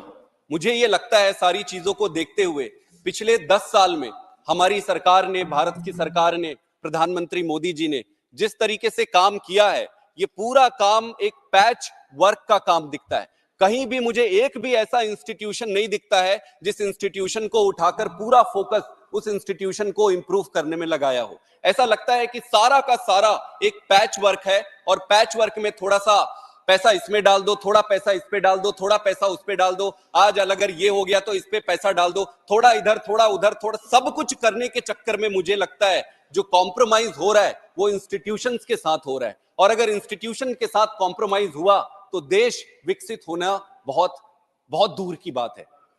ऑनरेबल चेयर सर, अगर मैं अर्थव्यवस्था की बात करूं तो 3 आधारभूत परिप्रेक्ष्य हैं जिसको हमें डिस्कस करना चाहिए। आंकड़े तो बहुत सारे हो सकते हैं, सबसे इंपॉर्टेंट चीज यह है कि एक व्यक्ति की कमाई कितनी है, क्या उसकी कमाई में बढ़ोतरी हुई। दूसरी चीज होती है उस व्यक्ति को अपने जीवन को सम्मानपूर्वक जीवन जीने के लिए खर्च कितना करना पड़ता है, क्या उसमें महंगाई में कोई बढ़ोतरी हुई। और तीसरा है इन सब के बाद कि वो बचत कितनी कर पा रहा है, तो इनकम कितना है, खर्च कितना करता है और सेविंग कितनी हो रही है। इन 3 बातों को ही अगर हम देख लें हर व्यक्ति के जीवन में तो पता चल जाएगा मोटा मोटे के अर्थव्यवस्था की ओवरऑल स्थिति क्या है। आज अगर हर व्यक्ति की कमाई को हम देखें तो G20 और ब्रिक्स देशों में सबसे नीचे है। श्रीलंका और बांग्लादेश जैसे देशों से भी हम नीचे हैं। अगर आप देखें कि प्रति व्यक्ति आय में जो बढ़ोतरी 145% के आसपास थी पिछले दशक में, इस दशक में जो अभी की जो सरकार है, मोदी जी की सरकार है, उसमें लगभग 67% की बढ़ोतरी है। मैं ये नहीं कहता कि बढ़ोतरी नहीं हुई, बढ़ोतरी हुई है, लेकिन आप ये नहीं कह सकते कि पिछले साल इतना था इस बार इतनी। आपको बढ़ोतरी को पूरे ग्लोबल परिप्रेक्ष्य में रख के देखना पड़ेगा कि कितनी बढ़ोतरी हुई। अगर पिछले दशक से और इस दशक में अगर कंपेयर करें तो जो बढ़ोतरी हुई है वो 50% कम हुआ है। दूसरा, अगर एक्सपेंडिचर को देखें सर, एक भारत और श्रेष्ठ भारत कैसे होगा जब महंगाई इतनी ज्यादा है? हर व्यक्ति के थाली में क्या सेम सामान सभी अन्न खाद्यान्न आ सकते हैं? क्या हर व्यक्ति उसी प्रकार से बराबर खा सकता है? आज की परिस्थिति में तो नहीं खा रहा है। तो जिस दिन इस देश का हर व्यक्ति समान भोजन करने की स्थिति में पहुंचेगा, उसी दिन ये देश श्रेष्ठ भारत बनेगा और एक भारत बनेगा। महंगाई अगर देखे तो फूड इन्फ्लेशन 9 से 10% के आसपास रहा है। वेजिटेबल में देखेंगे 30% का इंक्रीज रहा है। दाल के भाव 20% बढ़ गए, अनाज के भाव 10% बढ़ गए, तेल के भाव, रिफाइंड ऑयल 70 रुपए हुआ करते थे 2014 में, अब लगभग 200 के आसपास पहुंच गए। एलपीजी, लिक्विड पेट्रोलियम गैस, जो खाना बनाने का गैस होता है, 3 गुना उसके भाव बढ़ गए। 400 मिलते थे, 1200 होने लगे। बहुत सारे ऐसे आंकड़े। मैं सिर्फ मूलभूत बात यह रखना चाहता हूं कि जब तक इन चीजों को व्यवस्थागत तरीके से एड्रेस नहीं किया जाएगा, ये महंगाई दूर नहीं होने वाली है। आपकी कमाई तो थोड़ी बढ़ी, महंगाई बहुत ज्यादा बढ़ गई। अब आप ओवरऑल ये देखिए कि पिछले दशक में एक व्यक्ति कितनी बचत करता था और इस दशक में कितना बचत कर रहा है। यही एक मूलभूत और बड़ा सिंपल तरीका है ये देखने का कि क्या हमारे देश की अर्थव्यवस्था और क्या बढ़ी है और क्या लोगों का जनमानस का जीवन स्तर ऊपर उठा है। बहुत सारे और आंकड़े हैं, लेकिन इनके अलावा अगर मैं इंस्टीट्यूशंस पे बात करूं, इंस्टीट्यूशन, आप बैंकिंग सेक्टर ले लो, 10.5 लाख करोड़ का हम राइट ऑफ कर रहे हैं। आप कहते हैं एक भारत श्रेष्ठ भारत, एक भारत बनेगा कैसे? अगर एक गरीब आदमी 1 लाख का लोन लेता है, 50,000 का लोन लेता है, तो उसके घर बैंक के अधिकारी पहुंच जाते हैं, कॉलर पकड़ के उससे बैंक का लोन वापस लेते हैं। दूसरे तरफ ऐसा होता है कि अगर 5,000 करोड़ 10,000 करोड़ का कोई लोन लेता है तो उसका हाथ पकड़ के विदेशों में भेज दिया जाता है। ये कैसा देश है? गरीब अगर लोन लेता है उसके लिए दूसरे नियम, अमीर एक, तो मुझे भी ये लगता है कि लोन 1 लाख 2 लाख का ना लेके 1-2 करोड़ का, लाख करोड़ का लोन लो, फिर उसमें छूटाने की भी जरूरत नहीं पड़ेगी और सरकार भी हाथ पकड़ के बाहर लेके जाएगी। कैसे एक भारत श्रेष्ठ भारत बना पाएंगे हम? कर्जा की बात अगर मैं कहूं तो पिछले 14 प्रधानमंत्री हुए हैं, 67 साल के कार्यकाल में 55 लाख करोड़ का कर्जा लिए। पिछले 9 सालों में प्रधानमंत्री मोदी जी ने लगभग 100 लाख करोड़, 3 गुना ज्यादा का कर्जा लिया हुआ है। तो कर्जा का हमने देख लिया, बैंकिंग का देख लिया, बैंकिंग की सेक्टर की हालत खराब है। आप अगर विदेशों में हमारे प्रति क्या भावना है दुनिया की, ये देखना है तो उसका सबसे सही आंकड़ा होता है कि एफडीआई कितना हुआ है, बढ़ रहा है, घट रहा है, और ये बढ़ रहा है, घट रहा है पिछले साल, इस साल, पिछले हफ्ते से नहीं, ग्लोबल परिप्रेक्ष्य में रिलेटिवली हमारे कितने बढ़े कितने घटे, ये देखना पड़ेगा। क्योंकि आज हम तुलना, कंपटीशन अपने आप से नहीं कर रहे। आज हम बहुत सारे ऐसे देश हैं दुनिया में जिससे हमको पछाड़ना है, उनको पीछे करके आगे लेके जाना है, हमें श्रेष्ठ बनना है। तो ग्लोबल एफडीआई इनफ्लो का जो शेयर है वो डिक्लाइन हुआ है। आप सोवरेन क्रेडिट रेटिंग होती है, एक क्रेडिट रेटिंग होती है। जैसे गांव में आप जाओगे, किसी को उधार देने से पहले से कहते हैं कि भाई इसको उधार मत देना क्योंकि ये तो वापस ही नहीं करता है, इसको उधार मत देना, इसके पल्ले 4 पैसे नहीं है। एक आदमी होता है बोले हाँ इसको उधार दे दो, ये आपको वापस करेगा। वो एक क्रेडिट रेटिंग होती है। आपके क्रेडिट कार्ड की भी रेटिंग होती है, देश की भी क्रेडिट रेटिंग होती है। क्रेडिट रेटिंग जिस तरीके से स्टेगनेंट है पिछले दशक में, ये स्पष्ट दर्शा रहे हैं हम पांचवी बड़ी इकोनॉमी बन जाए, तीसरी इकोनॉमी बन जाए, पर विदेशों में हमारे अर्थव्यवस्था के प्रति बहुत ज्यादा लोगों में उत्सुकता नहीं दिखाई दे रही है। आप डेप्रिसिएशन अगर देखें तो $1 मोदी जी के आने के पहले 58 रुपए के आसपास, 54-58 रुपए के आसपास हुआ करता था। आज ये 80 रुपए पार कर गया है। हम बार बार कहते हैं कि विदेशों में हमारा मान बढ़ा है। भाई विदेशों में मान कैसे बढ़ता है? विदेशों में मान 2 ही तरीके से बढ़ते हैं। एक तो होता है हमारे संस्कार, हमारी संस्कृति, जो हमारे कलेक्टिव व्यवहार जो है उसके कारण परिलक्षित होती है विदेशों में, और दूसरा होता है पैसा। कितना पैसा है आपके पास, कितने बिजनेस करा सकते हो आप उनको, आपको आपके पैसे से ही वो रेट करेंगे। तो अगर डॉलर के हिसाब से अगर रुपया गिरता है, प्रधानमंत्री जी मोदी जी ने एक बार कहा था जब रुपया का वजन गिरता है विदेशों में तो देश का मान गिरता है। मैं सहमत हूं उनसे। तो देश का मान निश्चित रूप से गिरा है। झप्पी डालने से, गले लगाने से वो मोमेंटरी बेनिफिट दिखता है कि गले लगा लिए, 2 बार गले लगा लिए, 3 बार, अच्छी बात है, होनी चाहिए, लेकिन वो फंडामेंटली इस बात को नकारते नहीं है कि आपकी अर्थव्यवस्था सुदृढ़ नहीं है। इसके अलावा ऑनरेबल चेयर सर, सीएजी के रिपोर्ट पे पहले बहुत बात होती थी। सीएजी के रिपोर्ट पे आपको याद होगा कि सरकारें गिर जाया करती थी। सीएजी कहती है कि सरकार डेटा कंसील कर रही है। 2021 और 22 के आप देखेंगे सीएजी में तो बहुत सारे डेटा को कंसील करने की बातें आई हैं। अगर मैं रोजगार के पक्ष में बात करूं तो मोदी जी ने कहा था कि 2 करोड़ के आसपास रोजगार देंगे। रोजगार कहां गया? 45 साल में सबसे ज्यादा अनएम्प्लॉयमेंट है, सबसे ज्यादा अनएम्प्लॉयमेंट। रूरल अनएम्प्लॉयमेंट सबसे ज्यादा है। रूरल अनएम्प्लॉयमेंट ज्यादा क्यों है? मनरेगा एक स्कीम होती थी, मनरेगा के पैसे होते थे, मनरेगा में आपने पैसे घटा दिए, रूरल अनएम्प्लॉयमेंट बढ़ गया, शूट अप कर गया।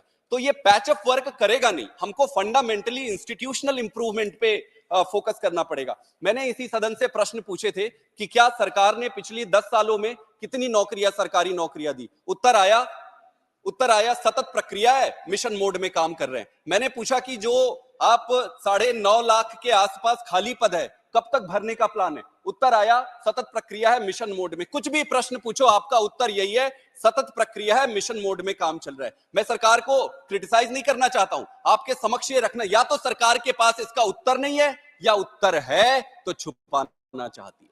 तो फिर कैसे हम श्रेष्ठ बनेंगे? जब उत्तर छुपाने लगेंगे तो श्रेष्ठ कैसे बनेंगे? अमृतकाल की संभावनाओं का क्या होगा? ये पैच ऑफ वर्क से काम नहीं चलेगा। हरियाणा में अभी इजराइल में कुछ लोगों को नौकरी के लिए भेजा गया। वहां के मुख्यमंत्री और वहां की जो भारतीय जनता पार्टी छाती ठोक के कह रहे कि हमने इजराइल भेज दिया। इजराइल, अरे भाई इजराइल में लड़ाई चल रही है, अपने बेटे को भेजेगो क्या इजराइल? अपने बेटे को भेजोगे नौकरी करने?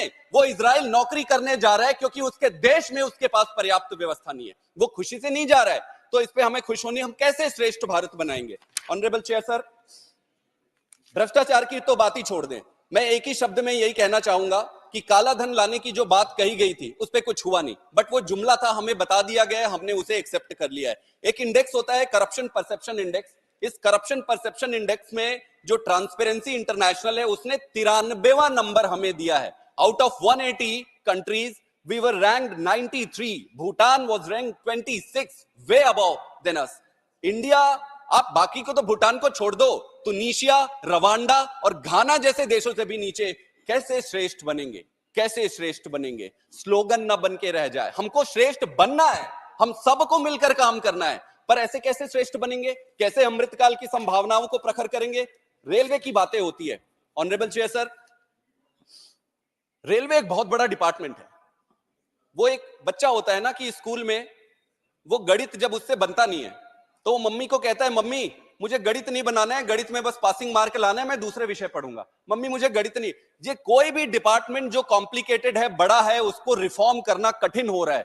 तो इस सरकार की ये नियति बन गई है, आदत सी बन गई है कि इसको रिफॉर्म मत करो, इसको पीछे रखो, 4-5 नई चीजें शोकेश में ले आओ। तो रेलवे को रिफॉर्म करने के बजाय आप नए रेल ले आए, फलाना ढिमका, ये वो, बाकी सारी ठीक है, बनना चाहिए, स्पीड होनी चाहिए, सारी चीजें, लेकिन not at the cost of the entire railway department. आपने उस इंस्टीट्यूशन का कचरे का डब्बा बना दिया है पिछले कुछ सालों में, और 4 जगह ट्रेन का आप यहां पे फ्लैग ऑफ कर रहे हो, वहां अरे इंस्टीट्यूशन का क्या हुआ रेलवे का? पिछले 9 साल में 11 बड़े ट्रेन एक्सीडेंट हुए, 2014, 2016, 2017, 2020, 2022, 2023, 2023 में 4 एक्सीडेंट हुए। कैसा देश है?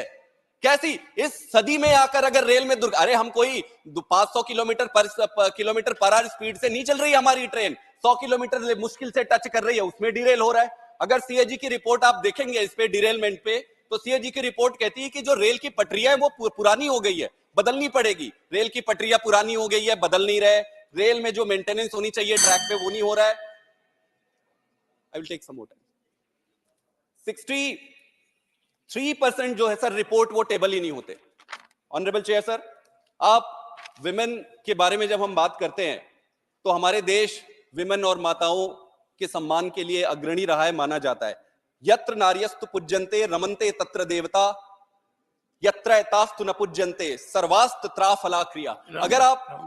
अगर आप महिलाओं का और नारियों का सम्मान नहीं करेंगे तो सारे किए अच्छे कार्य का बेड़ा गर्क हो जाएगा। यहां पर हमारी रेसलर बहनें प्रोटेस्ट कर रही है, उनके प्रधानमंत्री जी के पास जब वो जीत कर आते हैं तो उनको सुनने के लिए आपके पास समय है, लेकिन जब वो समस्या में है, जब दुख में है, तो उनके पास जाके, मैं नहीं कह रहा कि किसकी गलती है, वो कोर्ट तय करेगी। सर मैं क्लोज कर रहा हूं, सर मैं क्लोज कर रहा हूं। Thank you mister Patil. Sir honourable chair sir, thank you very much for giving this time. आप एजुकेशन सेक्टर ले लो सर, आप थैंक यू।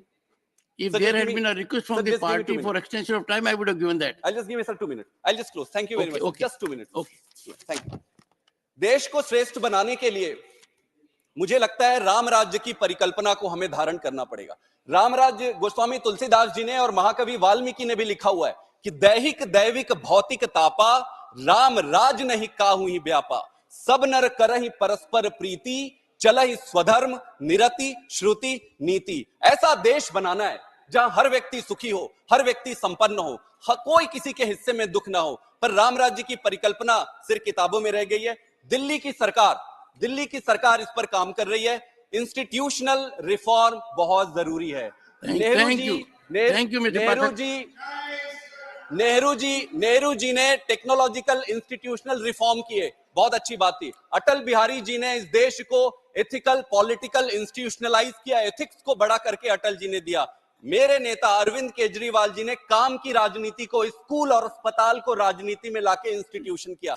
मोदी जी क्या कर रहे हैं? मोदी जी के पास सब कुछ करने की अपॉर्चुनिटी है, उनके पास इतनी ब्रूट बहुमत है, आप सारा कुछ कर सकते हो। अमृत काल की संभावनाओं का उपयोग करिए।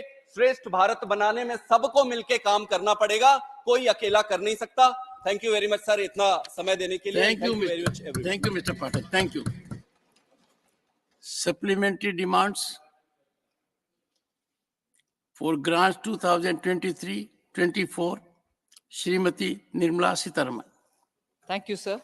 I rise to lay on the table a statement both in English and Hindi showing supplementary demands for grants 23-24. Supplementary demands for grants of Union Territory of Jammu and Kashmir 2023-24, Srimati Nirmala Sitharaman.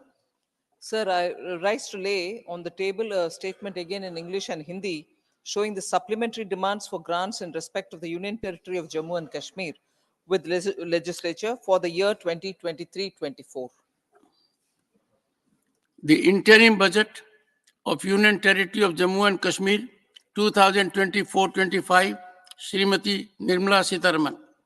Sir, I again rise to lay on the table statements in English and Hindi of the estimated receipts and expenditure 24-25 of the Union Territory of Jammu and Kashmir and statement under Fiscal Responsibility and Budget Management Act 2006 in English and Hindi. Thank you. Dr. Prashant Nanda.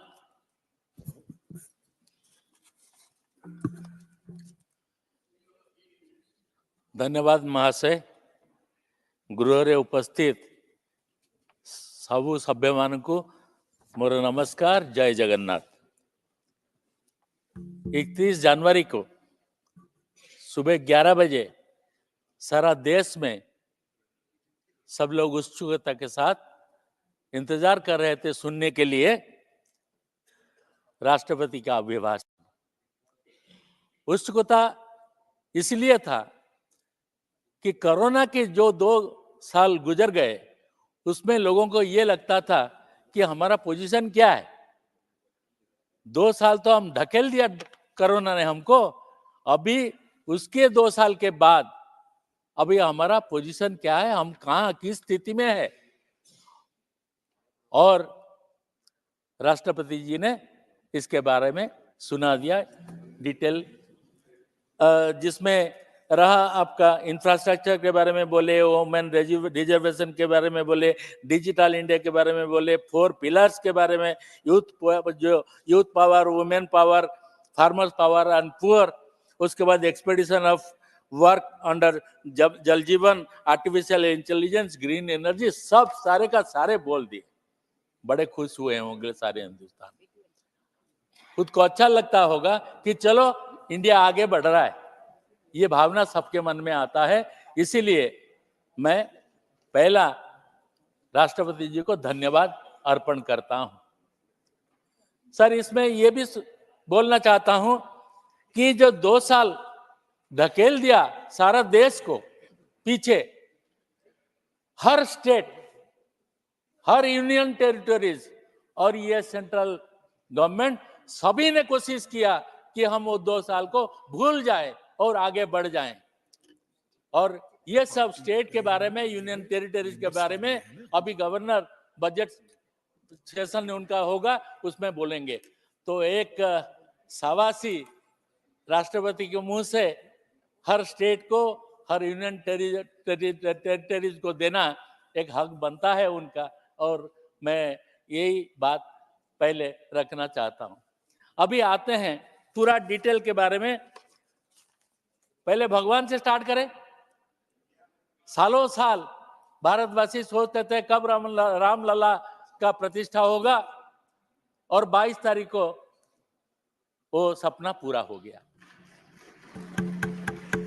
सपना पूरा होने के बाद जो मन में खुशी सबका मुंह में था, और उसी को राष्ट्रपति जी के मुंह से हमने सुन लिया। राष्ट्रपति जी ओडिशा से आते हैं, और हमारा ये इच्छा था उनके मुंह से सुनने के लिए, जो उनके कुल देवता है, जो जगन्नाथ जी है, उनका भी पूरा तरह से परिक्रमा, और जो परिक्रमा प्रोजेक्ट है वो परिक्रमा प्रोजेक्ट 17 तारीख को हुआ, और 1500 साल की ढांचा जो पूरी था उधर उसको तोड़ मोड़ करके एक सुंदर जगन्नाथ मंदिर बनाने के लिए जो वादा किए थे उनका परम भक्त नवीन पटनायक जी, वो कैसा है, कम से कम रूपाला जी हमारे माननीय मंत्री, उन्होंने देख कर आए हैं जगन्नाथ जी कितना बढ़िया हुआ है। और ये भी बात है कि एक पैसा डोनेशन के लिए नहीं लिए, एक पैसा डोनेशन के लिए नहीं लिए, इसलिए जगन्नाथ जी बोलते हैं अरे देने वाला तो मैं हूं, तू क्या मुझे देगा। और 26 तारीख को पश्चिम ओडिशा में समलेश्वरी मंदिर जो है उसका भी परिक्रमा प्रतिष्ठा किया।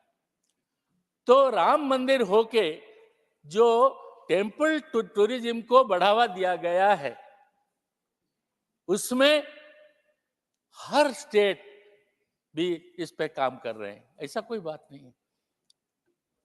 बालाजी को देखो, या केरल का कार्तिकेयन के देखो, इधर हिमाचल प्रदेश को देखिए, इधर उत्तराखंड देखिए, सब लोग आगे बढ़ रहे हैं। और इसीलिए मैं सोचता था कि हमारे राष्ट्रपति के मुंह से अगर जगन्नाथ जी के बारे में ये 2-4 शब्द बोल लेते तो बड़ा खुश होते उड़ीसा वासी। अगर नहीं बोले हों कोई बात नहीं, जरूर दिल से बोलते होंगे, उनका दिल को सलाम करके मैं आगे बढ़ता। उन्होंने भित्ति भूमि का विकास के बारे में बोला, बहुत बढ़िया, बहुत इंफ्रास्ट्रक्चर हुआ है। अरे कहाँ है विमान सेवा, देखिए जो 74 था वो आके पहुंचा किधर, 149 में पहुंच गया, बहुत बढ़िया हुआ। पर राष्ट्रपति जी का अपने जिले में राजगोविंदपुर एक एयर स्ट्रिप है जो सेकेंड वर्ल्ड वॉर के समय से है, उसको अगर कर लेते तो 150 हो जाता, वो नहीं हो पाया।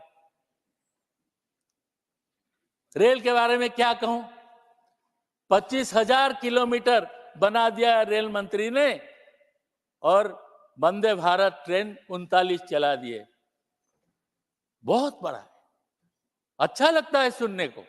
हम आगे बढ़ रहे हैं, कोई शक नहीं है। लेकिन वही राष्ट्रपति जी के अपने जिला, उनके रायरंगपुर से भुवनेश्वर आने के लिए अभी तक एक भी ट्रेन नहीं है। तो ये भी बोलना जरूरी है कि बढ़ेंगे तो सबको साथ लेकर बढ़ेंगे, सबको साथ लेकर बढ़ने से सबको अच्छा लगेगा, और ऐसा माहौल होना चाहिए। इसलिए मैं बोलता हूं इसको भी ध्यान में रखिएगा, इसको भी ध्यान में रख लीजिएगा। बाकी बोलते हैं आपके उन्हीं जिलों में और क्या क्या है, मैं बोलता हूं उसी मयूरभंज जिले में, राष्ट्रपति जी के जिले में भारत सरकार 15 साल पहले रूपसा बांगीरपोशी रेलपथ जो है उसका गज परिवर्तन किया था, उसको ब्रॉड गेज बनाया था। 2011 से रूपसा बांगीरपोशी रेलवे बूढ़ामरा से खड़गपुर टाटानगर मेन लाइन तक, चाकुलिया तक 55 किलोमीटर लंबा नया रेलपथ संयोग के लिए प्रस्ताव है। प्रकल्प निर्माण में 700 कोटी जरूरत है, जबकि प्रति साल 1,000 रुपया उसको मिलता है। वो कितना साल लगेगा कंप्लीट करने को? तो ठीक है, भित्ति भूमि का विकास है, बढ़ रहा है, अच्छा लग रहा है। एक बहुत बढ़िया बात उन्होंने बोला, उनको बहुत अच्छा लगा राष्ट्रपति जी को, हमने एशियन में 100 मेडल ले आए, पूरा सेंचुरी करा दिए। बहुत बढ़िया है, शाबाशी देना चाहिए।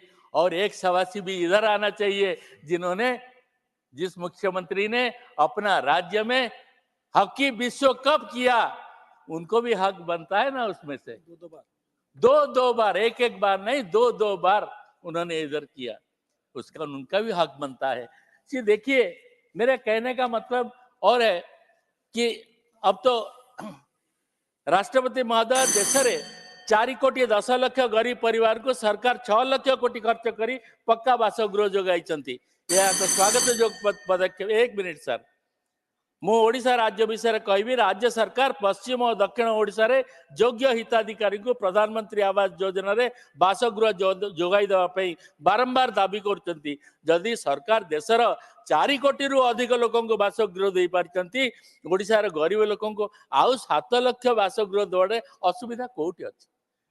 तो मैं इसलिए बोल रहा हूं, अगर देना है पूरा, ये फेडरल स्टेट है, सबको भी दीजिए, हम आगे बढ़ेंगे। खाली अकेला सेंट्रल गवर्नमेंट आगे नहीं बढ़ेगा, सेंट्रल गवर्नमेंट पूरा भारत भूखंड को लेकर बढ़ेगा। अगर भारत भूखंड को लेकर बढ़ेगा तो भारत भूखंड का हर जगह का जो है उन सबको लेना चाहिए। और सारे बात कहना है, लेकिन समय तो नहीं है। फिर भी आपको मैं धन्यवाद दे रहा हूं, मुझे बोलने का मौका दिया है। और मैं मेरे आदरणीय धन्यवाद माननीय राष्ट्रपति जी को भी मैं अपना धन्यवाद माननीय प्रशांत नंदा जी। अब माननीय Shri V Vijay Sai Reddy. Thank you, Deputy Chairman, sir. On behalf of my party, YSR Congress Party, my party beloved leader, YS Jagan Mohan Reddy Garu, I thank Honorable President for addressing the Parliament. Sir, this year, the address by the Honorable President of India is very significant, very significant, because immense progress that India has achieved after 2014 to till now has been compared with that of the misrule of Congress party between prior to that till 2014. That is 2004 to 2014, the dark rule of Congress party. Sir, the Congress party, sir, I am referring to this because the Congress party has done irreparable damage to Andhra Pradesh, which I would like to bring to the notice in my next paragraph. Sir, the Congress party may try to whitewash the past history and make their decades of misrule appear to be positive. But people of this country will never forgive the Congress party and its misrule and its cheap and dirty tactics and politics, sir, particularly in Indian National Congress. Sir, the Andhra Pradesh is the biggest victim of the misrule of the Congress party. They have subjected Andhra Pradesh to the violent and unscientific bifurcation that has ruined the socio-economic fabric of the state, which can never be forgotten, which can never be forgiven. And people, I'm telling you, sir, people of Andhra Pradesh will never forgive Congress party, and it is only the Congress party has gone into the history books, and it will never be able to come back to power in Andhra Pradesh, sir.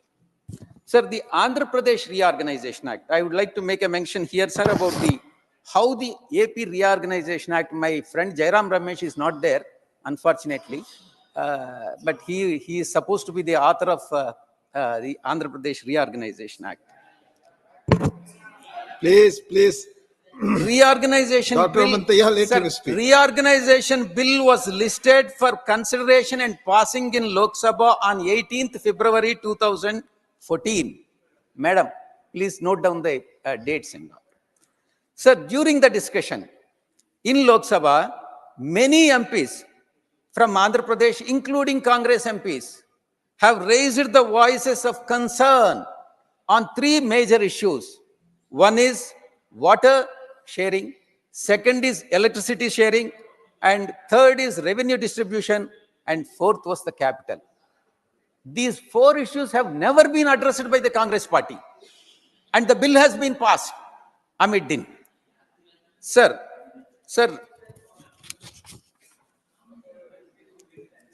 instead of giving a concrete reply for the discussion, these problems, the Congress steamrolled the bill. In fact, they have brushed aside everything. And even the concerns that have been raised by their own MPs, Congress MPs, have been brushed aside. And unfortunately, it has gone into the annals of the history. During that Congress rule, all the doors of Lok Sabha have been closed and cut off. Live telecast has been cut off, and the house has been sealed, and the bill has been passed amid din. So this is how they have ruled the country, and this is how the bills have been passed during 2004 and 14, which can never be forgotten, and it is there in the history, sir. Numerous demands, sir, in the course of discussion, numerous demands for division.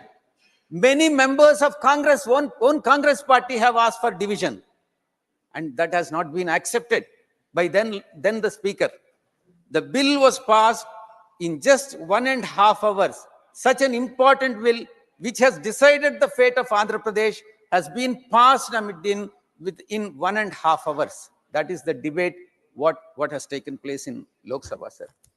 Sir, after the Lok Sabha has passed the bill, it has reached Rajya Sabha on 20th February 2014. Madam, on 20th February 2014, various demands have been made for the granting of special category status. Many members in this August House have raised the demand for special category status, including the then Vice President of India. And he was the leader of the House at that point of time. And he also demanded special category status from BJP. He also demanded special category status for a period of 10 years for the residual state of Andhra Pradesh. Sir, the granting of for the successor state of Andhra Pradesh to boost the development in the region, sir. In response to these demands, the then Prime Minister of the Honorable Prime Minister of the country, Sri Manmohan Singh ji of Congress Party, has categorically and unequivocally promised, I'm emphasizing this, sir, unequivocally and categorically emphasized and promised special category status for the residual state of Andhra Pradesh for a period of 10 years. Sir, I would like to bring it to your notice, the verbatim, the speech of the then Honorable Prime Minister, Sri Manmohan Singh ji, sir. Quote, sir, first, I would like to make a few further announcements in this regard. First, for the purpose of central assistance, special category status will be extended to the successor state of Andhra Pradesh, comprising of 13 districts, including 4 districts of Rayalaseema and 3 districts of North Coastal Andhra Pradesh for a period of 5 years. This will put the state finance on firm footing. Unquote, sir. This is the promise what the then Honorable Prime Minister has been made in this August House, sir. Sir, my question to the Congress Party is, Congress Party could have amended the bill. It was not there in the bill. It was the promise that has been made by the then Honorable Prime Minister on the floor of this August House. Why Congress Party has failed to amend the bill? They could have sent back the bill to the Lok Sabha, got it amended, and give a constitutional or legal sanctity to the promise that has been made by the Honorable Prime Minister. Why did they not do it? They are rather blaming now the present dispensation, ruling dispensation, and also YSR Congress Party, some of their members, including Manik Chand Tagore, some member from Lok Sabha, from Tamil Nadu, who is in charge of Congress party. He's talking nonsense every day in and day out.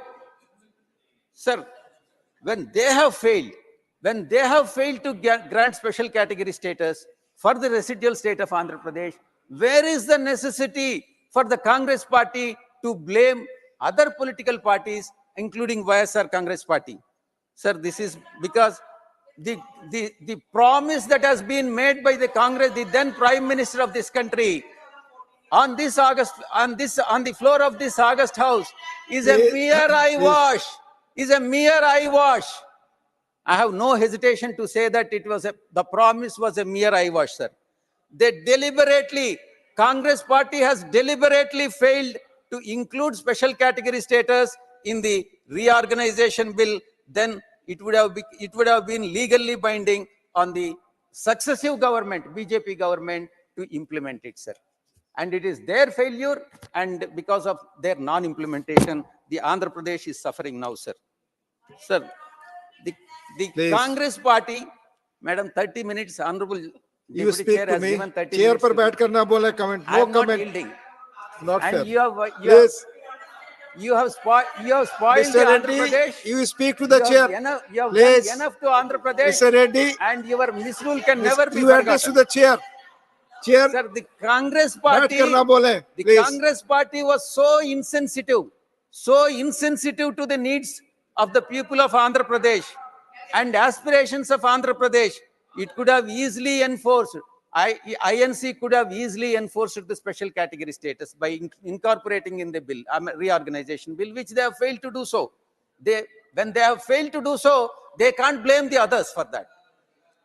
Sir, after reorganization bill was assented by the President on 1st March, Madam, please note down, 1st March 2014,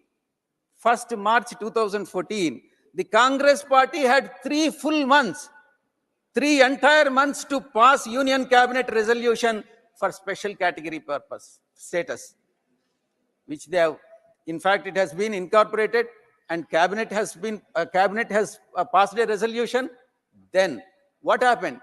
The resolution has been sent, the Cabinet resolution has been sent to the Planning Commission. Where was the necessity? In the past, when the other states have been bifurcated and other states have been granted special category status, Congress party has never sent the proposal to Planning Commission. This is the first time. It means that the Congress party has no real intention to grant special category status for the state of Andhra Pradesh. It is only delayed tactics. Sir, they failed to do so because Congress party special category status was just an electoral issue. They thought by offering special category status, this bill would be passed and then passed smoothly, and then they'll come to power in Telangana. That is what they have expected. And people of Telangana have taught a lesson to them. Congress party has not come to power in Telangana, even after bifurcating the state. Now they have suffered. Now, after 10 years, they have told so many lies, and then they have come to power in Telangana. Please. It is only a matter of time, sir. The government is going to fall. Your government in Telangana is going to fall. It is only a matter of time. Sir, it is the hypocrisy. It is the hypocritical attitude of the Congress party and Congress politicians are now, including, I am particularly referring to Manikyam Tagore. Every day, he is, I think, from Tamil Nadu. Every day, he claims to be the in charge. He claims to be the in charge of Andhra Pradesh. We'll see. I can confidently say, let Manikyam Tagore come on to the public debate. We'll examine. I can tell more about Andhra Pradesh than Manikyam Tagore. Please. Sir, and for Ajit, and he is blaming YSRCP, Manikyam Tagore, with the support of other political Congress leaders, local state leaders, blaming YSRCP for not demanding the special category status from BJP, which is factually not correct. I'll come to that point also, sir. Sir, that is what the hypocrisy of the Congress party. Sir, Congress party Congress, I have no hesitation to say the Congress party is the real culprit when it comes to the Andhra Pradesh, when it comes to the damaging the interest of Andhra Pradesh. Sir, mere pointing the finger will not change the reality. They have to realize that. Sir, YSRCP has always been at the forefront for demanding the special category status, even after BJP has come to power. Sir, our Honorable Chief Minister, Sri Jagan Mohan Reddy Garu, has met Honorable Prime Minister more than 8 times, Honorable Home Minister more than 12 times, and asked for special category status. I will tell you, I will address that. See, when BJP has got 303 seats in 2019 elections, where was the necessity for them to, when you have failed to do so, when you had an opportunity to do so, when you had an opportunity to grant the special category status, you have not done that. When BJP got 303 seats in Lok Sabha in 2019 elections, and where was the necessity for them? Ultimately, eventually, who is at the loss? It is the state of Andhra Pradesh. It is the people of Andhra Pradesh whose interests have been damaged. Sir, I am telling you now, in this platform, last 2019 elections, BJP got 300 and odd seats. And now, cephologists say that BJP is going to get more than 350. Where is the Congress party? BJP will never heed to any other political party if they get 350 in the ensuing next elections. Congress is going to get less than 40. And their own alliance partner says that they'll get only less than 40. It is not me. It is on record. You verify the record. Yes, I read you address to chair. Please. Sir, MPs, member of parliaments of our own party, YSR Congress party, not only our chief minister has met the honorable prime minister and also honorable home minister, our own MPs on countless times raised this issue, including myself, on the floor of this house as well as on the floor of the Lok Sabha. But we couldn't do anything. BJP has never heeded our request, and we have agitated, we have requested them, we have begged them, we have pleaded with them. Nothing. There was no use. When they have not done that, when they had an opportunity, BJP also is not doing it. When they are in a position to do it, eventually Andhra Pradesh is the victim. Sir, by making hollow promises in the parliament, Congress had made mockery of our parliamentary democracy. This is what the conclusion is, sir. Sir, the next point. Sir, another 15 minutes. Yes, you have time. I have an opportunity to criticize them another 15 minutes. Please. Sir, at the time of bifurcation, the Congress government has been in power for 10 years. I've told you, sir, 2004 to 2014. And they have done the damage. See, sir, in fact, I draw your kind attention to the manifesto of Congress party, which they have released in 2004. In 2004, in their manifesto, they have promised separate Telangana. Suresh done. They have promised in 2004, they have promised separate Telangana in their manifesto. Please. So, it was the Congress manifesto which has stated separate Telangana. Sir, they had full 10 years, the whole decade to create Telangana in a rational, they could have done it in a more rational and scientific manner. The bifurcation could have been more scientific and more rational. They have not done that. Why they have not done that? They wanted to take only electoral benefit. Their real intention is not to benefit the people of Andhra Pradesh or not to benefit the people of Telangana. It is only for their electoral benefits. They have done it and they are suffering, sir. Sir, they could have constituted, I'm telling you, you could have constituted second state reorganization committee for this purpose. They have not done that for reorganization to ensure that bifurcation is done in a more planned manner. They have not done that. Sir, the Congress party has been sleeping for 1 decade, one full 10 years. Why did Congress party choose a shortcut method for bifurcation? Shortcut method. You wanted for everything you wanted shortcut method, sir. Just in 10 days before the notification of 2014 elections, they have taken the shortcut method and they have completed the process. This is what the Congress party is. Sir, it is because of Congress. The bifurcation was never about the welfare of the two successor states. It is not their concern. The welfare of the people is not their concern. The Congress party has done was just what Congress party has done is just a sheer electoral opportunism. There is nothing else, sir. Sir, they knew. Sir, in fact, please go back to the electoral records of the composite Andhra Pradesh, sir. During 2004 and also during 2000 elections prior to 2014, during UPA 1 and UPA 2, composite Andhra Pradesh has contributed maximum number of MPs. It is because of composite Andhra Pradesh and contribution from from composite Andhra Pradesh, they have come to power at the center. And they have, in the other states, they have got nothing. They have almost got out of 42, they got almost about 39 from the composite Andhra Pradesh. 37, UPA formation, UPA 1, they got 37, and UPA 2, they got 33. That is the contribution. Because of AP, composite AP, they have come to power in UPA 1 as well as UPA 2. However, in 2014, sir, since their chances, they have realized, they have completely misruled the state, composite state of Andhra Pradesh. And they have realized that they are not going to come to power.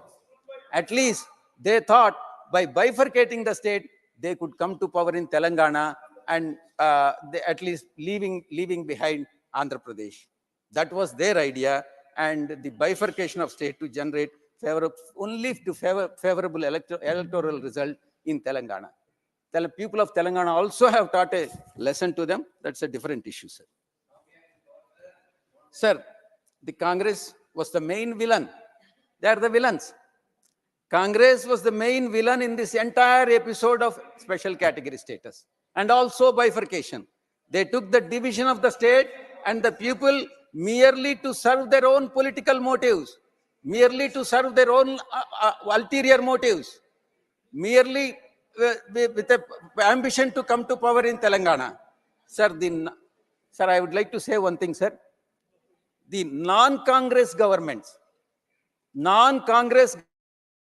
have created, whenever they have created new states, it is only Congress specific, sir.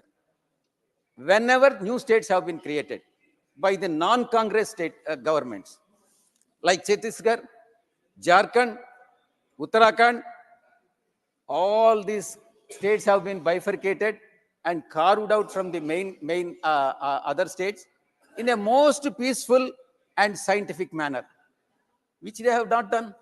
They couldn't do it. Why? Because of their ulterior motives. Then evil intentions to stay back in power by whatever means and modes. Sir, Congress party has failed in regard to two aspects, sir. They have failed to arrive at the consensus for AP Reorganization Act at the state level. At the state level, they have failed. They were in the power. They were ruling the state. Congress party was ruling the Andhra Pradesh, and they have failed to create consensus. And your own government and your chief minister, the then chief minister, Mr. Kiran Kumar Reddy, the then chief minister, Mr. Kiran Kumar Reddy, you have failed to arrive at consensus. You have failed to create consensus within the state, sir. The second thing, sir, they have failed to get their own party people to unanimously agree for the bill, sir. They have, in fact, their own Congress members have opposed the bill. Shame to the Congress party. their own members on the floor of this house as well as in the house of the Lok Sabha, they have opposed the bill tooth and nail. They have failed to arrive at the consensus. They have failed to unanimously to bring unanimous consensus, agree among the members to agree on the bill, sir. Sir, these points are very important, sir. The last points about the Congress party, and I pray God that the Congress party should be punished for the misrule, injustice, what they have done to the state of Andhra Pradesh, sir. Sir, in the light of all these betrayals, by the Congress party, the people of AP have now learnt never to trust spineless Congress party. I have no hesitation to call them as spineless Congress party. And I'll put a step forward, sir. And if you permit me, I call them as Dhokebaz party. Permit within the parliamentary words. Yes, please. You are playing politics, family politics. See, family issue. Don't bring family issues into the political arena. Vijay Sai Reddy ji, address to the chair.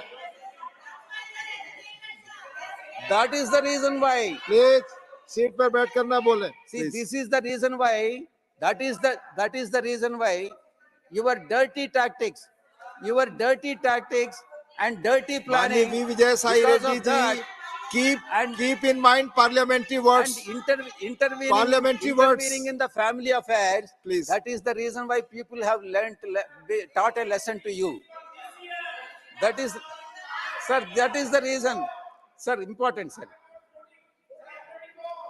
Seat पर बैठ कर ना बोले, आपकी बात record पे नहीं जा रही है, सिर्फ विजय साई रेड्डी जी की बात रिकॉर्ड पे जा रही है. Please. I am not yielding, madam. Please. Sir, this is the reason why the vote share of Dhokebaz party आप parliamentary words इस्तेमाल करें. In 2019 election was less than Nota. See the percentage what they have got in Andhra Pradesh. Percentage of votes polled to the Congress party in 2019 elections in Andhra Pradesh by Congress party is less than Nota votes. Shame. The Congress party, which has ruled the state, which has ruled the country for so many decades, has got less number of votes they have polled when compared to the even less than Nota votes. Sir, even at the national level. So leave about Andhra Pradesh. It is only one state. I'll come to the national level. Sir, at the national level, the downfall of Congress party is very clear. Sir, very visible. Sir, in 2014 elections, Congress party has won 44 seats with a vote share of 19.31%. 19.31%, they have won 44 seats. This is the worst ever performance of the Congress party, Dhokebaz party, in the general elections. Sir, in 2000, ये सारे शब्द parliamentary हैं नहीं, it will be examined. Please. Sir, in 2019 elections, 4 more minutes are there. 2019 elections, Congress party has won 52 seats. From 44, they have slightly gone up to 2052, 44 to 52, with a vote share of 19.46%. 19.46%. Sir, even their own allies, India, they call it India, INDIA. Their own. Please India. Speak to the chair. Even their own allies of Congress party are saying that Congress will not even get 40 seats in 2024. The next elections, which are going to be held in April 2024. Sir, last year, the cephalogist, I'm not an astrologer. माननीय Vijay Sai Reddy ji. Last year, their beloved leader, Rahul Gandhi ji, lost in Amedi. This time, he will lose from wherever he contests. Rahul Gandhi ji will be losing. He will not win. He will not be able to become a parliamentarian. Please. Sir, whether it is Andhra, Kerala, or anywhere in the country, let him contest. He will not be able to win. But in 2029, sir, But in 2029, Madam, please, India, very important for you, very important. In 2029, sir, in 2029, India will be Congress Mukt Bharat. Congress Mukt Bharat. That is the status. The status of Congress party will change from grand old party to grand extinct party. Grand old party will become grand extinct party, and the Congress party will not be there. And 2029 also I'll be here. I'll be here, and I'll see Congress party is extincting. Sir. Sir, conclusion, sir. And 2 more minutes are there. Sir, in this 77 years of independence, 77 years of independence, Congress has been in power for more than 50 years. Out of 77, more than 50. And India has grown only in the remaining 27 years, not in the 50 years. Only in the remaining 20 years, India has grown. The development, what we are able to see, what we are able to achieve, it is not during their 50 years of rule, it is only in the remaining 27 years of rule, sir. India's growth has not been because of the Congress party, but despite it, sir, very important, madam, whenever Congress party has been in power, India has prolonged period of backwardness. Whenever these 50 years, whenever they are in power, and we have seen the prolonged backwardness. Sir, very important, sir.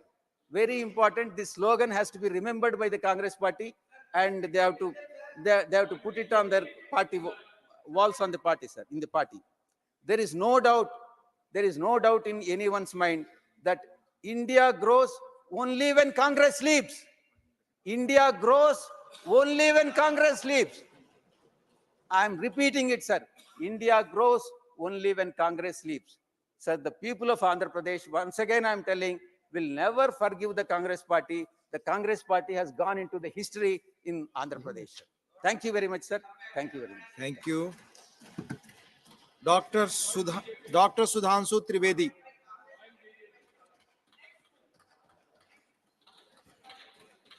माननीय सभापति महोदय, आज महामहिम राष्ट्रपति जी के इस अभिभाषण पर जब हम उसका समर्थन करने के लिए खड़े हुए हैं, तो एक अभूतपूर्व और अलग अनुभूति होती है, क्योंकि यह इस नए संसद भवन में राष्ट्रपति का पहला अभिभाषण है।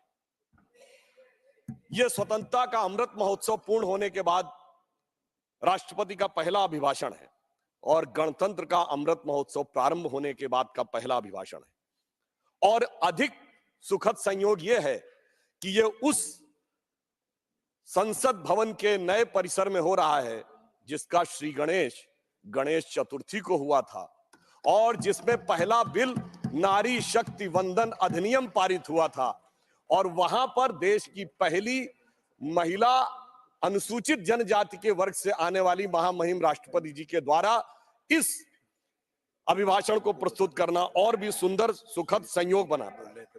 और अधिक संयोग बेहतर इसलिए हो जाता है कि जब ये संसद भवन में प्रारंभ हुआ, उससे पहले भारत चांद के अछूते कोने को छूने वाला दुनिया का पहला देश भी बन गया था। और माननीय प्रधानमंत्री जी ने उस पॉइंट का नाम पॉइंट शिव शक्ति रख दिया था, अर्थात स्त्री शक्ति का उद्भव भारत में वनवासी क्षेत्रों से लेकर विधानसभा और संसद से लेकर चंद्रमा की ऊंचाइयों तक पहुंचाने का यह सुखद संयोग बना, जो मोदी जी के नेतृत्व में अमृत काल में भारत की उभरती हुई और आकाश छूती हुई एक नई शक्ति का प्रतीक। परंतु यह अमृत काल आया है तो यह आत्मसम्मान का एक नया स्वरूप भी लाया है। अब किंग जॉर्ज की जगह इंडिया गेट के सर्किल पर नेताजी सुभाष चंद्र बोस की मूर्ति है। एक नहीं, सभी प्रधानमंत्रियों का संग्रहालय है। साहिबजादों की स्मृति में, जिसका उल्लेख किया है महामहिम राष्ट्रपति जी ने, वीर बाल दिवस भी है। बिरसा मुंडा जी के जन्मदिन के ऊपर जनजातीय गौरव दिवस भी हुआ है, संविधान दिवस भी है, विभाजन विभीषिका दिवस भी है। अर्थात भारत की समस्त स्थितियों को संवैधानिक स्थिति देकर यह सुखद संयोग आया है। देश की अर्थव्यवस्था आज तेजी से बढ़ रही है। G20 में हम सबसे तेजी से बढ़ती हुई अर्थव्यवस्था है। 5G रोल आउट करने में हम पहले देश बन गए हैं और ब्रिटिश काल का किंग्सवे कांग्रेस के शासनकाल में राजपथ से होते हुए अब कर्तव्य पथ हो गया है। अब लोक रेस कोर्स रोड लोक कल्याण मार्ग हो गया है। इंडियन पैनल कोड भारतीय न्याय संहिता हो गई है और मुगल गार्डन भी अब अमृत उद्यान हो गया है। और इस बात की स्वीकारोक्ति सिर्फ भारत ही नहीं, पूरी दुनिया कर रही है। वर्ल्ड इकोनॉमिक फोरम के चीफ बॉर्ज ब्रेंडे ने कहा है कि India is going towards the exponential growth with peace and no conflict. Investment in R&D and infrastructure is going in such a way that can make India a $10 trillion economy in a decade. ये world economic forum के chief कहते हैं। और Bill Gates ने यह कहा है कि जो इंडिया ने डिजिटल सिस्टम स्थापित किया है वो पूरी दुनिया के लिए अनुकरणीय है। चैथम हाउस थिंक टैंक ने एक आर्टिकल में कहा है कि G20 showcases the power of new emerging India। और तो और हमारे सबसे बड़े प्रतिद्वंदी प्रतिस्पर्धी देश माने जाने वाले चाइना के ग्लोबल टाइम्स ने भी मान लिया आखिर में 2 जनवरी 2024 को अपने एक आर्टिकल में यह स्वीकार कर लिया कि मोदी जी के आने के बाद भारत में अर्थव्यवस्था और विकास बहुत तेजी से आगे बढ़ा। जितनी भी रेटिंग वाली एजेंसीज हैं, Fitch, Moody, IMF, world bank, standards and poor's, ये सब 6.7 से लेके 7.8% तक भारत को बढ़ता हुआ ग्रोथ रेट दिखा रही है। इन सब के अनुसार भारत इस समय वर्ल्ड की सबसे बड़ी प्रमुख इकोनॉमीज में सबसे तेजी से आगे बढ़ रहा है। और सभापति महोदय, मैं कहना चाहूंगा अब तो इस नए संसद भवन के ऊपर जो भारत के राजकीय चिन्ह के शेर हैं वो भी नई आभा से दिखाई लगने लगे हैं, क्योंकि हमारे बहुत से विरोधी कोर्ट चले गए थे कि शेर कुछ ज्यादा आक्रामक दिख रहे हैं, क्योंकि इनको चाहिए था कि शेर भी बिल्ली जैसे चाहिए थे। परंतु अब संसद भवन में एक ऐसा शेर बैठा है जिसकी वजह से आप किसी की भारत की तरफ आंख उठाने की हिम्मत नहीं है। जो इस भाव में विश्वास करते हैं, न विक्रमार्जितो सिंहस्य क्रियते मृगा विक्रमार्जित राजस्य स्वयमेव मृगेंद्रता। तो भारत की जो मृगेंद्रता है वो उठकर सामने आ रही है। परंतु मैं माननीय सभापति जी कहना चाहूंगा कि इसकी शुरुआत कहां से हुई। 16 मई 2014 को जिस दिन इस देश में सरकार बदली, उस दिन जनादेश जो मोदी जी के नेतृत्व में स्पष्ट बहुमत में हमें मिला, वो सिर्फ सरकार बदलने के लिए नहीं था, विचार बदलने के लिए था और व्यवस्था बदलने के लिए था। और इसके लिए मैं कोट करना चाहूंगा लंदन का संडे गार्डियन, जिन्होंने हम पे हुकूमत की थी, उनके अखबार को कोट करता हूं। वो 18 मई 2014 को लिखता है अपने एडिटोरियल में, India second tourist with destiny. और आगे वो लिखता है 16 मई 2014, यानी वो दिन जिस दिन मोदी जी के नेतृत्व में हमें स्पष्ट बहुमत मिला, should be known in Indian history as the day on which Britishers finally left India. और आगे वो कहता है कि उसका कारण यह है कि आजादी के बाद लंबे समय तक उन विचारों का शासन रहा जिनके ऊपर ब्रिटिश उपनिवेशवादी मानसिकता की विरासत का प्रभाव था, परंतु पहली बार एक ऐसे विचार के हाथ में पूर्ण सत्ता आई है। अटल जी के जमाने में पूर्ण सत्ता नहीं थी, हमारे हाथ में पूर्ण सत्ता आई है, जो अपने इंसेप्शन और इंस्पिरेशन दोनों में पूर्णता भारतीय है और ब्रिटिश कॉलोनियल लीगेसी से कोई उसका मतलब नहीं है। और ये बदलाव वहां पे दिखा जब नीति आयोग बना। 1 जनवरी 2015 को नीति आयोग ने अपनी पहली जो बैठक की, उसमें कहा कि बहुत दिन भारत विदेश से आयातित आर्थिक विकास के मॉडल्स को लेता रहा। कभी हम रूस की कॉपी बनते रहे नेहरूवियन सोशलिज्म मॉडल में, तो कभी अमेरिका की कॉपी बने। पर पहली बार नीति आयोग ने अपने रेजोल्यूशन में कहा कि now we will not be borrowing upon any model from outside, we will search from original Bharatiya model. और आपने देखा उसके बाद उसकी शुरुआत इस प्रकार से हुई। इस देश में सबसे पहले प्रधानमंत्री जी ने क्या सोचा, वो अंत्योदय के विचार से प्रेरित थे। सभापति महोदय, जब हम लोग सत्ता में नहीं थे तो हम लोग कहते थे, उगा सूर्य कैसा कहो मुक्ति का ये उजाला करोड़ों घरों में न पहुंचा, खुला पिंजरा है मगर रक्त अब भी थके पंछियों के परों में न पहुंचा। तो प्रधानमंत्री जी ने सबसे पहले यह इंश्योर किया जन धन योजना लाके कि गरीबों के पास अकाउंट होने चाहिए, और आज 54 करोड़ अकाउंट हैं, तो थके पंछियों के परों में सीधा वह रक्त पहुंचे जिसमें ना कोई कट हो, न किसी अन्य प्रकार की चीज। फिर चाहे 11 करोड़ लोगों को शौचालय देना हो, 4 करोड़ गरीब लोगों को आवास देना हो, और इसके द्वारा बढ़ते हुए हमारे कई विरोधी लोग कहते हैं कि साहब रोजगार और व्यवसाय में स्थिति ठीक नहीं है। तो मैं बताना चाहता हूं कि 2014 में EPFO, employees provident fund account, यानी कर्मचारी भविष्य निधि खाता, कोई कर्मचारी बनेगा तभी अपना भविष्य निधि खाता बनवाएगा, क्योंकि वो भी पैसा डालेगा और उसका एम्प्लॉयर भी पैसा डालेगा। 2014 में 11,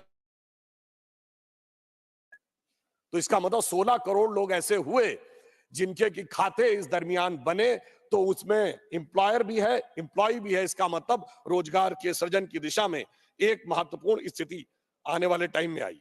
और हमारे तिरुचि शिवाजी कई बार कह रहे थे डेट के बारे में, तो मैं बताना चाहता हूं भारत दुनिया की समस्त अर्थव्यवस्थाओं में डेट टू जीडीपी रेशियो में सबसे बेहतर स्थिति में है। आप China, America, Japan, France, Germany, किसी से भी तुलना कर लीजिए, हम डेट टू जीडीपी रेशियो में सबसे बेहतर स्थिति में है। पर्सनल डेट में हम सबसे बेहतर स्थिति में है। 73% लोग ऐसे हैं भारत में जिन्होंने कोई पर्सनल डेट नहीं ले रखा है। तो इसीलिए IMF ने हमारी अर्थव्यवस्था की वो तारीफ भी की। परंतु ये सारा आर्थिक विकास सभापति महोदय तब तक बेमानी होता है जब तक उस विकास के साथ राष्ट्र के आत्मगौरव का भाव भी उसमें ना हो।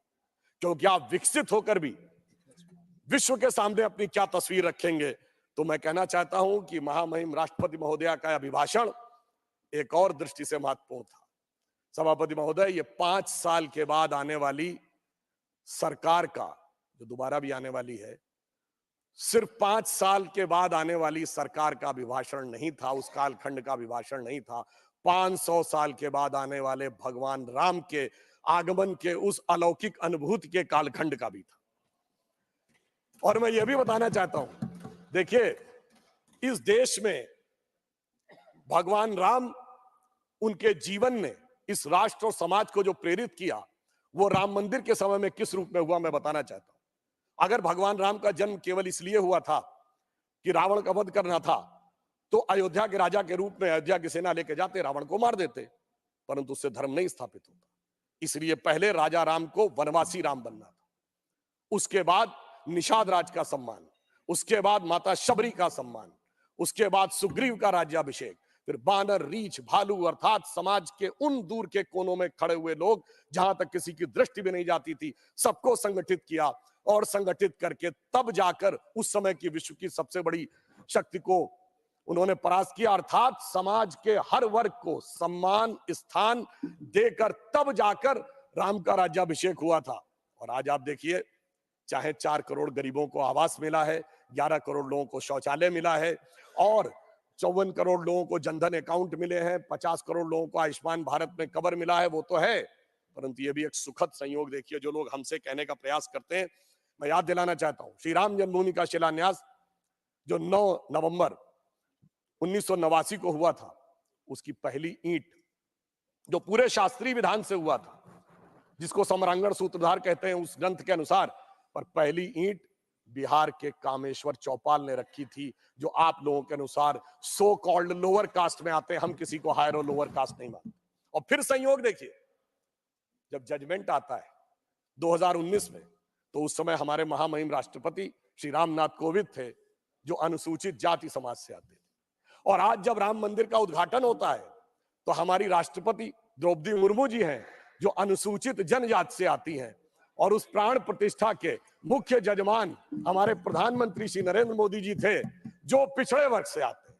मुझे लगता है जो राम के काल में हुआ था, सबको सम्मान, सबको स्थान, सबको सत्ता में स्थान, वही राम मंदिर के काल में भी हो रहा है। परंतु एक फैक्ट मैं और यहां पे कहना चाहता हूं, कई बार हम लोग उस समय छात्र जीवन में थे और ये कहा जाता था कि साहब ये मंडल के जवाब में कमंडल आया था। तो मैं एक स्पष्ट करना चाहता हूं, ये पूरी तरीके से भ्रांति है। जो उस समय वीपी सिंह की सरकार मंडल लेके आई थी, उसका हमसे कोई लेना देना नहीं था। हमारा आंदोलन 1984 से चल रहा था, 86 में ताला खुल गया था, 9 नवंबर 89 को शिलान्यास हो गया था। आज मैं सारे प्रबुद्ध लोगों से कहना चाहता हूं, मंडल कमीशन किस दिन लागू हुआ? 7 अगस्त 1990, सिर्फ 8 दिन बाद 15 अगस्त था।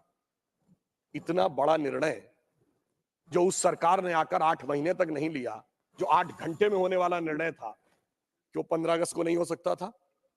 मैं बताता हूं उसका कारण बहुत स्पष्ट रूप से के राजा कुरुप्पु स्वामी की किताब में श्री स्वर्गीय शरद यादव जी ने लिखा कि वीपी सिंह से उनकी बात हुई और वीपी सिंह ने कहा कि मैं 15 अगस्त को इसको ऐतिहासिक अनाउंस करना चाहता हूं, मगर क्या करें 9 अगस्त को देवीलाल जी की रैली थी और उन्हें इस बात का डर था कि देवीलाल जी की रैली के बाद जनता दल में विभाजन ना हो जाए, बहुत से नेता न चले जाएं। उन्हें इस बात का डर था कि शरद यादव जी भी चले जाएंगे।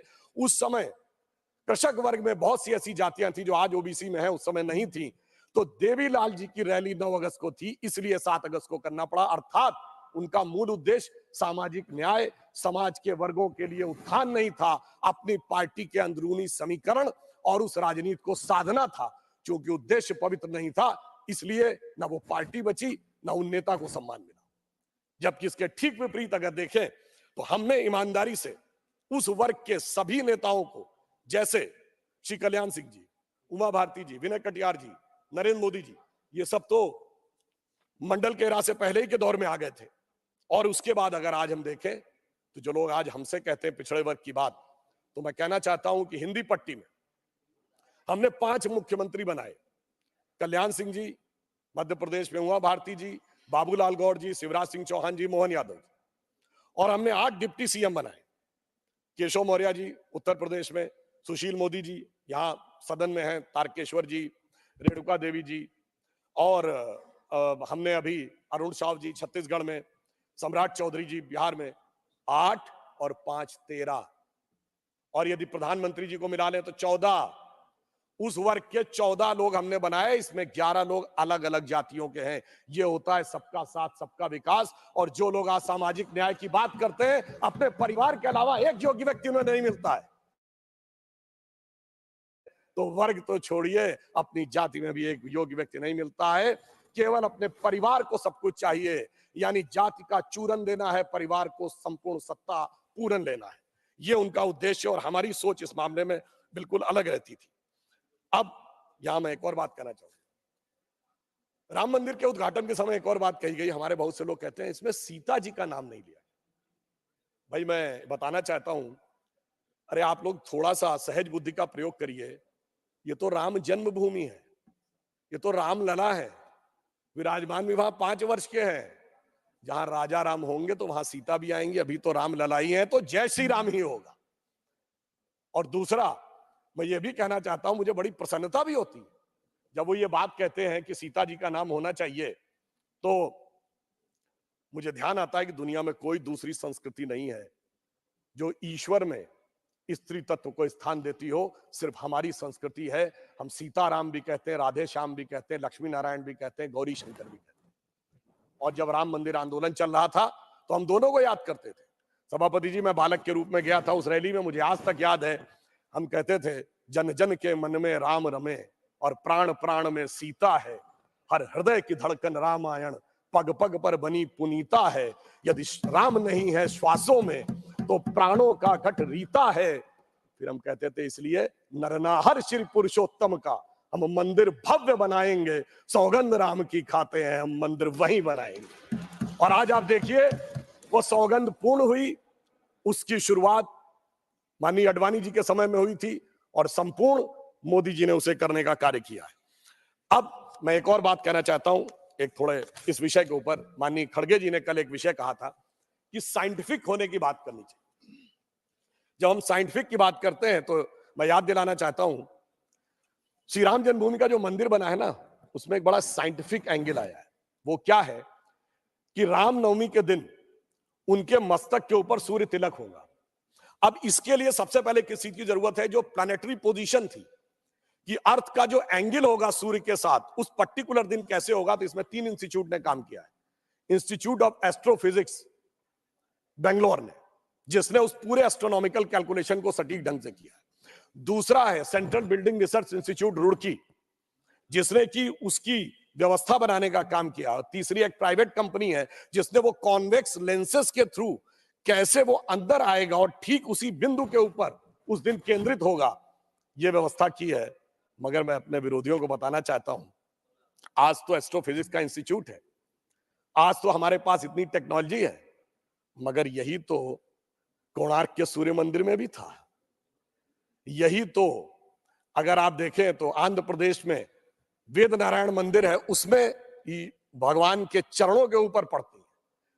कोल्हापुर में महालक्ष्मी का मंदिर है महाराष्ट्र में, उसमें 3 दिन के लिए इक्विनॉक्सेस आते हैं तो देवी के मस्तक से लेकर चरणों तक चले जाते हैं।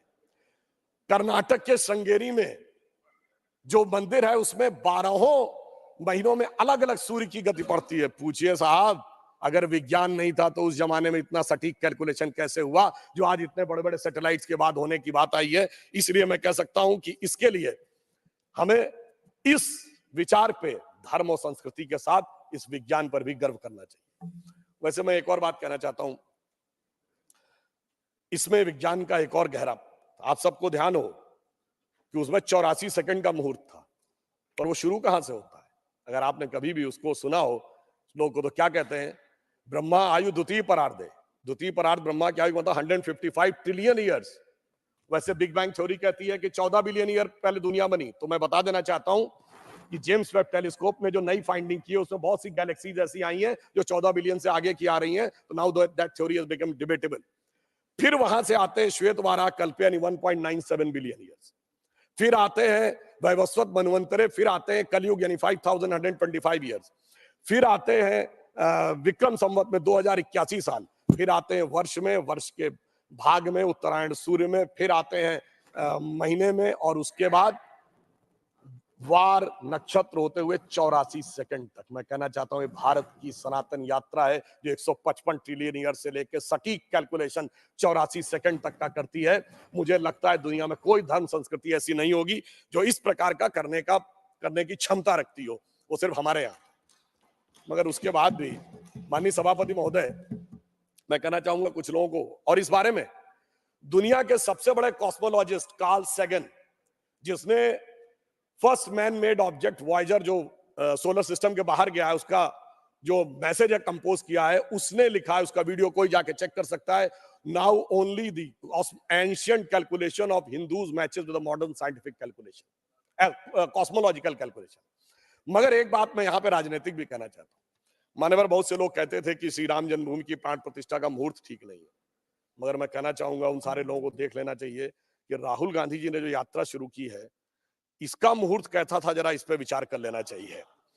क्योंकि वो जहां से चले हैं, पहले वो चले असम से तो देवड़ा साहब मुंबई में अलग हो गए, वो बंगाल की तरफ उठे तो ममता दीदी ने अलग स्टैंड ले लिया, उत्तर प्रदेश में मायावती जी ने अलग स्टैंड ले लिया, पंजाब में आम आदमी पार्टी अलग हो गई, बिहार पहुंचे तो गठबंधन ही पलट गया, आज वो रांची में है। साहब सरकार तो बच गई और वहां भी मुख्यमंत्री चला गया। तो जरा विचार करना चाहिए उन लोगों को कि उन्होंने ये कौन से मुहूर्त में काम शुरू किया है।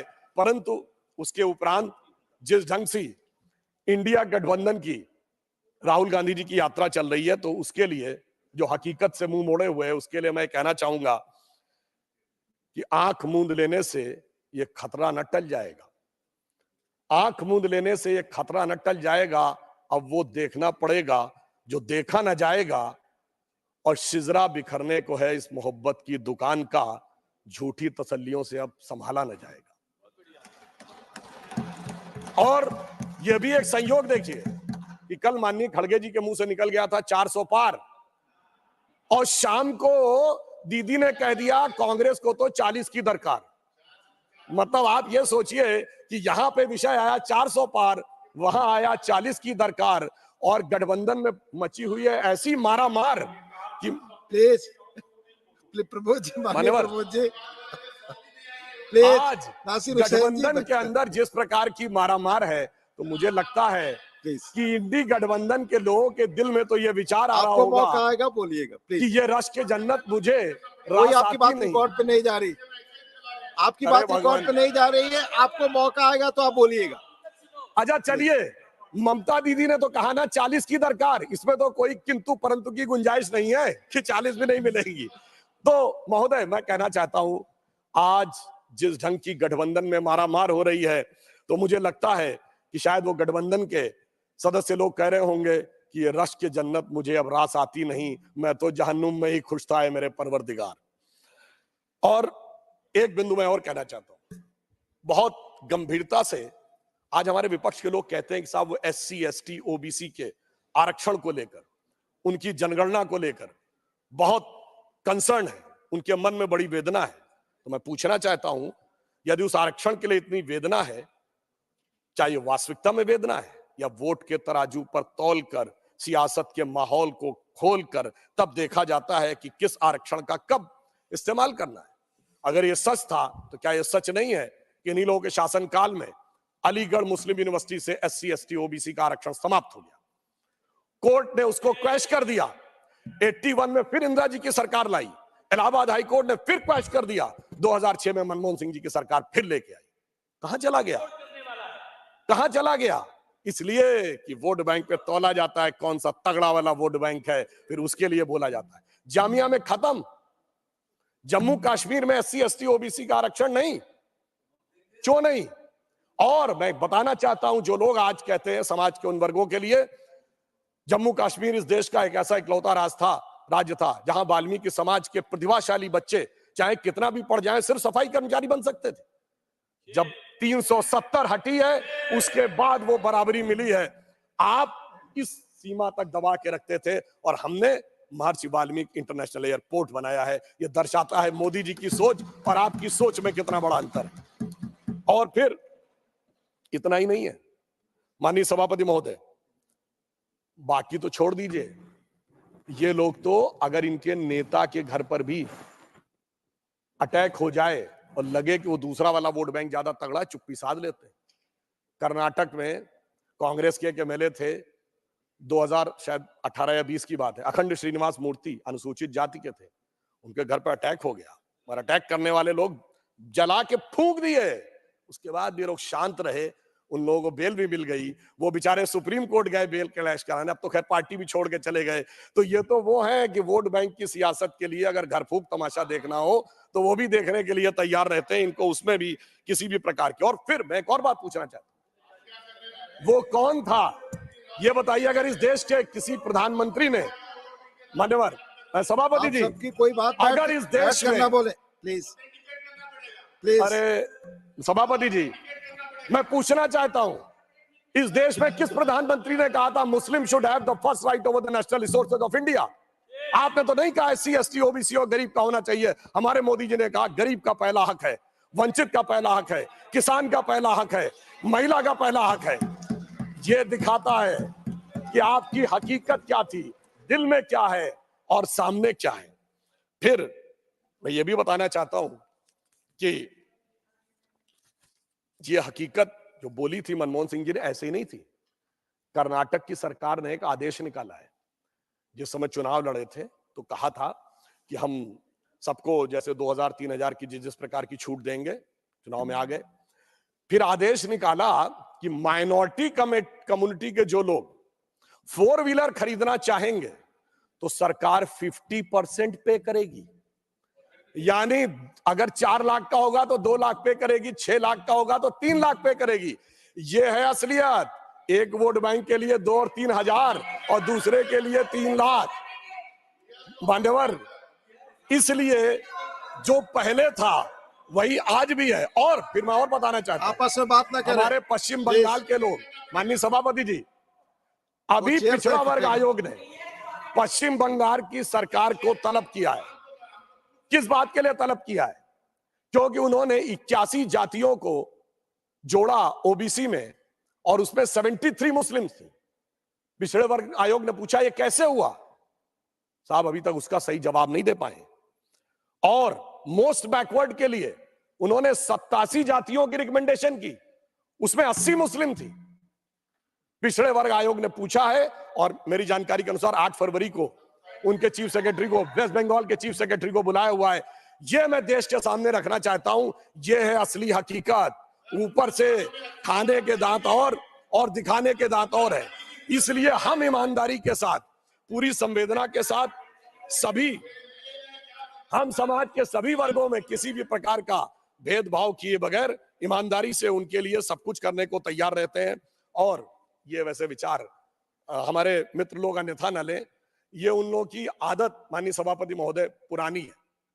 अगर इन लोगों को कोई आपत्ति हो तो मैं कहना चाहता हूं डॉक्टर बाबा साहब अंबेडकर ने 27 अक्टूबर 1951 को जालंधर में अपने भाषण में कहा था, और किसी को समस्या हो तो doctor Ambedkar writings and speeches published by ministry of social justice in 2014, उसके वॉल्यूम 17 और पार्ट 3 में वो पूरा भाषण है, जिसमें वो बड़े दुख के साथ कहते हैं कि नेहरू जी को माइनॉरिटी कम्युनिटी के प्रति कुछ बहुत ज्यादा लगाव है और इसलिए वो दलितों के हितों की अनदेखी कर देते हैं। उन्होंने कहा कि मैं इस बात के विरोध में नहीं हूं कि मुस्लिमों को नहीं मिलना चाहिए, परंतु दलितों की कीमत पर मिले, मुझे इस बात का बहुत दुख है। और मैं उनका वर्ड कोट करना चाहता हूं। उन्होंने कहा कि नेहरू जी पिछले 20 साल से इस देश के सबसे बड़े नेताओं में से एक हैं। उन्होंने 2000 से अधिक भाषण दिए होंगे और उसमें उन्होंने अनेक बार मुस्लिम समाज के लिए बहुत सारी बातें कही हैं, मगर दलितों के लिए उनको वो देखने को नहीं मिलता। और उनका जो वर्ड है कि मैं मुस्लिमों की उपेक्षा नहीं होनी चाहिए, ये मेरा विचार है, परंतु मुस्लिमों को दलितों की कीमत के ऊपर आनंद करवाया जाए, यह मैं उचित नहीं मानता, क्योंकि दलितों को अधिक सुरक्षा की आवश्यकता है। ये डॉक्टर अंबेडकर के स्पीचेस में लिखा हुआ है। और आज वैसे एक और बात बता दूं मान्यवर, आज ये लोग अपने हिसाब से कैसे बदलाव करते हैं। मान्यवर, मैं देश के समक्ष ये कहना चाहूंगा कि जातिगत आइडेंटिटी की बात आती है तो इस देश में एक ही नेता है जिसकी जाति, उपजाति और गोत्र भी प्रेस कॉन्फ्रेंस में बताया गया, क्योंकि तब उनको लगता है कि उसका फायदा हो सकता है। और इतना ही नहीं, जनेऊ भी दिखाया गया प्रेस कॉन्फ्रेंस में, यानी तब लगा कि शायद इसका फायदा हो सकता है, मगर फिर जब लगा कि कुछ और होना चाहिए तो बदल गए, सिर्फ 5 साल के अंदर बदल गए। और मैं ये भी बात बताना चाहता हूं मान्यवर, जब ये लोग जातिगत विषय की बात करते हैं तो ये भी एक संयोग, इसको अन्यथा न ले। ऑन द लाइटर नोट मैं कहता हूं, इस देश में एक ही प्रधानमंत्री हुए जिन्होंने अपनी जातिवाचक संज्ञा अपने नाम के आगे लगाई। हमने कभी पंडित अटल बिहारी वाजपेयी नहीं कहा था, मगर एक ही पंडित जी हुए भारत की राजनीति में, यानी तब उसका फायदा था तो उस चीज को आगे करना है, आज दूसरा फायदा है तो दूसरे को आगे करना है। इसलिए परिस्थितियों के अनुसार इनका सामाजिक न्याय का समीकरण बदलता रहता है, ये मैं देश को बताना चाहता हूं, जबकि हमारी सोच पिछले 70 सालों में कभी भी किसी भी प्रकार से बदली नहीं। और मैं ये भी बताना चाहता हूं, इनके एक नेता थे, कल माननीय खड़गे जी ने एक विषय की बात कही, जिस विषय की उन्होंने ट्वीट की बात कही, वो ट्वीट डिलीट भी कर दिया गया था और यह भी बता दिया गया था कि वो गलत ट्रांसलेशन था, मगर शायद उनको रिसर्च देने वाली टीम ने ध्यान नहीं दिया। वो जिस सीएम के बारे में बता रहे थे, वो जानते हैं किसका ट्वीट लिख रहे थे? वो उसी के पहले सीएम गोपीनाथ बारदोलोई जी के द्वारा ट्रांसलेटेड का वो सीएम वो लिख रहे थे और उसका ट्रांसलेशन गलत हो गया था। तो मुझे समझ में नहीं आ रहा भाई, वो आप इस सीएम की बात कर रहे थे या उस सीएम की बात कर रहे थे। इसलिए कई बार ऐसा हो जाता है कि उस विषय की जानकारी आधी अधूरी होने के कारण यह समस्या आती। मगर मैं ये भी याद दिलाना चाहता हूं, इसी कांग्रेस पार्टी के एक नेता थे, आवश्यकता होगी तो मैं जगह का नाम, वर्ष तो बता ही देता हूं, 2018 में विधानसभा चुनाव में, और इसका न्यूज भी अवेलेबल है, वीडियो भी अवेलेबल है सोशल मीडिया पे, मोदी जी का नाम लेके हिंदू धर्म के बारे में कहते हैं, ये इनकी जाति क्या है पता है आपको? इनको हिंदू धर्म के बारे में पता है। फिर उमा भारती जी का नाम लेते हैं, फिर हमारे और ओबीसी नेताओं का नाम लेते हैं, फिर कहते हैं इनको कुछ पता होता है, फिर अपनी जाति का नाम लेते हैं, ये सिर्फ हमको पता होता है। मान्यवर, इस ढंग की बात मैं दावे के साथ कहता हूं, अगर किसी भाजपा के नेता ने बोल दिया होता तो जैसे वो एक गाना था ना, आरा हिले छपरा हिले, ये दिल्ली मुंबई नहीं लंदन न्यूयॉर्क हिल गया होता, दुनिया के समुद्रों में सुनामी आ गई होती, पर आपने उनको विधानसभा का अध्यक्ष बना दिया। यह मैं सिर्फ इसलिए बताना चाहता हूं कि बहुत से ऐसे चेहरे हैं जो मौके पर परिस्थिति के अनुसार ये अपना समय बदलते रहते हैं, और इसके बाद अगर आवश्यकता हो तो ये चीज जाकर वेरीफाई की जा सकती है। और यहां मैं एक और बात भी कहना चाहता हूं कि ये विचार कांग्रेस पार्टी का आज जो है ये हमेशा से था। आज कितने संयोग की बात थी कि जब श्री राम जन्मभूमि का शिलान्यास हो रहा था तो आपको ध्यान है, शायद हमारे बहुत से लोगों ने ध्यान हो तो मैं बता दूं, 22-23 दिसंबर 1949 की रात को जब श्री राम लला प्रकट हुए थे तो उसकी सबसे पहली गवाही किसने दी है? यानी जो लाइट दिखी थी वो बताई थी एक यूपी पुलिस का सिपाही था अब्दुल बरकत, अब्दुल बरकत ने यह गवाही दी है कि उसे दिव्य रोशनी दिखाई पड़ी और उसके बाद जब वो दिव्य रोशनी हटी तो वहां श्री राम लला विराजमान थे। और जो पैरोकार था इकबाल अंसारी बाबरी पक्ष का, देखिए उसको भी इनवाइट किया गया और वो आ भी गया। अब्दुल बरकत को रोशनी दिख गई मगर इनको रोशनी अभी तक नहीं दिखी। इकबाल अंसारी जो था वो आ गया रामलला की प्राण प्रतिष्ठा में, उसका तो इकबाल बुलंद हो गया, इनका इकबाल नहीं बुलंद हो पाया, जमींदोज रह गया। ये मुझे समझ में नहीं आता है कि ये किस आधार के ऊपर ये निर्णय लेते हैं। वैसे इसमें भी इनको कोई नई बात नहीं है मान्यवर, ये इनकी समस्या पुरानी है। 24 अप्रैल 1951 को पंडित नेहरू जी ने जाम साहब दिग्विजय सिंह, जो सौराष्ट्र के राज्य प्रमुख थे, like chief minister of today, उनको लेटर लिखा था सोमनाथ मंदिर के उद्घाटन पे कि मैं बहुत स्पष्ट करना चाहता हूं कि मैं इससे सहमत नहीं हूं। मुझे इस बात का बहुत कष्ट है कि हमारे कुछ मंत्रिमंडल के सहयोगी जा रहे हैं और उन्होंने कहा कि I am troubled by this revivalism, ये वर्ड है, यानी मैं इस पुनरुत्थान से बहुत दुखी और समस्या में हूं। मगर साहब हुई है वही जो राम रचि राखा, जो होना था वो हो गया। और मगर यह दर्शाता है कि जो आज की यह प्रवृत्ति है, यह प्रवृत्ति गांधी जी की नहीं थी। गांधी इस देश की धर्म संस्कृति को मानते थे, नेहरू जी की सोच अलग थी। तो मैं कह सकता हूं कि आज की कांग्रेस गांधी जी की सोच से ज्यादा नेहरू जी की सोच के ऊपर चलती है, इस कारण से यह समस्या आती है। और एक बात मैं और कहना चाहता हूं, मैं एक उदाहरण और कोट करना चाहता हूं मान्यवर, ये भी selected works of Jawaharlal Nehru series 2 volume 17 में है। 1959 में उन्होंने कहा, मैं कोट कर रहा हूं, किसी को समस्या हो तो मैं रेफरेंस के साथ बोल रहा हूं। ललित कला अकादमी में वो भाषण देते हुए कहते हैं, mister Humayun Kabir referred to the great temples of south and Taj Mahal, but whenever I go to south temples of south, in spite of their duty, I cannot stand, I feel suppressed. और दूसरी तरफ कहते हैं, बट जब मैं ताजमहल देखता हूं तो मुझे बड़ी खुशी लगती है। सेम उसमें, और ये ऑल इंडिया रेडियो के जो टेप्स अवेलेबल हैं नेहरू मेमोरियल लाइब्रेरी में, उसमें भी अवेलेबल है 1959 के उस टेप्स में। ये सिर्फ मैंने बताने का प्रयास किया कि ये सोच इस प्रकार की थी जो भारत की वास्तविक शक्ति और सत्ता को उभरने न देने के लिए थी, और इस कारण से इनकी सोच ऐसी रही। हमारी सोच क्या थी, मैं एक छोटी सी बात कहूं, प्रधानमंत्री जी ने उन सारे श्रमिकों का सम्मान किया, उन पे पुष्प वर्षा की, और ताजमहल के बारे में क्या कहानी है कि श्रमिकों के हाथ कटवा दिए गए थे। और मुझे आश्चर्य है कि जो लोग सर्वहारा की सिद्धांत की बात करते वो उस कहानी को यूटिलाइज करते थे, और सोचिए हमारे दिमागों में कैसे बैठा दिया गया कि हमें वो सही लगने लगा कि वो एक अच्छी बात थी। यानी एक प्रधानमंत्री जो एक मंदिर निर्माण में जुड़े हुए श्रमिकों का सम्मान कर रहा, उस पर पुष्प बरसा रहा है, वह तो गलत था, और हाथ कटवाना सही था। मुझे लगता है वो महिमा मंडन करने लायक था, उसे देखने में आनंद की अनुभूति होती थी। मुझे लगता है कि यह समस्या सोचनी चाहिए।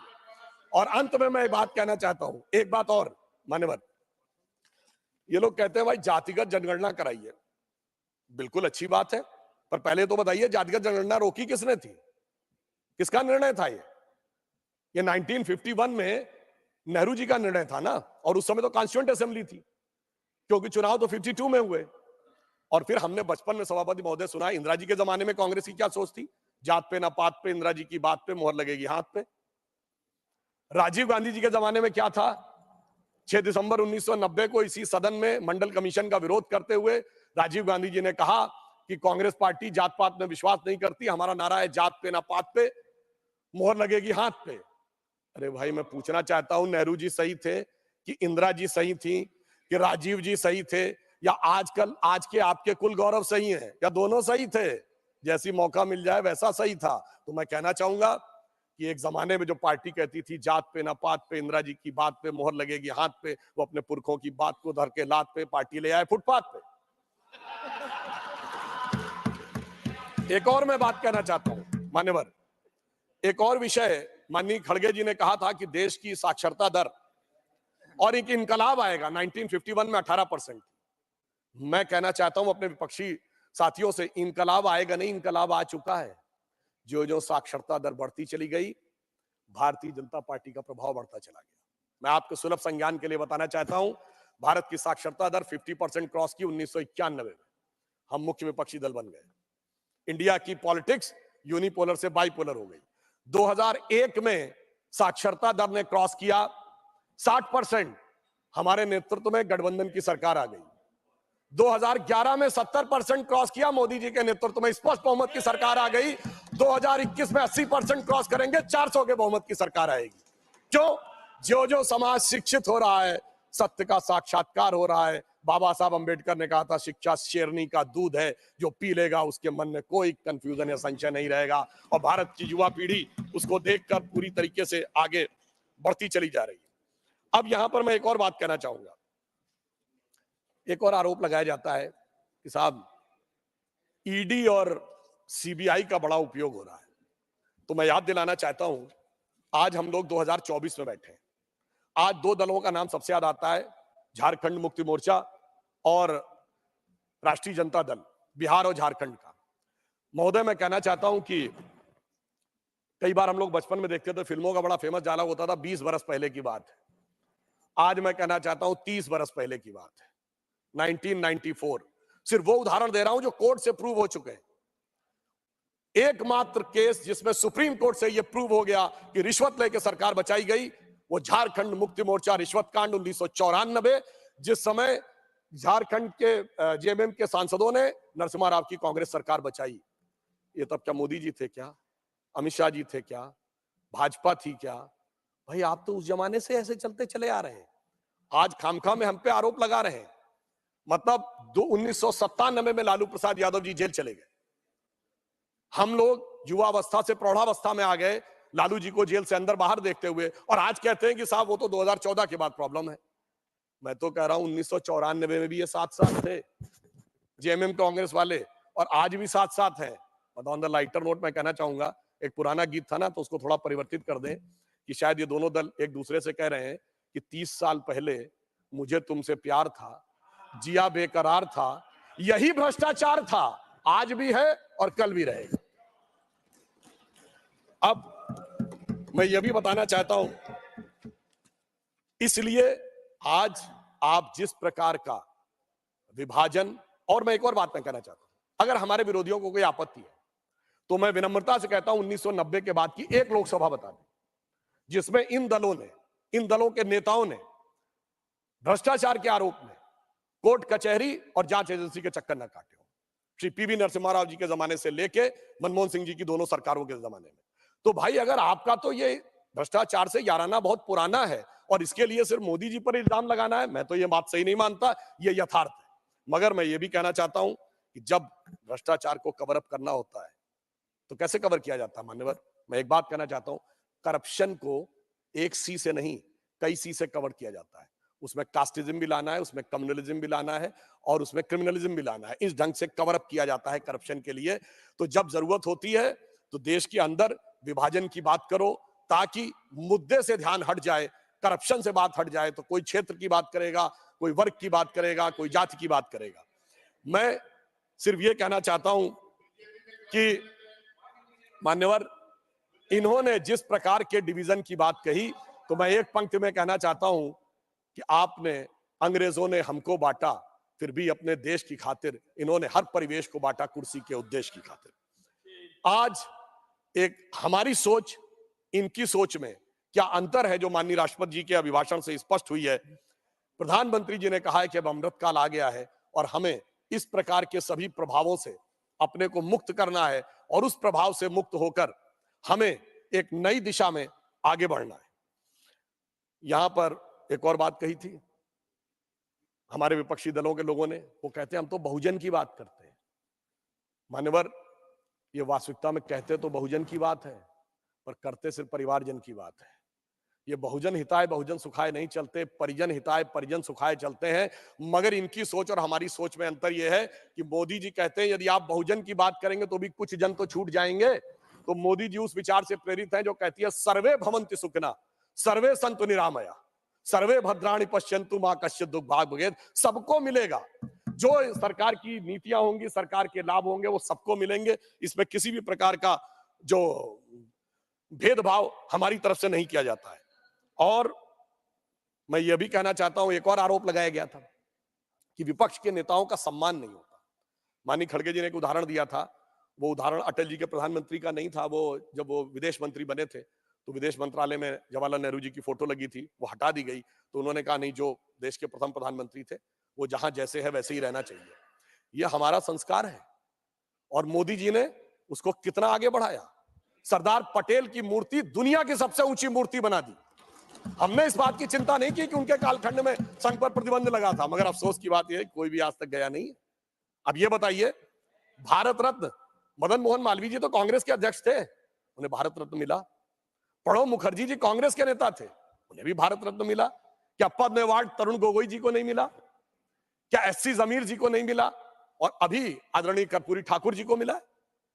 ये ईमानदारी है हमारी सरकार की। समाज के जिस जिस व्यक्ति ने, जिस जिस महापुरुष ने जो जो योगदान दिया, हमने ईमानदारी से किया है। और इनके यहाँ ये सम्मान की बात करते, इनके यहाँ तो ऐसा था मान्यवर, इस देश में 2 ही प्रधानमंत्री हुए जिन्होंने अपनी सरकार में अपने अंदर गठित कमेटी के द्वारा अपने को भारत रत्न अर्पित किया। एक पंडित जवाहरलाल नेहरू और एक श्रीमती इंदिरा गांधी जी। इन्होंने अपने नेताओं को नहीं दिया, हमने सबको दिया। ये मोदी जी की विराट सोच और इन चीजों के बारे में हमारा जो नजरिया है वो उसको दर्शाता है।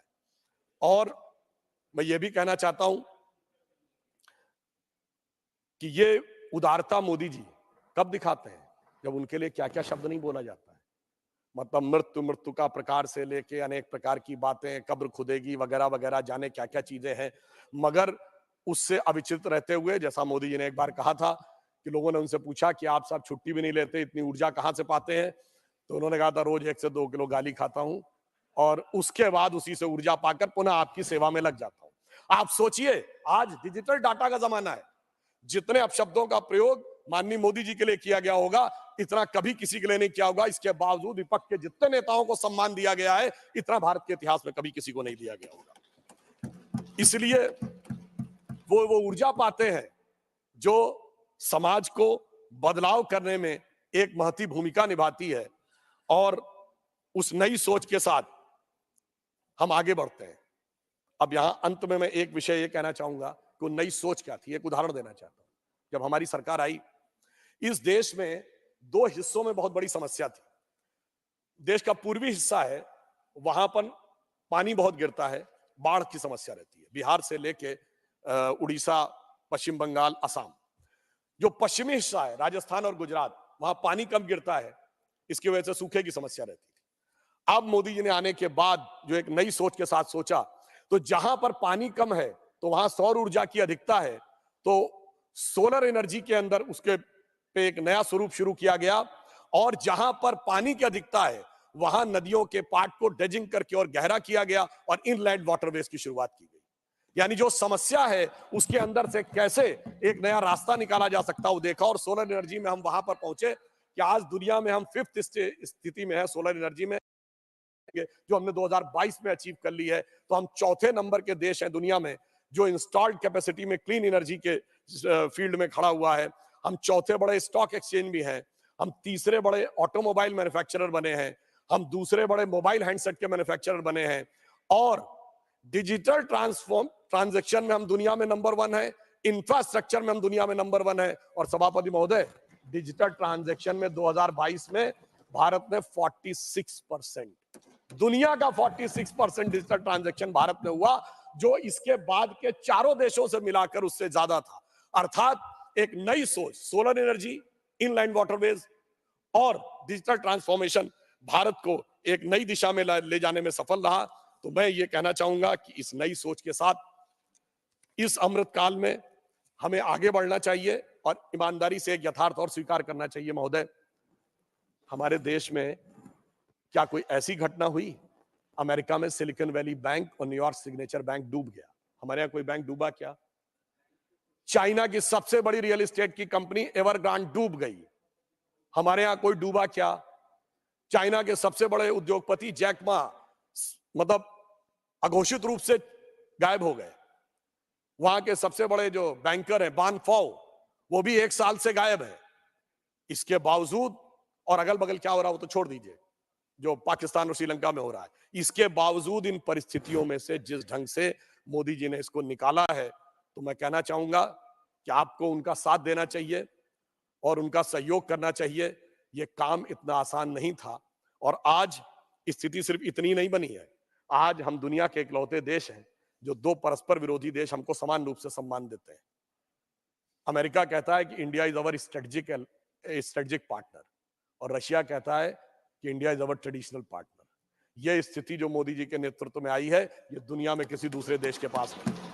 इसलिए मैं कहना चाहता हूं आप लोगों से, मोदी जी की तरफ से, कि पत्थर पिघलाने का हुनर मुझे आता है, पत्थर को यूं पिघलाने का हुनर मुझे आता है। मैं वो कतरा हूं कि समंदर मेरे घर आता है। और मैं अंत में यह भी कहना चाहता हूं कि आज भारत एक नए स्वरूप की तरफ आगे बढ़ रहा है। हम एक बिंदु बस और कह देता हूं, उसके बाद समाप्त करता हूं। आज हम जिस रफ्तार से आगे बढ़ रहे हैं, दुनिया में हमको जैसा कोऑपरेशन मिल रहा है और भारत की तरफ जिस ढंग की आशा भरी निगाहों से देखा जा रहा है, ऐसा पहले कभी देखने को नहीं मिलता। मुझे याद है माननीय सभापति महोदय, हम लोग बच्चे थे, राम मंदिर आंदोलन के समय कहा जाता जिस दिन राम मंदिर बनेगा उस दिन मिडिल ईस्ट के देश पेट्रोल देना बंद कर देंगे। आज हकीकत क्या है? आज भारत मिडिल ईस्ट और यूरोप का कॉरिडोर बन रहा है। राम मंदिर भी बन रहा है, कॉरिडोर भी बन रहा है। G20 समाप्त हुआ तो सऊदी अरब के क्राउन प्रिंस मोहम्मद बिन सलमान एक दिन एक्स्ट्रा भारत में रुके व्यापार पे बात करने के लिए। आज हमारा सऊदी अरब के साथ व्यापार हो या जो भी व्यवस्था हो, बहुत तेजी से आगे बढ़ रही है। और वैसे जो लोग साइंस में, टेक्नोलॉजी में रुचि रखते हैं, उन्हें पता हो कि अब तेल की टेक्नोलॉजी का समय 20-25 साल का ही रह गया, वो भी खत्म होने वाला है। तो इसलिए अगर आप देखें कि यदि कोई दृढ़ता के साथ काम करे तो क्या कुछ किया जा सकता है, जो हमारी सरकार ने किया है विश्व में इस विपरीत परिस्थितियों में, उसको मैं कह सकता हूं कि यह इतना आसान काम नहीं था। यह वैसा था जैसे टूटे हुए तार से कोई संगीत बजाना हो या पत्थर पे कोई पौधा उगाना हो, मगर वो भी करके दिखाया है मोदी जी के नेतृत्व में हम लोगों ने। और अब इस अमृत काल के उषा काल में एक नई स्वर्ण रेख भारत के लिए दिख रही है। तो मैं अटल जी की इस पंक्ति के साथ समाप्त करता हूं, जो मोदी जी के एफर्ट्स के लिए एकदम सही उतरती है कि टूटे हुए तारों से फूटे बासंती स्वर, टूटे हुए तारों से फूटे बासंती स्वर, पत्थर की छाती में उग आया नव अंकुर, झरे सब पीले पात, कोयल की कुहुक रात, प्राची में अरुणिमा की रेख देख पाता हूं। यानी अरुणिमा की रेख मतलब एक golden lining in the sky. झरे सब पीले पात, कोयल की कुहुक रात, प्राची में अरुणिमा की रेख देख पाता हूं, गीत नया गाता हूं, गीत नया गाता हूं। तो इस मेरा मानना है, चुनाव में खूब लड़िए, ऊंचे स्वर में हमारा विरोध करिए, पर भारत के विकास के इस गीत को आप भी स्वर दीजिए। इसी अनुरोध के साथ अपना निवेदन समाप्त करते हुए राष्ट्रपति महोदय के अभिभाषण का समर्थन करता हूं। धन्यवाद। धन्यवाद। एक मिनट माननीय प्रमोद जी। माननीय डॉक्टर सुधांशु त्रिवेदी जी, पार्टी ने आपको 20 मिनट दिया था, आपने अतिरिक्त लगभग 30 मिनट 22 सेकंड बोला, जो पार्टी ने पहले से सूचित किया था। पार्टी के समय से यह समय घट जाएगा। अब मैं एक मिनट में आ रहा हूं माननीय प्रमोद जी। जो सूची पहले से थी, उस सूची में एक परिवर्तन था। श्री वी विजय साई रेड्डी जी के बाद डॉक्टर सुधांशु त्रिवेदी जी का नाम था, फिर माननीय दिग्विजय सिंह जी का। मैं आग्रह करूंगा आपसे बोलने के लिए। इसके पहले Pramod ji point of order पे कुछ कहना चाहते हैं क्या? पॉइंट ऑफ ऑर्डर किस रूल के तहत? 238 देख लीजिए। तो आपको तो सब याद रहता है, मुझसे आप बताएं। अरे आपको तो याद रहता है जी, आप बताएं। माननीय सदन में जो कुछ बोला जाए वो सत्य पे आधारित हो, और अगर सत्य पे आधारित न हो, तथ्य हो, तो जो सदन की कार्रवाई है उसे तोड़ मरोड़ कर नहीं रखा जाएगा। नेता विरोधी दल ने शुक्रवार को बोलते हुए कहा था कि नारा तो लग रहा है 400 सीटों का, पर ये 100 भी नहीं आएंगे। अब कहा जा रहा है कि सिर्फ 400 सीटें, वो बात की 100 भी नहीं आएंगी, रह गया ये तथ्य गलत कोट। धन्यवाद। अभी धन्यवाद इकट्ठा दे लीजिए। धन्यवाद। एक बात और हो गया? नहीं, धन्यवाद हो गया। पॉइंट ऑफ ऑर्डर आपने मंत्री पॉइंट ऑफ ऑर्डर नहीं है ये। प्लीज आपने स्पष्ट कर दिया। माननीय दिग्विजय सिंह जी, माननीय दिग्विजय सिंह जी, प्लीज आपने बोलिए। प्लीज हो गया। नो पॉइंट ऑफ ऑर्डर, आपने बता दिया। प्लीज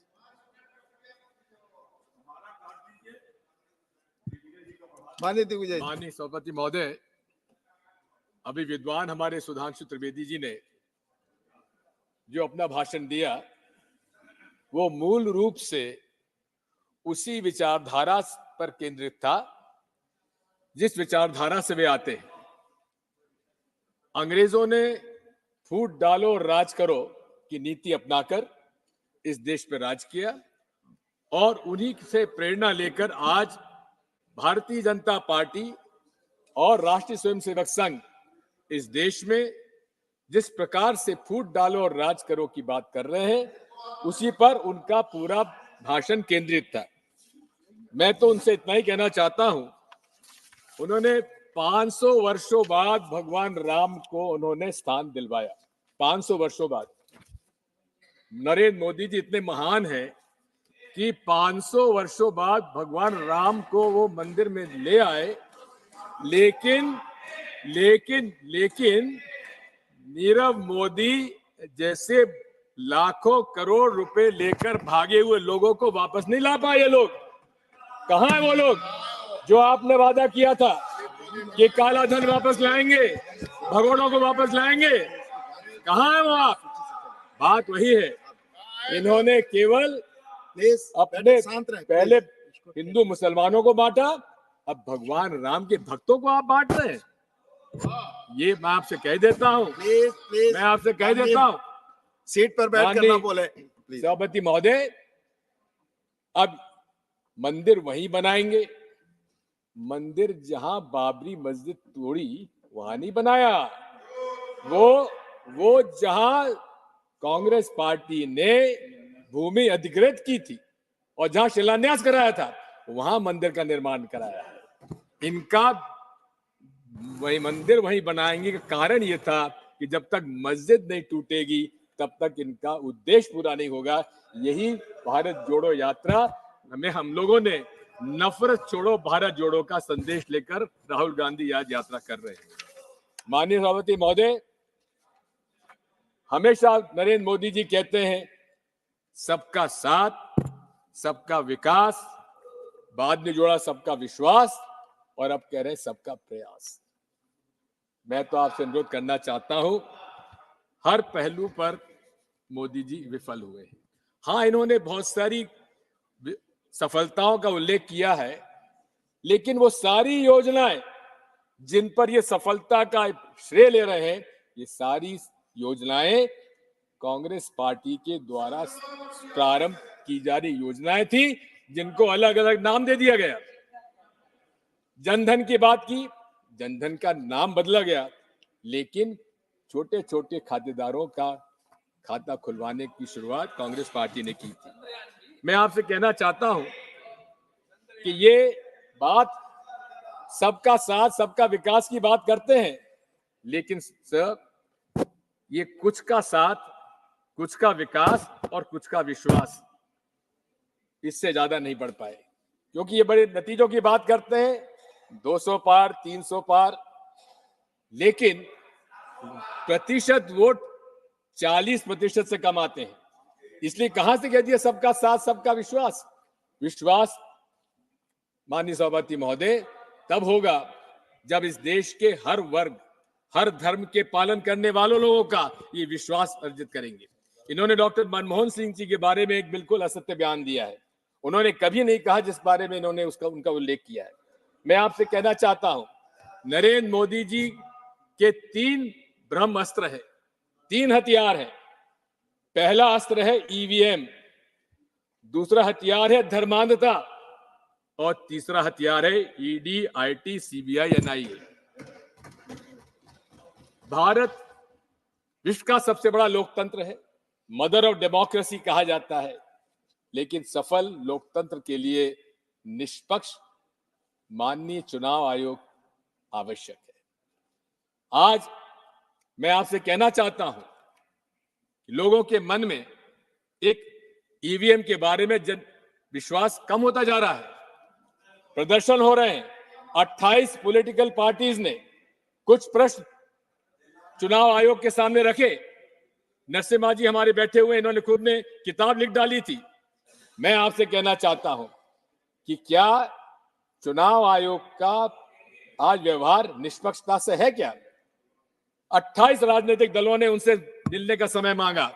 6 महीने में माननीय चुनाव आयोग को 28 पॉलिटिकल पार्टी से मिलने का समय तक नहीं मिला। हम ऐसे चुनाव आयोग पर कैसे भरोसा करेंगे? मैं आपसे कहना चाहता हूं कि एक तरफ जहां उच्चतम न्यायालय ने अपना सुझाव भेजा कि चुनाव आयोग के सदस्यों के चयन के लिए माननीय मुख्य न्यायाधीश उच्चतम न्यायालय के उनको भी उसका समिति का सदस्य बनाया जाए, लेकिन प्रधानमंत्री जी को रास नहीं आया और उन्होंने यहां से बिल पास करा लिया। जब सारे विपक्ष के संसद सदस्यों को उनको उन्होंने निष्कासित कर दिया और क्या किया कि प्रधानमंत्री जी के अलावा प्रधानमंत्री जी द्वारा मनोनीत मंत्री भी उसका सदस्य होगा। इसका मतलब कि 3 सदस्यों में 2 जब प्रधानमंत्री जी द्वारा होंगे तो उससे क्या उम्मीद की जाए। और यही नहीं है, आज ये बात साफ हो गई है कि बीईएल के अंदर 4 डायरेक्टर्स, इंडिपेंडेंट डायरेक्टर्स की नियुक्ति किनकी हुई है? भारतीय जनता पार्टी के लोगों की। सभापति जी महोदय, हमारी मांग क्या है? आज कंप्यूटर साइंस इतना आगे बढ़ चुका है कि हमारा जो मकसद है वोट डालने का, क्या वो उसका निर्णय हमको मिलता है क्या? आज सॉफ्टवेयर निर्णय करता है कि आपको मशीन क्या नतीजा देती है। हमारी मांग क्या है? हमारी मांग यह है कि माननीय चुनाव आयोग को वो सॉफ्टवेयर पब्लिक डोमेन में लाना चाहिए। हमारी क्या मांग है? ये मेरा अधिकार है, एक वोटर के नाते अधिकार है कि मैं जिसे वोट चाहूं उसको वोट पड़े।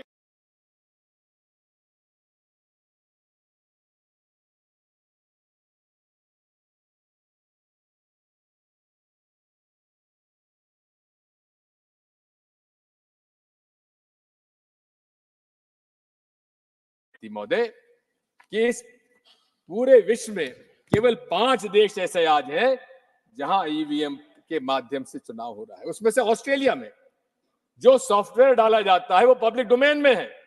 मैं पूछना चाहता हूं आपके माध्यम से प्रधानमंत्री जी और पूरे मंत्रिमंडल से, क्या कारण है कि वो सॉफ्टवेयर बताने में क्यों इतने परहेज करते हैं? क्या डर है उन लोगों को?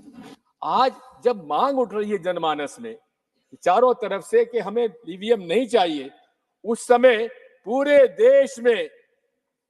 देश में ईवीएम का प्रचार करने के लिए चुनाव आयोग प्रदर्शन कर रहा है। अरे हमें प्रदर्शन करने की आवश्यकता नहीं है। आप हमारी बात इतनी सी मान लीजिए, या तो आप बैलेट पेपर से चुनाव कराइए, जो 2018 में कांग्रेस पार्टी ने एआईसीसी रेजोल्यूशन में अपना मत रखा था, उस पर हम आज भी कायम हैं। और यदि आपको ईवीएम से इतना ही प्रेम है तो आप हमारे हाथ में वीवीपैट स्लिप जब नीचे गिरती है तो उसको हमारे हाथ में दे दीजिए और हम जाकर मतपेटी में डाल देंगे। इसमें क्या ऐतराज होगा माननीय अध्यक्ष महोदय, सभापति महोदय? मैं आपसे इतना अनुरोध करना चाहता हूं कि दूसरा हथियार इनका धर्मांधता का है। धर्म से इनका कोई नाता नहीं है। हिंदुत्व एक आइडेंटिटी थी, सावरकर जी ने जिसको नाम दिया था, और उन्होंने खुद ने कहा था इसका कोई धर्म का लेना देना नहीं है। लेकिन बिना धर्म का उपयोग करे राजनीति में भारतीय जनता पार्टी जनता के बीच में चुनाव में नहीं जा सकती। और यहां तक कर्नाटक के चुनाव में नरेंद्र मोदी जी खुद उन्होंने वहां पे आम सभा में कहा, बजरंगबली का नाम लो और कमल के फूल पर बटन दबाओ। चुनाव आयोग, माननीय सभापति महोदय, मेरी आपत्ति इस बात की है कि अगर छोटी मोटी बात भी अगर कोई और अन्य दल का कर देता उसको नोटिस मिल जाता, लेकिन खुले रूप से नरेंद्र मोदी जी ने रिप्रेजेंटेशन ऑफ पीपल्स एक्ट का उल्लंघन किया है, अब इसमें सेक्शन 123(3)(a) का, लेकिन उस पर चुनाव आयोग ने संज्ञान में क्यों नहीं लिया? आज भी पूरे देश में धर्म के नाम पर ये व्यवसाय कर रहे हैं। वो राम मंदिर का निर्माण जो कि नरसिम्हा राव जी ने रामालय ट्रस्ट को सौंपा था। 4 वो शंकराचार्य और स्वामी रामानंदाचार्य के रामनिषाचार्य जी, 5 लोगों का रामालय ट्रस्ट बनाया। उसके हाथ में क्यों नहीं दिया? किसको दिया? विश्व हिंदू परिषद के हाथ में। और विश्व हिंदू परिषद के हाथ में देकर निर्मोही अखाड़ा जो पूरे तरीके से 10 मिनट नहीं 5 मिनट तीर्थ हो गए। जो हमारे पास सूचना थी वो 10 मिनट के लिए। सर देखिए, आपने देखिए मेरे इस बारे में सर, मेरी आप 5 मिनट का समय और दीजिए। 2 बातें मुझे और करना है। आपको 5 मिनट दिया गया था, ऑलरेडी 10 मिनट हो गए हैं। 5 मिनट समय तय था आपके लिए। देखिए बात यह है, हमारे अब कोई समय ही नहीं है। हमारे लीडर ऑफ ऑपोजिशन का समय हमारे इसमें नहीं रखा जाना चाहिए, क्योंकि वो उनका अधिकार है। अभी जो नियम तय है उसी के अनुसार चलेंगे। प्लीज आप कंक्लूड करें। मैं आपसे कहना चाह रहा था कि पीपल्स रिप्रेजेंटेशन एक्ट का वायलेशन हो रहा है, उस पर कोई संज्ञान में नहीं लिया जा रहा है। मैं आपसे इतना कहना चाहता हूं कि आज तीसरा हथियार इनका है ईडी, आईटी, सीबीआई, एनआईए का। इसमें मोदी जी को कहते हैं मेरी गारंटी, मोदी गारंटी का एक आपको उदाहरण देना चाहता हूं। भोपाल के अंदर उन्होंने भाषण में कहा कि मेरी मोदी गारंटी। ये महाराष्ट्र के नेता, उन पर 70,000 करोड़ का घोटाला है, उनको मैं जेल भेजूंगा। लेकिन 3 दिन बाद क्या हुआ सभापति महोदय? जेल भेजने के बजाय उनको मुख्यमंत्री बना दिया गया। देवेंद्र फडणवीस कहते थे दादा चक्की पीसिंग। आज दादा जेल में नहीं, महाराष्ट्र के मंत्रालय में बैठकर मोदी जी गारंटी कर पीसिंग कर रहे हैं। मैं आपसे कहना चाहता हूं कि पूरी तरह से Bharatiya Janata party anti poor है, शुरू से रही है, कोई नई बात नहीं है। पूरे कॉर्पोरेट्स के पक्ष में इनका पूरी रही है पूरा। और इसीलिए कि हमारे जो डायरेक्टिव प्रिंसिपल्स में असमानता दूर करने का निर्णय था, उससे अलग अमीर और गरीब का असमानता बढ़ती चली जा रही है। मैं आपसे कहना चाहता हूं, इसके बहुत सारी बातें हैं। और इसी के साथ साथ हमारे पूरे देश में जर्नलिस्ट, एक्टिविस्ट, वो लोग हैं, उनको जेल भेजा गया। I'll take 2 minutes more. No, sir. 2 minutes. Please, 2 minutes more. Sir, 2 minutes. I've already given you. Please, hold it there. Withhold. Sir, I have spoken to chairman, sir. Sir, मैं उसके तहत ही समय दे रहा हूँ already. Please, I'll take 2 minutes. Conclude. No. Only 2 minutes. Please conclude. Only 2 minutes. I'm concluding. Conclude. Sir, पूरे देश में activist, journalist, students, इनको अपराध लगाकर बेल नहीं दिया गया। क्या भीमा कोरेगांव के हो, सीए एनआरसी के हो, जेएनयू की, इनके सब के खिलाफ कार्रवाई की। मैं आपसे अंत में एक ही बात कहना चाहता हूं, इस देश एनडीए के अलायंस पार्टनर्स, बीजेपी के जो अलायंस पार्टनर्स हैं, उनके लिए मेरी एक जो कविता 1940 में लिखी गई थी, उसमें पढ़ के वो उसी में खत्म कर वो पेस्टा मार्टिन न्यूमन ने लिखी थी। First they came for the socialists and I did not speak out because I was not a socialist. Thank you. Then they came for communists. I was not a communist because I was not a communist, so I did not speak out. Thank you. Then they came for Jews. I was not a Jew, so I did not speak out. But when they came for me, K.R. Suresh there Reddy was no one left for. माननीय Shri K.R. Suresh Reddy, please. माननीय K.R. Suresh Reddy, अब आपकी बात record पे जाएगी। आपकी बात record पे जा रही है। अब आपकी बात रिकॉर्ड पे जा रही है K.R. Suresh Reddy. Well, sir, my respect for the senior member, that's why I had Please. to wait. Yes. Sir, on behalf of the BRS party and myself, thank you, Chairman, sir, for giving me an opportunity to express my gratitude to the Honorable President for address to the joint session and to express my views on the motion of thanks. Chairman, sir, Deputy Chairman, sir, the President's address started with the new Parliament building and its magnificence and ended with the hope the Parliament would strengthen the aspirations of creating a new and healthy India. I would like to dwell on this particular subject, Deputy Chairman, sir, as Parliament is the fulcrum of our democracy, and more so being the 75th year of our republic. And with you being in the chair, it inspires me more to speak on its functioning, sir. So as the most acceptable form for diverse and acquiring and aspiring new nation, the Parliament was formed in the summer of 1952, and the journey began. And today, when we look back to what our founding fathers conceived for a nation and for Parliament, it doesn't really augur well for us today, sir. The Honorable President's advice to create a new and healthy tradition says it all. These statistics confirm our concerns and bestows upon us to work to stop the deterioration, lest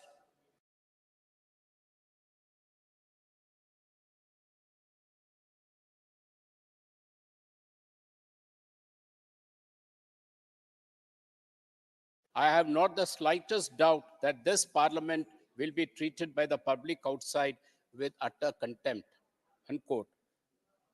Sadly, sir, the functioning and the statistics are literally getting us there. The functioning of the Parliament, if we see the first 5 years,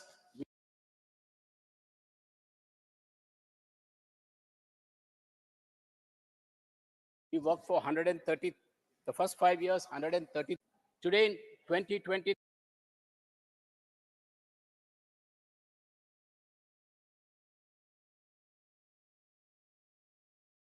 we had the shortest budget session since 1950. Budget session of 2023, sir, 75% of the budget session passed without discussion. And if you look at the monsoon session of 2023, 43% of the scheduled time was utilized. Sir, I'm speaking on this subject, stressing more on this subject, because from this very chair, I have seen the Honorable Chairman, the then Honorable Chairman, Shri Venkaiah Naidu Garu, expressing his anguish. We saw him breaking down. We saw his anguish in his tears.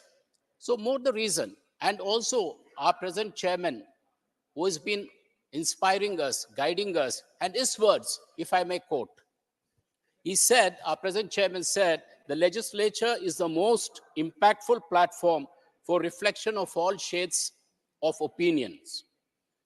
Therefore, there is a need to be receptive to the other points of view. Consideration of the points of difference is essential, is what our chairman, sir, has been guiding us.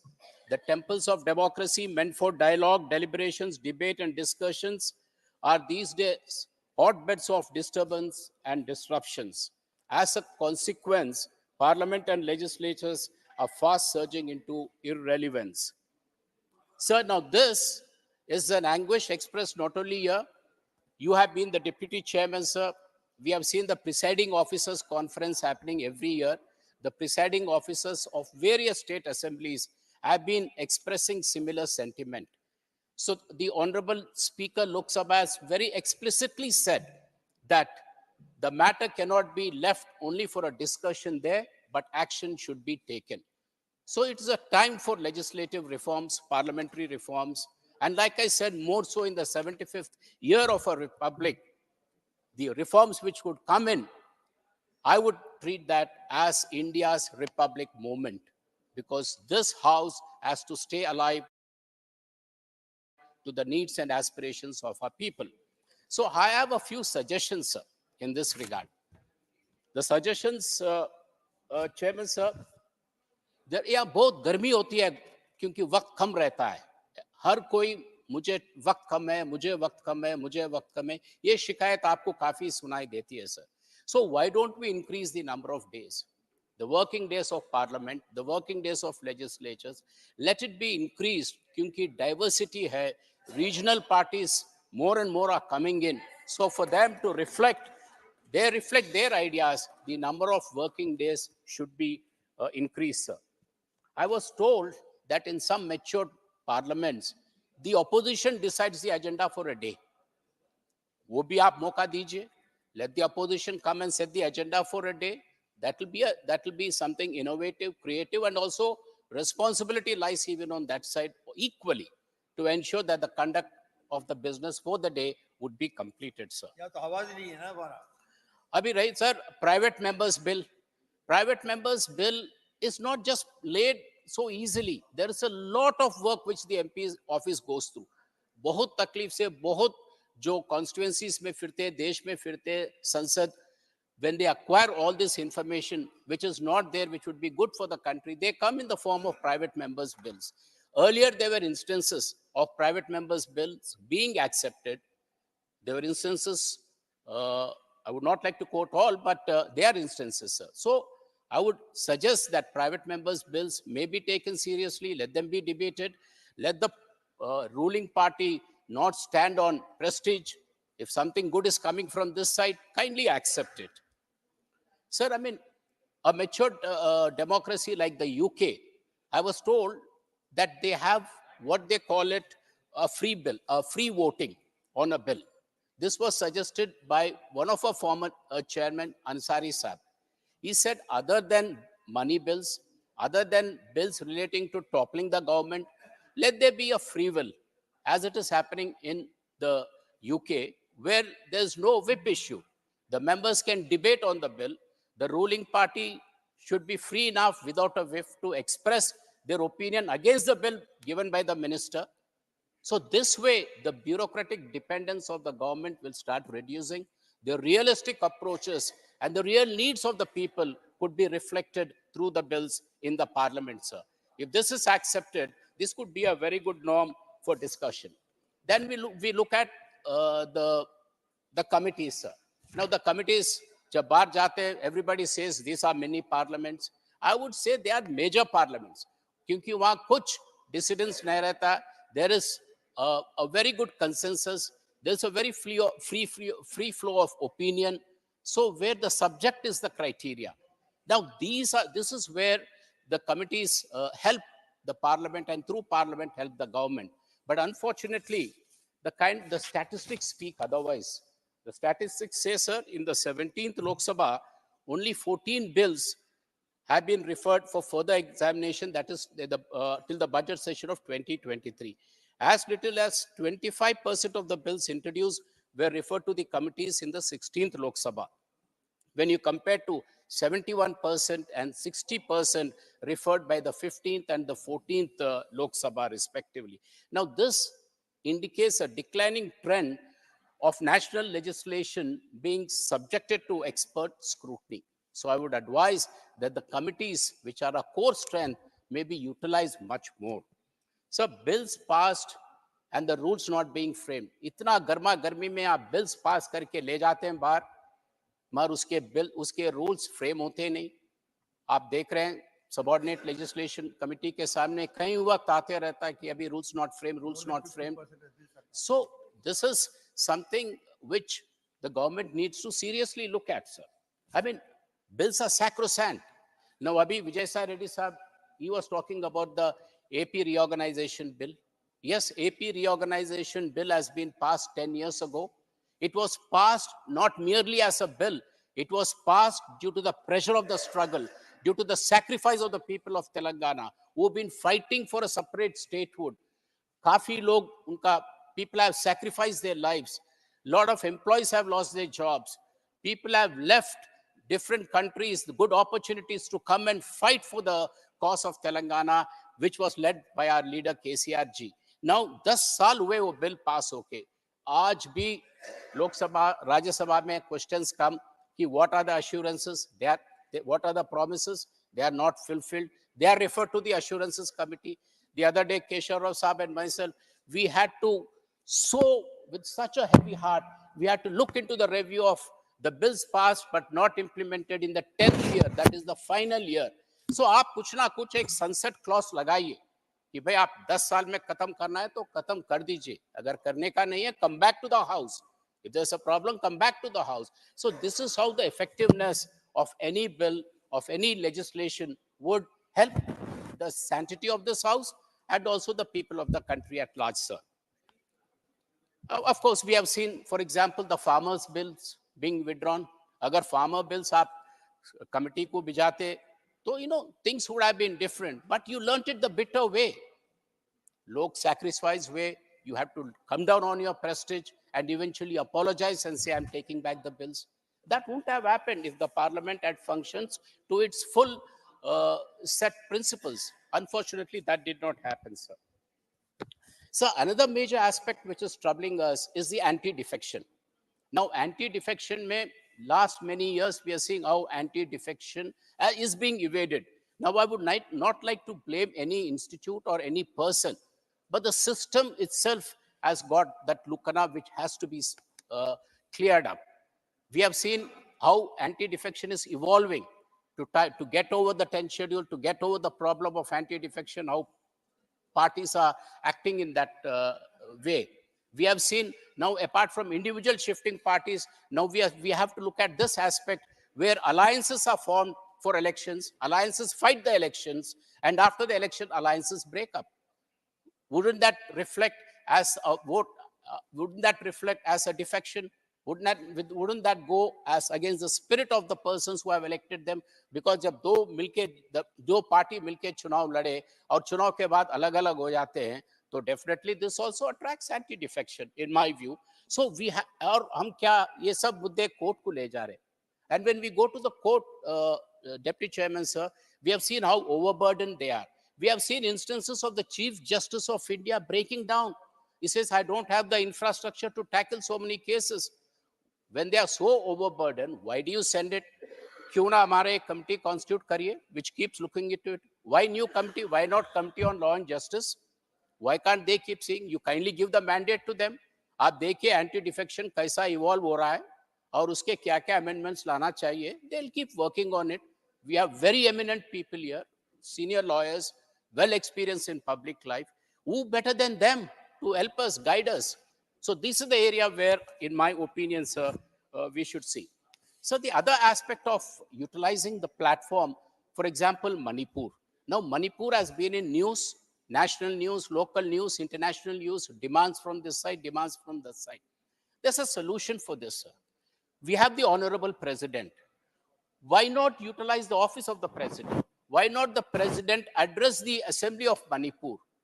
If she addresses the Manipur Assembly, that would give a healing touch. She will be the catalyst of bringing all the forces. She will give a leverage. She can create a platform on which the government can progress further on that, sir. But we are losing these opportunities. I have seen, sir, I have seen Dr. APJ Abdul Kalam addressing various assemblies. I have seen him addressing my assembly in Andhra Pradesh. He just didn't come and speak. He came with a development 10 charter development plan, and the plan was given to the government. The government said they will fulfill it, and the speaker said, we will refer it to the assurance committee if you don't fulfill it.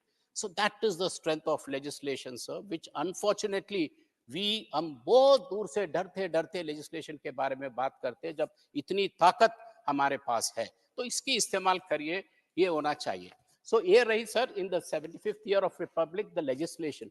Then comes a diverse country like India. It needs planning. And planning doesn't mean just one plan. Planning, keeping the diversity of our country. So now we have the Niti Aayog doing this for us. Because planning is what kind of strengthens the federal structure of our country, sir. Every state has got different views, different needs. And that can be done only through planning, sir. So in my humble submission, sir, I would say that you need to strengthen the planning, because earlier I have seen when the earlier planning commission was there, chief ministers used to come to Delhi, sit before the planning commission, express their views. Planning commission used to advise them, aapke yahan ye kami hai, ye kami hai. I have seen my chief minister then, Chenna Reddy Garu, coming here, after explaining it to the planning commission, I am from a Naxal affected area, I need special funds. Naxalism cannot be treated as law and order, it has to be treated as a socio-economic problem. Planning commission was impressed. Over and above the plan, they allocated funds which they could utilize in the Naxal affected areas to bring in development. So today with Niti Aayog, Telangana government said, Niti Aayog approved and said, let them give them 5,000 crores for our Mission Bhagirath, and also funds for the other development programs, sir. But unfortunately, the suggestions from Niti Aayog were not honored. So where is Niti Aayog now? The government didn't honor it. You made it toothless organization which doesn't augur well for us. So with the diversity what this country has, the planning what is required, it not just Niti Aayog or Planning Commission, you need planning boards at the district level. हर जिले का एक ताकत है और उसकी मजबूती क्या है, वो अगर जिले बोर्ड्स में आप रखेंगे, जिले board, state board, NITI Aayog, you link it up, that is when the development will come in, sir. नहीं तो देखिए आज कई records बताया गया वो what you call it, the inequality 1990 से अभी देखे तो sir, what is shocking is 50% of Indians who had wealth of 10, almost 11% of wealth in 1990, जो bottom of the pyramid है, जो गरीब से गरीब है, they controlled 11% of wealth, and in 2020 their wealth dwindled to 6%. While you're talking about the fifth largest economy, fine, but where is it going? Why are the majority of the Indians getting poorer and poorer? Because of the planning. जिले planning board से शुरू करिए, फिर आप नीति आयोग के बारे में बात करिए. इनकम डिस्पैरिटीज रूरल अर्बन में सब हो रहा है सब. And sir, and finally, of course, sir, the farming. One major thing for the farming today, farmer का एक issue आता है sir. तो farmer issue 5 मंत्रालयों में जाता है. Finance Ministry for credit loans, your Commerce Ministry for other permissions, WTO. You have what you call it, the Food Ministry for the FCI control, the GMO for, but the Environmental Ministry and Government of India keeps control of the Essentials Commodity Act. एक किसान के समस्या के लिए 5-6 ministries है sir. एक से एक कभी-कभी टैंडम में काम नहीं होता है, कोऑर्डिनेशन नहीं होता है. So my suggestion is, sir, in the 75th year of India's Republic, see the farmer who constitutes the majority, create the post of a deputy prime minister, taking care of farming because he will have the teeth. Let all the ministries which are dealing with farming be constituted with the farmer, and that would be the India's movement, sir. जब किसान गर्व से कह सकता है कि मेरे काम 2 मिनट में होता है. नहीं तो कॉमर्स मिनिस्टर बोलता है कि खरीफ में आप दान मत डालिए, फिर रबी में होते मुझे दान चाहिए, दान डालिए. ये कोई स्विगी सर्विस नहीं होता ना सर, कि आपको जब चाहिए खाना लाए, जब चाहे दान दे, तो वो चलता नहीं. So, and this is no what you call it Chandrayaan science. This is Chandrasekhar's formula. Our Chief Minister KCR has done this. Bundelkhand, Rayalaseema, parts of Orissa, parts of Rajasthan, they were all declared as designated drought-prone areas. It is only Telangana in 2020 stood out not only out of drought-prone, but became the #1 state in the country, earning the highest per capita income. So keeping this in view, I would only suggest, sir, this a couple of 2 further demands, sir, with your kind permission. There is a request that a bench of the Supreme Court may be constituted. So why not in South India? So kindly look at Hyderabad. और मैं हिंदी में कह रहा चाह रहा हूँ साहब, भाई हिंदी को जबरदस्ती मत डालिए. हिंदी अगर मन से बोलना चाहेंगे, अगर दिल से बात करना चाह रहे तो बात करने दीजिए, मगर जबरदस्ती आप हिंदी में पढ़िए, हिंदी में ये कानून की बात करिए, तो ये जरा बहुत तकलीफ होने वाली बात है. So with these words, Deputy Chairman, sir, I thank you for the opportunity. Thank you. धन्यवाद माननीय श्री के.आर. सुरेश रेड्डी जी. माननीय श्री एडी सिंह जी. माननीय Shri AD Singh. Thank you, Deputy Chairman, sir, for allowing me to speak on this important motion of thanks by the Honorable President. The Honorable President, in the beginning of our address, which is actually the document of the government of the day, has enumerated a lot of achievements and development work which has taken place in the country in the last decade. On listening it appears that the whole of India is on a development path and there is prosperity everywhere. But let us take the situation in Bihar. Bihar is also part of India and there's hardly any development in the life of the common man.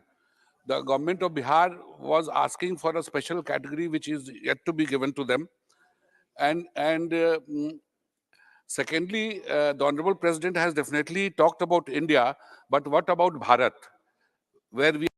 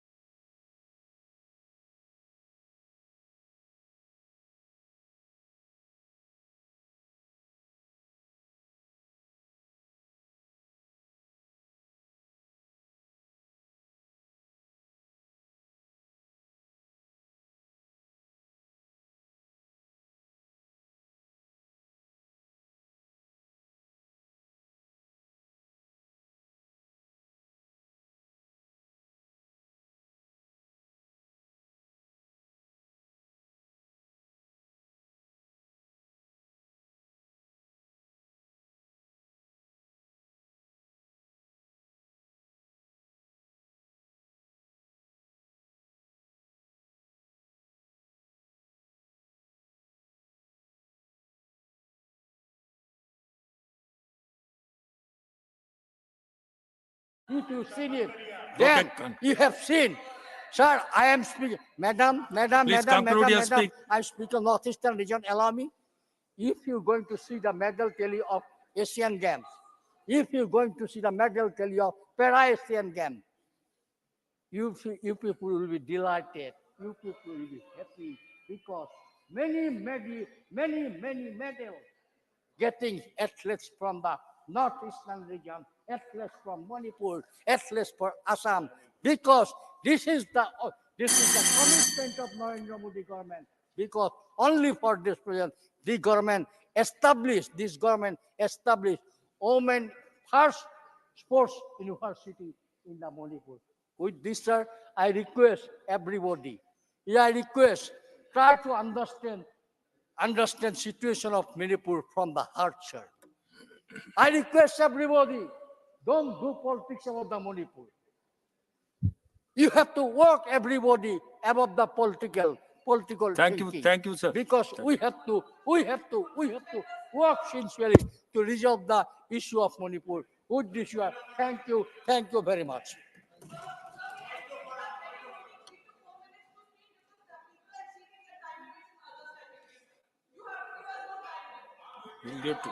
I'll give you. Don't worry. Mohammed Narimul Haq is there. Yes, he is here. Huh? Against. Mohammed Narimul Haq. Sir, thank you very much for allowing me to speak on the motion of thanks of the President. Sir, the Honorable President, in her address, mentioned Amrit Kal thrice and Vikshit Bharat 7 times. These phrases make good media bites. But I would like to know from the Union government, because let's be clear, it is the government which has written the speech. What exactly do these terms mean? Are there any concrete definitions? In the face of these vague terms, let me give you some hard facts. The President said in a speech, now for the first time, and I quote her, now for the first time in our lives, we are witnessing the eradication of poverty on a massive scale, unquote. So what about the 15 crore people in India who are still poor? And this number is based on their report. I can speak for 10 minutes on why the methodology for calculating this number is wrong. The actual number is much higher, but let's go with it. If 15 crore people are poor, then why does the government keep on harping about how it is giving free rations to 80 crore poor people? Is this Amrit Kal? And for the poorest of the poor, you further push them into poverty for political vendetta. In states where you can't win democratically, you deliberately starve them of funds.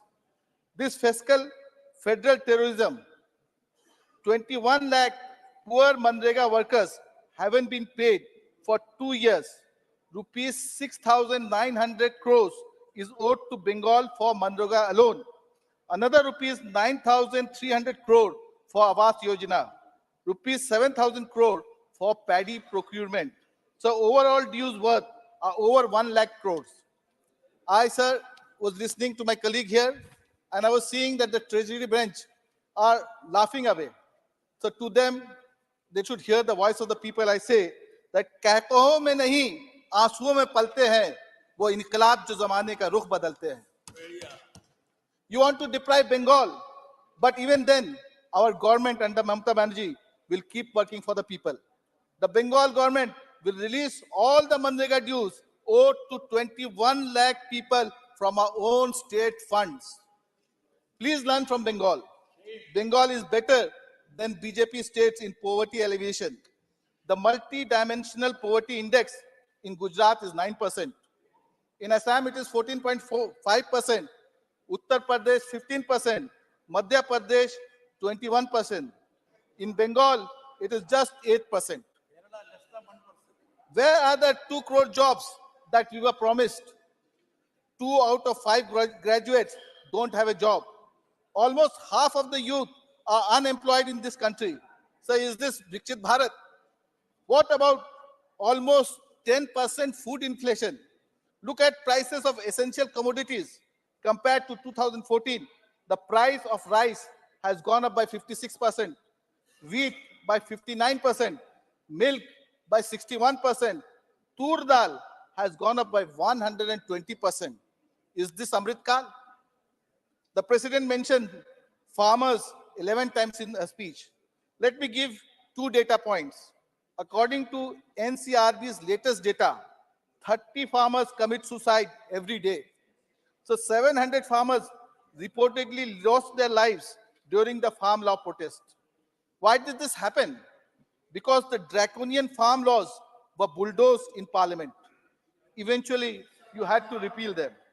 The president in her address mentioned the word double in her speech 9 times, but didn't talk about doubling farmer incomes. How many times was this promised? Sir, please learn from Bengal. Farmers' income has not only doubled in Bengal, it has tripled from 91,000 rupees to 2.9 lakh rupees. You have been in government for 10 years now. We did this in 2018, in 9 years. Let me come to health, sir. A CAG report revealed more than 7 lakh beneficiaries of the government's prize Ayushman Bharat scheme to be invalid. In Madhya Pradesh, over 1.1 crore was paid to about 400 patients who were declared dead in the database. In this also, the cost is shared between the union and state governments. In Bengal, Swasthya Sathi scheme covers 2.4 crore families. The entire cost is borne by the state, completely cashless, paperless, free tests and treatment in all government hospitals. So please learn from Bengal. Sir, let's talk about minority welfare. The president mentioned minorities only once in a speech. What? That too about citizenship to minorities from other countries. What about minorities living in India?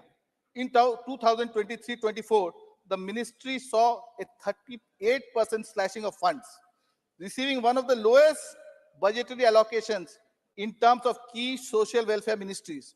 The Maulana Azad Foundation saw a reduction of 99% funds. Schemes that support minority students in clearing public exams got nothing. The BJP governance model operates as a bulldozer Raj, demolishing minority establishment, altering names, erasing people, and rewriting histories. Today, our children navigate a divided India where sections of the society live in uncertainty. They watch as MP use communal slurs in parliament without facing any consequences. They face cultural vilification, political persecution, and economic boycotts. Amrit Kal se desh mein kya badlav aaya hai? Nothing, except that our patriotism is now defined by the color of our dress, the food we eat, and the names we are born with. Sir, we talk about Amrit Kal, but the last assembly election in Jammu and Kashmir was held 10 years ago. The J&K reorganization bill, which stripped J&K of its statehood, was passed in 2019. The supplementary list of business reached the members at 11:18 a.m., while the bill was introduced at 11:07 a.m. It was discussed and passed the very same day. The government promised that black money will be recovered from tax havens abroad. In Panama, Paradise, and Pandora leaks, names of thousands of rich Indians were revealed who had parked black money in different tax havens. So I demand a white paper from the government on this issue. No more empty promises. Let the people know. The Bharatiya Janata Party is destroying institutions. I have enough data to prove that. Great institutions like Parliament, Election Commission, CAG, CBI, ED, RBI are all being destroyed. Even the majestic Supreme Court has not been spared. It is now being called the subservient court. There is disturbing talk about bench fixing in the SC. The Parliament cannot look away. Let me ask some questions to the government. Why has the Indian Prime Minister not held a single press conference in 10 years? Conclude, yes. Why has the Lok Sabha not had a deputy speaker in the last 5 years? Why has the Committee on Security in Parliament complex not been reconstituted in the last 5 years? Why has not a single BJP MP been suspended in the last 9 years, whereas 146 MPs were suspended in the last winter session of Parliament for demanding a discussion on the security breach in Parliament. Sir, Please conclude your speech, sir. okay, sir. I'm just concluding. Sir, paragraph 29 of the President's address talks about India's ranks globally in various sectors. Let me add to that. India ranked 93rd in the Global Corruption Index, 111th in the Global Hunger Index, 117 in the Inclusiveness Report, 126th in the Global Peace Index, 127th in the Global Gender Gap, and 150th in the Press Freedom Index. Is this Vikshit Bharat? So I end with one couplet. This बहुत बर्बाद है लेकिन सदाए इनकलाब आए, वहीं से वो पुकार उठेगा जो जर्रा जहां होगा, इनकलाब आएगा रफ्तार से मायूस ना हो, बहुत आहिस्ता नहीं जो बहुत तेज नहीं. Thank you very much.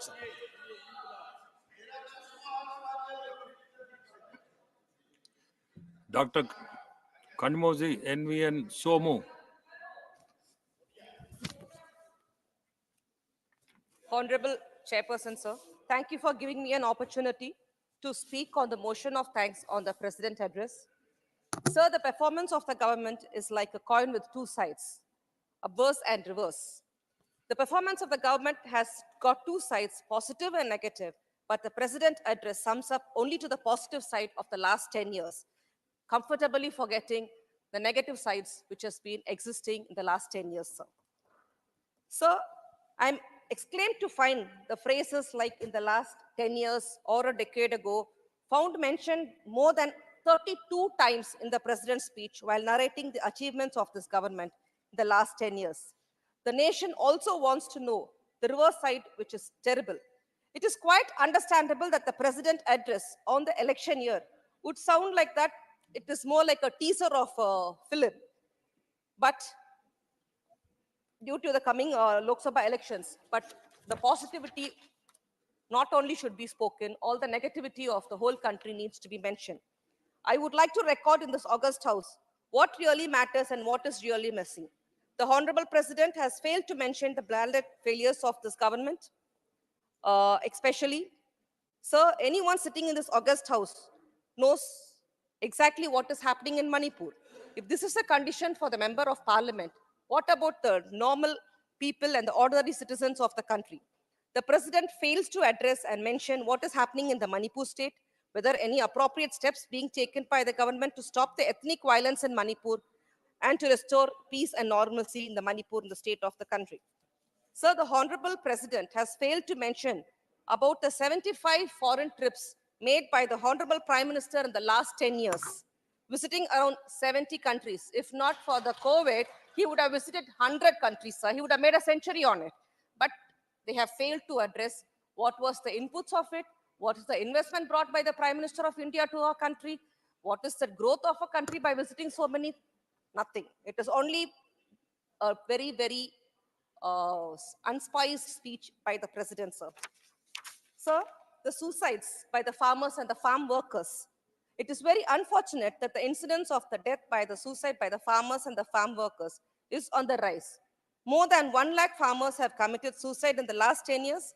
According to the report of National Crime Records Bureau, 30 farmers died every day by committing suicide in spite of the tall claims of farm loan disposals by the government.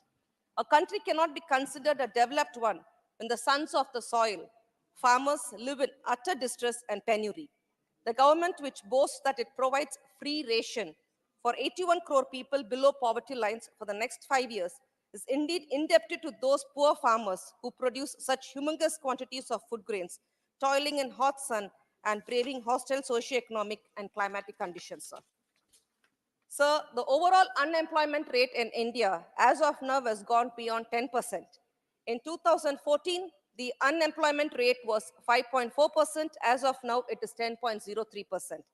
The unemployment rate among the age group 25 to 35 years has touched 30%. This shows that 40% of our youth population is unemployed. Another 30% of the population is underemployed. Only the 30% of the people are fortunate enough to get a regular job in the government, either in the government or in the PSUs or in the private entities. So we should not forget that in their manifesto, they had mentioned about getting job for every Indian in this country. Let us make a note of it. So the violence and the crime against the women and children in India, like the physical or the sexual violence committed against a woman, typically a man is on the rise. There are other forms of violence against women, which includes acts such as domestic abuse, sexual assault, murder, dowry deaths, honor killings, female infanticide, sexual crimes like rape, modesty-related violence, human trafficking, forced prostitution, domestic violence, and acid throwing, and many more. Sir, according to the National Crime Records Bureau in 2011, there were more than increased incidents of reports of crime against women, while in 2021, there is a sharp increase of 87% increase. According to the 2021 annual report of National Crime Records Bureau, 31,677 rape cases were registered across the country. This is an average of 86 cases per minute. So we have passed women's reservation bill in this such kind of a scenario in the country, which is still a far dream for all the women of the country. Sir, in this situation in Tamil Nadu, under the leadership of our MK Stalin, 40% reservation in women government jobs have been given. The Moovalu Ramamirdam Ammayar Higher Education Assurance Scheme of ₹100 until the girl child is able to complete her higher education, and the Kalaignar Magalin Doctor, Urimai complete Togai your of speech. ₹100 for the financial support for the women. Sir, atrocities against the SC/ST and the oppressed communities. As per the report of the National Crime Records Bureau, Ministry of Home Affairs, more than 5 lakh atrocity cases have been registered in the last 10 years under the Scheduled Caste and the Scheduled Tribes Prevention Atrocities Act 1989. On an average, more than 50,000 cases were registered under this law. It is really unfortunate to see a country which proclaims as the third largest economy in the world and also forces a social stigma and shame. The attack and the atrocities against the SC/ST and the oppressed communities is on the rise since 2014. There are several of thousands of such incidents happened, but nothing has been reported or registered, which shows the dark and the ugly side of the society we are living in. Ironically, the immediate past president, Sri Ramnath Kovind, and the present president, Honorable Draupadi Madam, are also from those societies, sir. There is an urgent need for the comprehensive law to provide socio-economic and political security and safety for the people belonging to the SC/ST as well as from the other vulnerable communities. Sir, there is an increase in the dropout of students belonging to the SC/ST OBC from IITs, IIMs, and NITs and central universities, and students committing suicides. It is shocking to know that maximum number of dropouts occur among students belonging to the SC/ST and OBC and minority communities from the PG and PhD programs across the countries in the IITs. In the last 10 years, more than 8,000 students belong to these communities and minority communities have dropped out from the IITs, IIMs, IITs, and NITs, and the ISS. And 50 students died by suicide inside the campuses across the country, and there is no address about this in the madam's speech. Sir, there is an unprecedented increase in the cyber crimes and cyber fraud in the country. The number of reported cyber crimes in India increased by more than tenfold in the last 10 years. The number of unreported would have been manifold. Even the websites of the vital and crucial government departments are being hacked. The menace of the crimes and frauds through social media networks is increasing. Alarmingly, even the social media handles of the ministries and the ministers are compromised. What is the guarantee for the common people then? We need to enact strict laws and stringent action to curb and stop the menace of the cyber crimes and cyber frauds in the coming years. Otherwise, the people of the country will be swallowed by the criminals of the cyber world. So, the lynching and the killing of the people from minority communities, it is an act of killing someone or a group without a legal trial. In other words, it is a planned extrajudicial killing via a group. The Honorable Supreme Court observed that these extrajudicial attempts of killing under the guise of these protectors of the law have to be nipped in the bud, otherwise it would lead to anarchy which would clog and destroy the nation like an epidemic.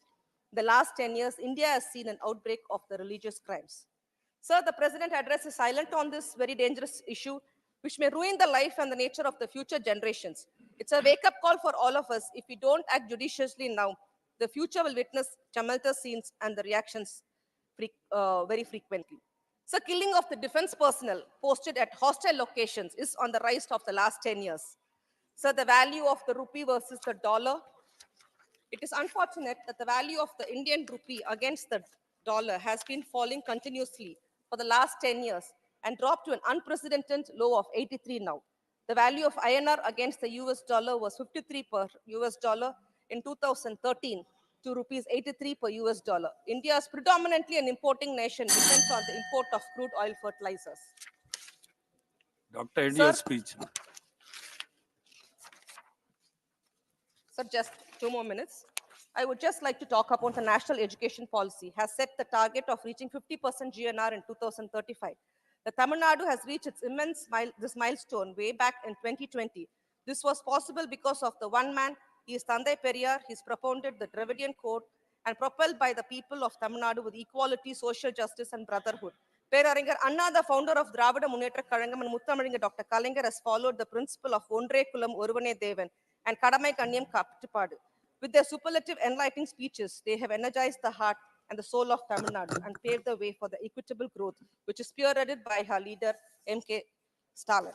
Sir, before I conclude my speech, I would like to quote our leader, Aringer Anna, who spoke 62 years back on the motion of thanks on the President address in this August House, unquote, what Aringer Anna said. I regret very much that the President has not stated anything about the neo-nationalism that is surging up in the South. Sir, I have stated that there are three tenets: democracy, socialism, and nationalism. I would conclude by saying that democracy is distorted, socialism is emaciated, and nationalism is misinterpreted. I think in the coming years, there will be a new sense of appreciation, and the needs and philosophy of the South will be better understood, and self-determination accorded to Tamil Nadu, from where I have the honor to come. Unquote, sir. When we look at the happenings around us, his maiden speech has the relevance even today. Thank you very much. Vikram Singh Sani.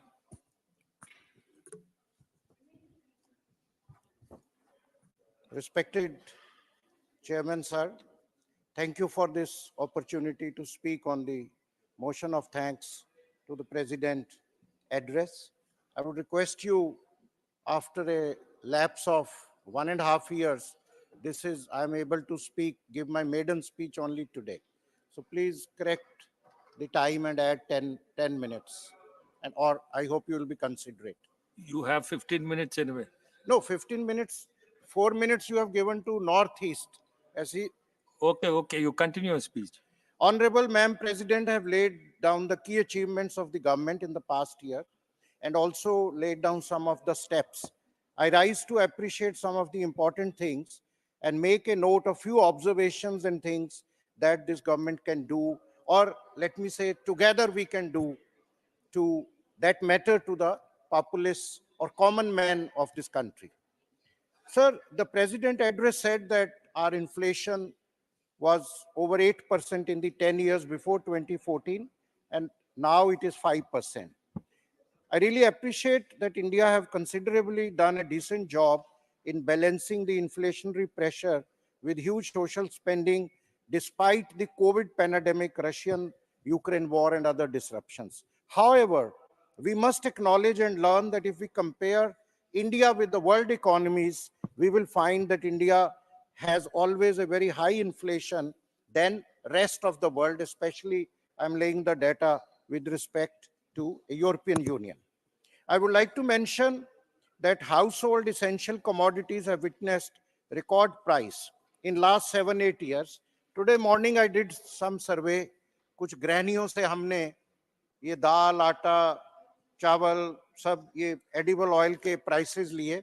I'm laying on the house of the table. इसके हिसाब से वनस्पति oil 118% बढ़ गया. Mustard oil समझ नहीं आ रहा. सरसों का तेल 92%, आटा 43%, ग्राम दाल, उड़द दाल 60%, मिल्क जैसे मेरे और colleagues ने कहा. Or meanwhile, the irony is that the farmers who produce these products, their income did not increase even half of this price. Also, the price of petrol, diesel have gone exorbitantly high. और अब जैसे अभी बताया गया कि international price, we have a administered price clause. तो price जब ऊपर जाती है तो पेट्रोल डीजल की बढ़ती है कंज्यूमर को. अब कम हो गई है तो वो बेनिफिट ऑयल कंपनीज ही ले रही हैं. वो बेनिफिट कंज्यूमर्स को क्यों नहीं दिया जा रहा जब it should be escalation D escalation. और दूसरा, नेशनल स्टैटिस्टिकल ऑफिस ने भी यही रिपोर्ट किया कि फूड इन्फ्लेशन जो है वो 9.53% दिसंबर में रही, and it is a huge hike then the previous. Sir, we should need on some permanent solutions which act as a shield for the Indian economy from global uncertainty. अब poverty की बात करते हैं. अब ILO ने एक declaration दिया कि poverty anywhere is a threat to prosperity everywhere. अभी बहुत अच्छी बात है, 25 करोड़ राष्ट्रपति जी ने कहा 25 करोड़ पॉवर्टी से ऊपर आ गए. अभी दोपहर को ही मैं सुन रहा था, हमारे कुलीग शिवाजी कह रहे थे कि इसकी, and I hope he was right, कि इसकी जो थ्रेश होल्ड है वो 27 रुपीज पर डे की इनकम होनी चाहिए गांव में, और 33 रुपए की पर डे इनकम होनी चाहिए शहर में. तो आप पॉवर्टी लाइन के नीचे हैं या ऊपर हैं. अब आप भी सोच लीजिए, 27 रुपए और 33 रुपए, ये थ्रेश होल्ड भी मैं माननीय फाइनेंस मिनिस्टर को कहूंगा कि भी let's be honest to ourselves, इसको ठीक किया जाए. और इसमें एक और डाटा आया है जो ग्लोबल मल्टीनेशनल पॉवर्टी इंडेक्स है, MPI, उसके हिसाब से around 415 million people exerted poverty with in span of 15 years, 2005 से 2021. तो कुछ पॉवर्टी की एलिवेशन हुआ है, लेकिन फिर भी हम 80 करोड़ लोगों को जो राशन दे रहे हैं, और ये अभी भी बात कही जा रही थी कि कोई सेंसिस नहीं हुआ, और 2011 से government have not declared it's poverty figures. एक NSSO जो स्टैटिस्टिकल विंग है, उसने 2017-18 में एक अपना स्टैटिस्टिकल का रिपोर्ट बनाया था, पर वो पब्लिश नहीं किया गया. और ग्लोबल हंगर इंडेक्स में सारी दुनिया में इंडिया का रैंक 111 है 125 में. तो हमें अभी बहुत सफर तय करना है. We have to travel a lot. और पर कैपिटा इनकम, मैं पढ़ रहा था कल ही कि पता नहीं बांग्लादेश, भूटान और मालदीव से भी हमारी पर कैपिटा इनकम कम है. ये छोटे देश हैं, ज्यादा अमीर भी नहीं है, डेवलपिंग समझ लीजिए, पर हमारी पर कैपिटा इनकम ये जो हमारे अड़ोस पड़ोस वाले हैं उनसे भी कम है. तो कहीं ना कहीं हमें ये इनइक्वालिटी को खत्म करना है. अब एक और रिपोर्ट यूके की आई, ऑक्सफैम की, और 10% ऑफ द पॉपुलेशन जो है वो 72% इंडिया की वेल्थ को ओन करता है. तो बहुत अनइक्वालिटी है. और ये भी एक आंकड़ा है कि wealth of 16 people in India is equal to wealth of 60 crore people, which is almost half of India's population. तो हमें ये कहीं ना कहीं जो अमीर और गरीब में खाई बढ़ती जा रही है, इसको कहीं ना कहीं कम करना होगा. ऐसा लग रहा है कि वो जो खरगोश और टॉर्टवाइज कछुए की कहानी थी कि अमीर शायद खरगोश की तरह आगे बढ़ रहे हैं, अच्छी बात है, लेकिन गरीबों को भी उसी हिसाब से ही बढ़ना चाहिए और उनका स्तर ऊपर होना चाहिए. अब इंडस्ट्री की बात करें तो डॉक्टर बाबा साहब अम्बेडकर जी ने कहा, in short, industrialisation of India is the soundest remedy of all the problems of even agriculture problems of India. अब प्रेसिडेंट के एड्रेस में स्टार्टअप्स की, मोबाइल मैन्युफैक्चरिंग की, MSMEs, प्रोडक्टिविटी लिंक जो इंसेंटिव स्कीम की बात कही गई, which is very good. PLI, और खुशी की बात है कि मोबाइल फोन्स पे भी राजीव चंद्रशेखर जी बैठे हैं हमारे दोस्त, IT में उनकी ड्यूटी कंपोनेंट्स की कम कही गई. अब आपको पता है कि कोविड में सेमीकंडक्टर माइक्रोचिप्स को लेके हमारी प्रोडक्शन ने कितना सफर किया, ऑटोमोबाइल में, IT में, और बहुत सप्लाई चेन का डिसरप्शन हुआ ताइवान, चाइना, USA से. इंडिया का जो ट्रेड डेफिसिट है वो 1980 से ही बढ़ा, पर अभी अक्टूबर 2023 में अगर मेरे आंकड़े सही हैं तो India had a highest trade deficit. It hit A record of $32 billion. तो उसके लिए भी हमें निरंतर काम करना होगा. और इंडस्ट्री को लेके मैं समझता हूं कि सरकार को जो लैंडलॉक्ड सूबे हैं, बॉर्डर स्टेट हैं पंजाब जैसे, उसमें कोई प्रोजेक्ट बठिंडा रिफाइनरी का 15 साल पहले या 12 साल पहले आया था। PM Mitra textile park was not granted to Punjab even on alternative location. Similarly, industries like software parks, semiconductor hubs have not been given to Punjab despite Punjab having these capabilities. G20 की बात की गई, बहुत भारत की छवि उससे बढ़ी, बहुत हमने खर्च भी किया 400 कुछ करोड़, लेकिन जैसे मेरे अदर कोलीग्स कह रहे थे, we have to see actual deliverables to the benefit of India. FDI, ठीक है, इंडिया यूरोप इकोनॉमिक कॉरिडोर की अनाउंसमेंट की प्रधानमंत्री जी ने, पर मैं समझता हूं कि हम ब्रिक्स के भी मेंबर हैं, हम अभी क्वाड के भी मेंबर हैं, हम आसियान के साथ भी कर रहे हैं, हमें CIS कंट्री में स्पाइस रूट, सिल्क रूट भी रिवाइव करना है। तो कहीं ना कहीं यूरोप तो खुद ही अभी रिसेशन में है, तो अच्छी बात है, लेकिन हमें दूसरे इकोनॉमिक कॉरिडोर्स भी खोलने पड़े। आपका ध्यान में एग्रीकल्चर और फूड पे आता हूं, और डॉक्टर MS स्वामीनाथन से बड़ा विख्यात इंसान नहीं शख्सियत हो सकती, तो उन्होंने कहा था if agriculture goes wrong nothing else will have a chance to go right. अब एग्रीकल्चर 46% हमारे जो भाई हैं वो एग्रीकल्चर पे, इट्स एग्रेरियन इकोनॉमी, लेकिन अब जो बजट एलोकेशन एग्रीकल्चर का है वो कम होता जा रहा है। अब पंजाब की बात करें तो जो MSP, जिसमें पंजाब बिगेस्ट कंट्रीब्यूटर है फूड का, फूड सिक्योरिटी का, अब वो जो MSP की कमेटी में और CACP की कमेटी में पंजाब से कोई भी रिप्रेजेंटेटिव नहीं है, तो वो भी मैं आग्रह करूंगा कि उसमें उनको लेना चाहिए। और MSP वीट राइस में ही मिलती है साहब, अब कॉर्न पे भी बाकी जो MSP वो पेपर पे है। अब मक्का का देख लीजिए, MSP 2090 रुपए है, पर मंडी में मक्का कॉर्न जो 700 से 1000 रुपए में बिक रहा है। और हम क्रॉप रोटेशन कैसे, फार्मर्स को क्रॉप रोटेशन हमें करानी पड़ेगी कि वो कब तक राइस व्हीट, अब मिलेट्स का जमाना है, पार्लियामेंट में बहुत सराहनीय स्टेप है, लेकिन फार्मर्स को भी हमें अवगत कराना पड़ेगा मिलेट्स की तरफ, क्रॉप रोटेशन की तरफ।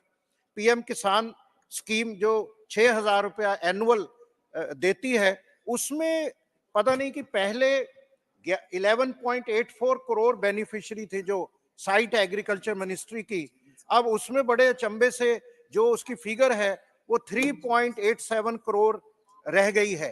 तो इस पे भी हमें इन्वेस्टिगेशन करना होगा कि ये जो PM किसान स्कीम में, आप तो खुद किसान हैं और बड़े अच्छे समय आप सदारत करने आए हैं साहब, मैं कह रहा था PM किसान, मैं किसान नहीं, किसान पुत्र हूँ। हाँ, किसान पुत्र हैं, किसान दाता हैं, कुछ भी हमारे अन्नदाता हैं, आपकी मर्जी पे हम हैं। 1.5 साल बाद MP बनने के बाद आज हम, आपने मौका दिया मेडन स्पीच का, बहुत शुक्रिया। मैं कह रहा था सर, 11 पहले ये 6000 रुपया 11.84 करोड़ किसानों को मिलता था, ये अब 3.87 को मिलता है, तो इसको हमें देख के इन्वेस्टिगेट करके, तो उमर साहब को भी मैं रिक्वेस्ट करूंगा कि इसको ठीक किया जाए। सब्सिडी ऑन एग्रीकल्चर इनपुट्स अब 30% अक्टूबर दिसंबर में कम हुई और आगे भी जाते हुए कम हो रही है। तो मैं आदरणीय फाइनेंस मिनिस्टर साहिबा से रिक्वेस्ट करूंगा कि रेड सी कॉन्फ्लिक्ट है, फ्रेट बहुत बढ़ रहे हैं, तो ये सब्सिडी हम कम ना की जाए।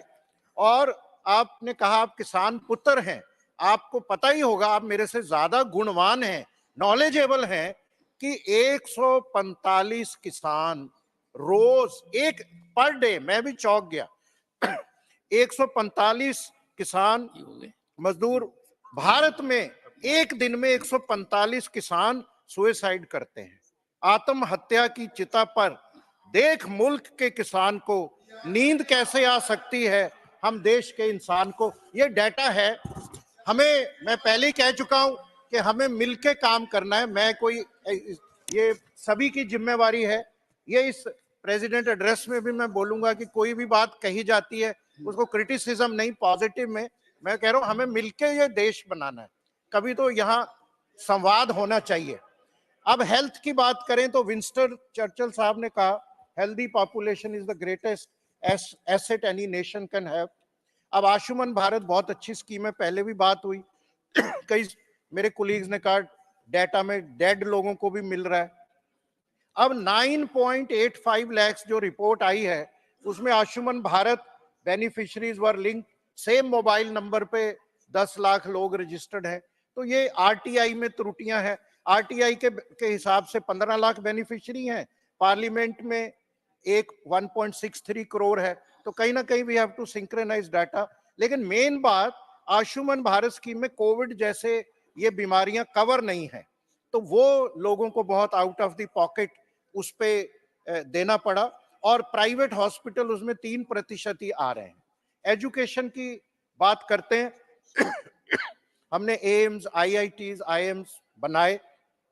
प्राइमरी एजुकेशन की सर देश में हालात ठीक नहीं है कि अभी आपने भी पढ़ा होगा 10 दिन पहले एक इंग्लिश डेली में ASER की रिपोर्ट ने बताया कि 14 से 18 साल की आयु में जो बच्चे थे 25% सेकंड लेवल में अपनी रीजनल लैंग्वेज का टेक्स्ट भी नहीं पढ़ पाए। 43.3% 14 से 18 साल में ही मैथ सेकंड क्लास का नहीं कर पाए। तो हमें रूरल एजुकेशन में जो, क्योंकि वहीं से हमारी नींव बनती, हम भी तप्पड़ वाले स्कूल में पढ़े, लेकिन मेहनत उसमें हमें रूरल हर सूबे को चाहिए। और एजुकेशन के लिए बनती, हम भी तप्पड़ वाले स्कूल में पढ़े, लेकिन मेहनत उसमें हमें रूरल हर सूबे को चाहिए और एजुकेशन के लिए चाहिए। और एक हमारा जो एजुकेशन आउटले है वो भी कम है, 2.9% है। भूटान में 8% है। ब्राजील चलो बहुत बड़ा मुल्क, फिर वहां भी 6 है। मालदीव्स में 4.6, मॉरिशियस में। तो हमें इसको कहीं ना कहीं 5-10% लाना होगा। और जो शिक्षा पे मिनिमम 10% खर्च करना चाहिए। मेरी मेडन स्पीच है तो आप कंसिडरेट करेंगे, मैं 5-7 मिनट में कंक्लूड करता हूँ। लेबर और स्किलिंग में ये राजीव चंद्रशेखर जी बैठे हैं, स्किलिंग के ये इंचार्ज हैं, अंदाता हैं, बहुत अच्छा काम कर रहे हैं। अब दिक्कत ये है, इतने लाख करोड़, क्योंकि एक तो यहाँ फिगर भी लाखों करोड़ों में ही चलती है, बहुत अच्छी बात है, लेकिन लास्ट माइल डिलीवरी चाहिए। अब जो है ये PMKY और PMK के ये सब स्कीम्स हैं। NSDC का मैं भी बोर्ड मेंबर रहा 7 साल इनके सौजन्य से। लेकिन सब प्रॉब्लम क्या है कि स्किल करना एक अलग बात है। अब प्रेसिडेंट साहब के और उनके एड्रेस में लिखा है इतने हजार कितने स्किल हो गए, जॉब लायक बना दिए। जॉब लायक नहीं ना, जॉब्स, उनको नौकरी चाहिए। नौकरी हमें, हम सबकी जिम्मेवारी है, हमें उनको नौकरी देनी पड़ेगी। मैं भी खुद NGO चलाता हूँ। हमने 5000 यूथ को पिछले 2 सालों में नौकरी दी, 20,000 रूरल सेंटर्स में हमने एम्पावर किया। तो एक अभी जो 29.7% of India's youth is unemployed, ये डाटा है। और हमारे पास स्किल लेबर 4.69 है, दुनिया में आपको पता है 50, 68। अब ये स्किल इंडिया मिशन का बजट भी कम हो रहा है, तो फाइनेंस मिनिस्टर साहब को ही दरख्वास्त करेंगे कि स्किल के इनके मिनिस्ट्री के धर्मेंद्र प्रधान जी और हाँ जी, और स्टेट ऑफ पंजाब में ministry have reduce the fund allocation just by 92%, ज्यादा नहीं, 92% कट गया है। और ये सारे इसके जॉब्स की तरफ मैं आपका ध्यान लगाता हूं। इंटरप्रेन्योरशिप, हाँ जी, लास्ट एनर्जी, नहीं सर, यहाँ आप जब नहीं थे, नॉर्थ ईस्ट को 4 मिनट 5 मिनट दिए गए। मैं तो पंजाब से हूँ और मेडन है, मेरे को 5 मिनट्स दीजिए सर। मेडन स्पीच है, बोलने तो दीजिए, मैं तो सुझाव ही दे रहा हूँ। एनर्जी में अब एक और है कि आर्टिफिशियल इंटेलिजेंस आ रही है, डिजिटलाइजेशन आ रही है, उससे राजीव चंद्रशेखर जी जॉब्स और जाएंगी। तो हम लोगों को कुछ आउट ऑफ बॉक्स सोचना है, क्योंकि मैकेनाइजेशन से वो मजदूर और कम हों। एनर्जी में राष्ट्रपति मैडम ने clean energy, solar capacity, power grid, Ujjwala, electric vehicle, बहुत ही बढ़िया बात की। हम ग्लास भी गए, हम सोलर अलायंस में भी गए, सारा वो किया। Please conclude. हाँ जी, एथेनॉल जो एनर्जी में, please conclude sir, be fair ना, मेरी मेडन स्पीच है, मेरे को बोलने तो दीजिए ना सर। ऐसे तो 1-1 मिनट मैं नहीं बोलता, बैठ जाता हूँ सर। देखिए सानी साहब, नहीं, मैं 2-3 मिनट तो made good points, it is over 17 minutes. नहीं, पर मेडन स्पीच है सर, 17 मिनट्स तो हमारा टाइम था। अच्छा चलो 2 मिनट दे दीजिए, व्हाई टू वेस्ट टाइम। मैं कंक्लूड कर, प्लीज। High regards. अब 2 मिनट प्लीज क्योंकि हर continue. 10 सेकंड में आप कहेंगे तो Continue, सब मैं एथेनॉल शुगर केन और राइस से बनता है और वाटर इंटेंसिव है, तो हमें देखना होगा अब crop residue stubble can be converted into fuel for thermal plants और फार्मर्स। इससे आपने देखा जो दिल्ली में ये धुआं छा जाता है, क्लीनर एनवायरनमेंट, उसका भी इलाज होगा। रिसर्चर्स फ्रॉम पुणे ये एग्री वेस्ट हाइड्रोजन से इलेक्ट्रिक व्हीकल्स के लिए, इंदौर में जो है सर जो डीजल बन रहा है plastic waste and CNG out of liquid waste बन रहा है, तो एनर्जी रिन्यूअल पे हमें नई चीजों पे ध्यान देना होगा। डिफेंस के बारे में ये बहुत अच्छा डिफेंस मैन्युफैक्चरिंग का उन्होंने कहा। India is the largest importer of arms 40,000 crore. पर मेरा मानना यह है कि हमारी जो ऑफसेट पॉलिसी थी कि भाई जो हमें डिफेंस इक्विपमेंट बेच रहा है हम उस पर ऑब्लिगेशन लगाते हैं कि इसका 30-40% आप टेक्नोलॉजी ट्रांसफर करो या एक्सपोर्ट करो, वो उतनी सक्सेसफुल नहीं हुई। उस पर ध्यान देना। हमारे ऑर्डिनेंस फैक्ट्री बोर्ड इतने हैं कानपुर से लेके इधर, उनको वो इक्विपमेंट बनाने चाहिए जो हम इंपोर्ट करें। बुलेट प्रूफ जैकेट है, आर्मर्ड व्हीकल है, इंफ्रास्ट्रक्चर बहुत बनी, पर अब इंफ्रास्ट्रक्चर पे भी जो है पुश करने की जरूरत है, नेशनल इंफ्रास्ट्रक्चर पाइपलाइन। और जैसे ये पंजाब हरियाणा ये जो सूबे हमारे, इसमें ड्राई पोर्ट्स और मल्टी मॉडल ट्रांसपोर्ट जब तक नहीं बनेगा तो ये लोग कंपीट नहीं कर पाएंगे। Last soul of India lies in villages. Sir ये 100 स्मार्ट, मैं लास्ट कर रहा हूं, 100 स्मार्ट सिटीज पेपर पे हैं, एक्चुअल वो बने नहीं हैं। और आखिर में मैं यही कहना चाहूंगा सर, महात्मा गांधी जी ने कहा रघुपति राघव राजा राम ईश्वर अल्लाह तेरो नाम सबको सन्मति दे भगवान। Let us ensure social fibre of secularism and equality. Nothing will go down. Only Dr. Amar Patnaik now. Dr. Amar Patnaik, sir. Thank you, sir. 7 minutes. Honorable Chairman, sir. And you know how to monetize time. As I 7 stand minutes. here on behalf of my party, the Biju Janata Dal, and my leader, Shri Naveen Patnaik, the Honorable Chief Minister of Odisha, in support of the motion of thanks on President's address, I am filled with pride on several counts. First, for being an ODA, as Honorable President is the first ODA to occupy this highest constitutional office of our country. She is also the first tribal president of India and only the second woman president of India. I salute the visionary leadership of my leader, Naveen Patnaik, who as undisputed leader of 4.5 crore ODAs for about quarter of a century now, was the first to support her candidacy to this august office. Sir, the Arthashastra mentions three important principles of good governance. Sarva Loka Kalyankari Karma, meaning universal welfare. Sarva Loka Sangram Ebapi, meaning maintaining and protecting each and everyone in the creation.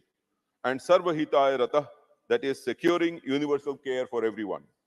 Honorable Chairman, sir, the President's address highlighted that the grand edifice of a Viksit Bharat will be erected on 4 strong pillars: women power, youth power, farmers, and the poor. Sir, our Honorable CM Naveen Patnaik's governance model has always centered around bringing happiness to these sections of society, adopting the unique 5T model of implementation, which includes transparency, technology, teamwork, time, and transformation. In the words of our Honorable CM, who has been the flag bearer of women's empowerment in our country, women empowerment is not a slogan, but a non-negotiable code for us. Since 1992, when Odisha pioneered the women's political reservation under the legendary leadership of Sri Biju Patnaik by providing 33% reservation for women in local bodies, the BJD has persistently advocated for this right. Women-led development has been the mantra of development and governance of Honorable Chief Minister Naveen Patnaik ever since he assumed the reins of the state in 2000. Honorable CM Naveen Patnaik was the first and the only CM in the country to nominate women to a third of BJD's Lok Sabha candidates in the 2019 Lok Sabha elections. Therefore, passing of the Women's Reservation Bill in 2023, which the Honorable President alluded to in our speech, fills us with great satisfaction. I would like to exhort the Union government to consider conferring the Bharat Ratna on this legendary leader Biju Patnaik, which has been a demand not just from BJD, but also from some other parties who had the privilege of knowing and working with him. On the economic empowerment front, our Mission Shakti program, started by Honorable CM Naveen Patnaik in 2001, has successfully transformed about 6 lakh women SHGs, comprising about 70 lakh women, into vibrant hubs of economic activity across different sectors. The union government's effort to follow the same path is praiseworthy. Speaking of youth power, sir, the union government's progressive investment in newest technology, such as through artificial intelligence mission, is a great step towards making India a leading digital economy. This comes as an encouraging support to Odisha government's recent measures in this field, the Odisha for Artificial Intelligence and the Artificial Intelligence for Youth initiatives launched in 2023. Further, Honorable President had rightly focused on the significance of the sports economy, which is a great source of meeting the aspirations of our youth and providing opportunities to them. Our CM believes that investment in sports is an investment in youth. Investment in youth is an investment in the future. From building the largest hockey stadium in the world and supporting the national hockey teams, both men and women, to creating state-of-the-art infrastructure for promoting all sports amongst all sections, especially women and tribals, such measures have enabled Odisha to move closer to the vision of becoming India's sports capital. This unique sports model of Odisha, built around partnerships of sporting excellence, competition, coaching, infrastructure, and welfare schemes for meritorious athletes, can be a blueprint for the center and other state governments. Honorable Chairman, sir, farmers are the backbone of our nation. Former American President John F. Kennedy once said, "The farmer is the only man in our economy who has to buy everything he buys at retail, sells everything he sells at wholesale, and pays for the freight both ways." Thanks to the leadership of Honorable CM, Odisha is the only state in the country to double the farmer's income. This achievement has been made possible through systematic interventions and income support to all farmers, including the landless laborers and the tenant farmers, through the Krushak Assistance for Livelihood Income Augmentation Scheme, the Kalia scheme. Through this House, I wish to fervently implore the Union government to emulate the same model and expand the reach of Prime Minister Kisan Samman Nidhi scheme to encompass tenant and landless farmers, and implement the MS Swaminathan Committee report in true spirit while calculating the MSP for procurement of farmers' produce. I also suggest introducing a composite blended insurance scheme customized for farmers' various needs. This inclusive plan could cover crops, agricultural tools, as well as personal insurance, such as health and accident coverage. This would save time and money for farmers and ensure comprehensive protection. Speaking of the poor, sir, the upliftment of 25 crore people from multidimensional poverty is certainly a considerable feat. Our leader, Sri Naveen Patnaik, believes that a healthy population with the right education and skill is always the prime driving force for a prosperous nation. Odisha experienced the most notable reduction in the count of multidimensionally poor, dropping from 29.34% in 2015-16 to 15.68% in 2019-21. It has also achieved the fastest decrease in poverty in rural areas from 32.59% to 19.28%. This underlines the significance of a well-functioning social sector which is accessible and affordable till the last mile of the state. I also want to highlight the importance of social mobility. In a 2000 survey by the World Economic Forum spanning 27 nations, India emerged as the leader in residents' confidence regarding upward social mobility. This underscores the widespread belief amongst Indians that with humble beginnings and hard work, prosperity and success is an achievable and prevalent journey. However, social mobility is elusive in a society plagued by inequality of all kinds, some of it which has been historically inherited. It is the imperative that we address this inequality in all its forms. And I am reminded of the lines of Sant Bhima Bhoi. So he was one of the topmost Oriya poets sent of Mahima Dharma. He says, "Mo jivano pache norke padithau jagat uddhar heu. Let my soul be condemned to hell, but let the universe be redeemed." So lastly, Lastly, I would be remiss if I didn't mention that the vision of Viksit Bharat would not be possible without Vikasit states. Therefore, it is imperative to uphold the principles of federalism outlined in our constitution, particularly in the devolution of fiscal resources to the states, and in particular to states with historic backwardness and who regularly face the scourge of natural disasters like Odisha. Anyway, thank you so much, sir, for giving me this opportunity. K. Kesav Rao. No, sir, I said I will speak tomorrow, if you excuse me. All right. Professor Manoj Kumar Jha. Not present. Shri A. Rahim. Chairman, sir, this is my maiden speech. 7 minutes. Sir, this is my maiden speech, sir. Kindly ensure 15 minutes. Sir, kindly give your protection, sir. This is my maiden speech, sir. I'll make it 10 minutes. Sir, please, sir. 10 minutes are good enough. Please, continue. Sir, Mr. Rahim, yes. Continue. I know your talent. I know your talent. Sir, thank you, sir. Sir, this is my maiden speech. So I would like to start my speech with the historical words of Sri Narayana Guru. And I do believe that this is the befitting mantra for the present era. Jadi Bhedam Madadvesham Edumillada Sarvarum Sodarathene Vadunna Madragastanamanida, which means this is a model place where everyone lives together with humanhood, regardless of caste and religion. Sir, these are the words inscribed under the Shiva Pradishta done by real Vishwaguru, Sri Narayana Guru, the social reformer who walked in the front with Renaissance values. Sir, there is a reason behind me quoting Sri Narayana Guru's words at the time of Shiva Pradishta. In the beginning, the Honorable President in her address was very eloquent about the Prana Pradishta in Ayodhya. It was pointed out as the biggest achievement of the government. I would like to read the preface of our constitution, preamble of our constitution, sir. We, the people of India, having solemnly resolved to constitute India into a sovereign, socialist, secular, and democratic republic. Sir, I would like to remind you again and again, India is a secular, democratic republic.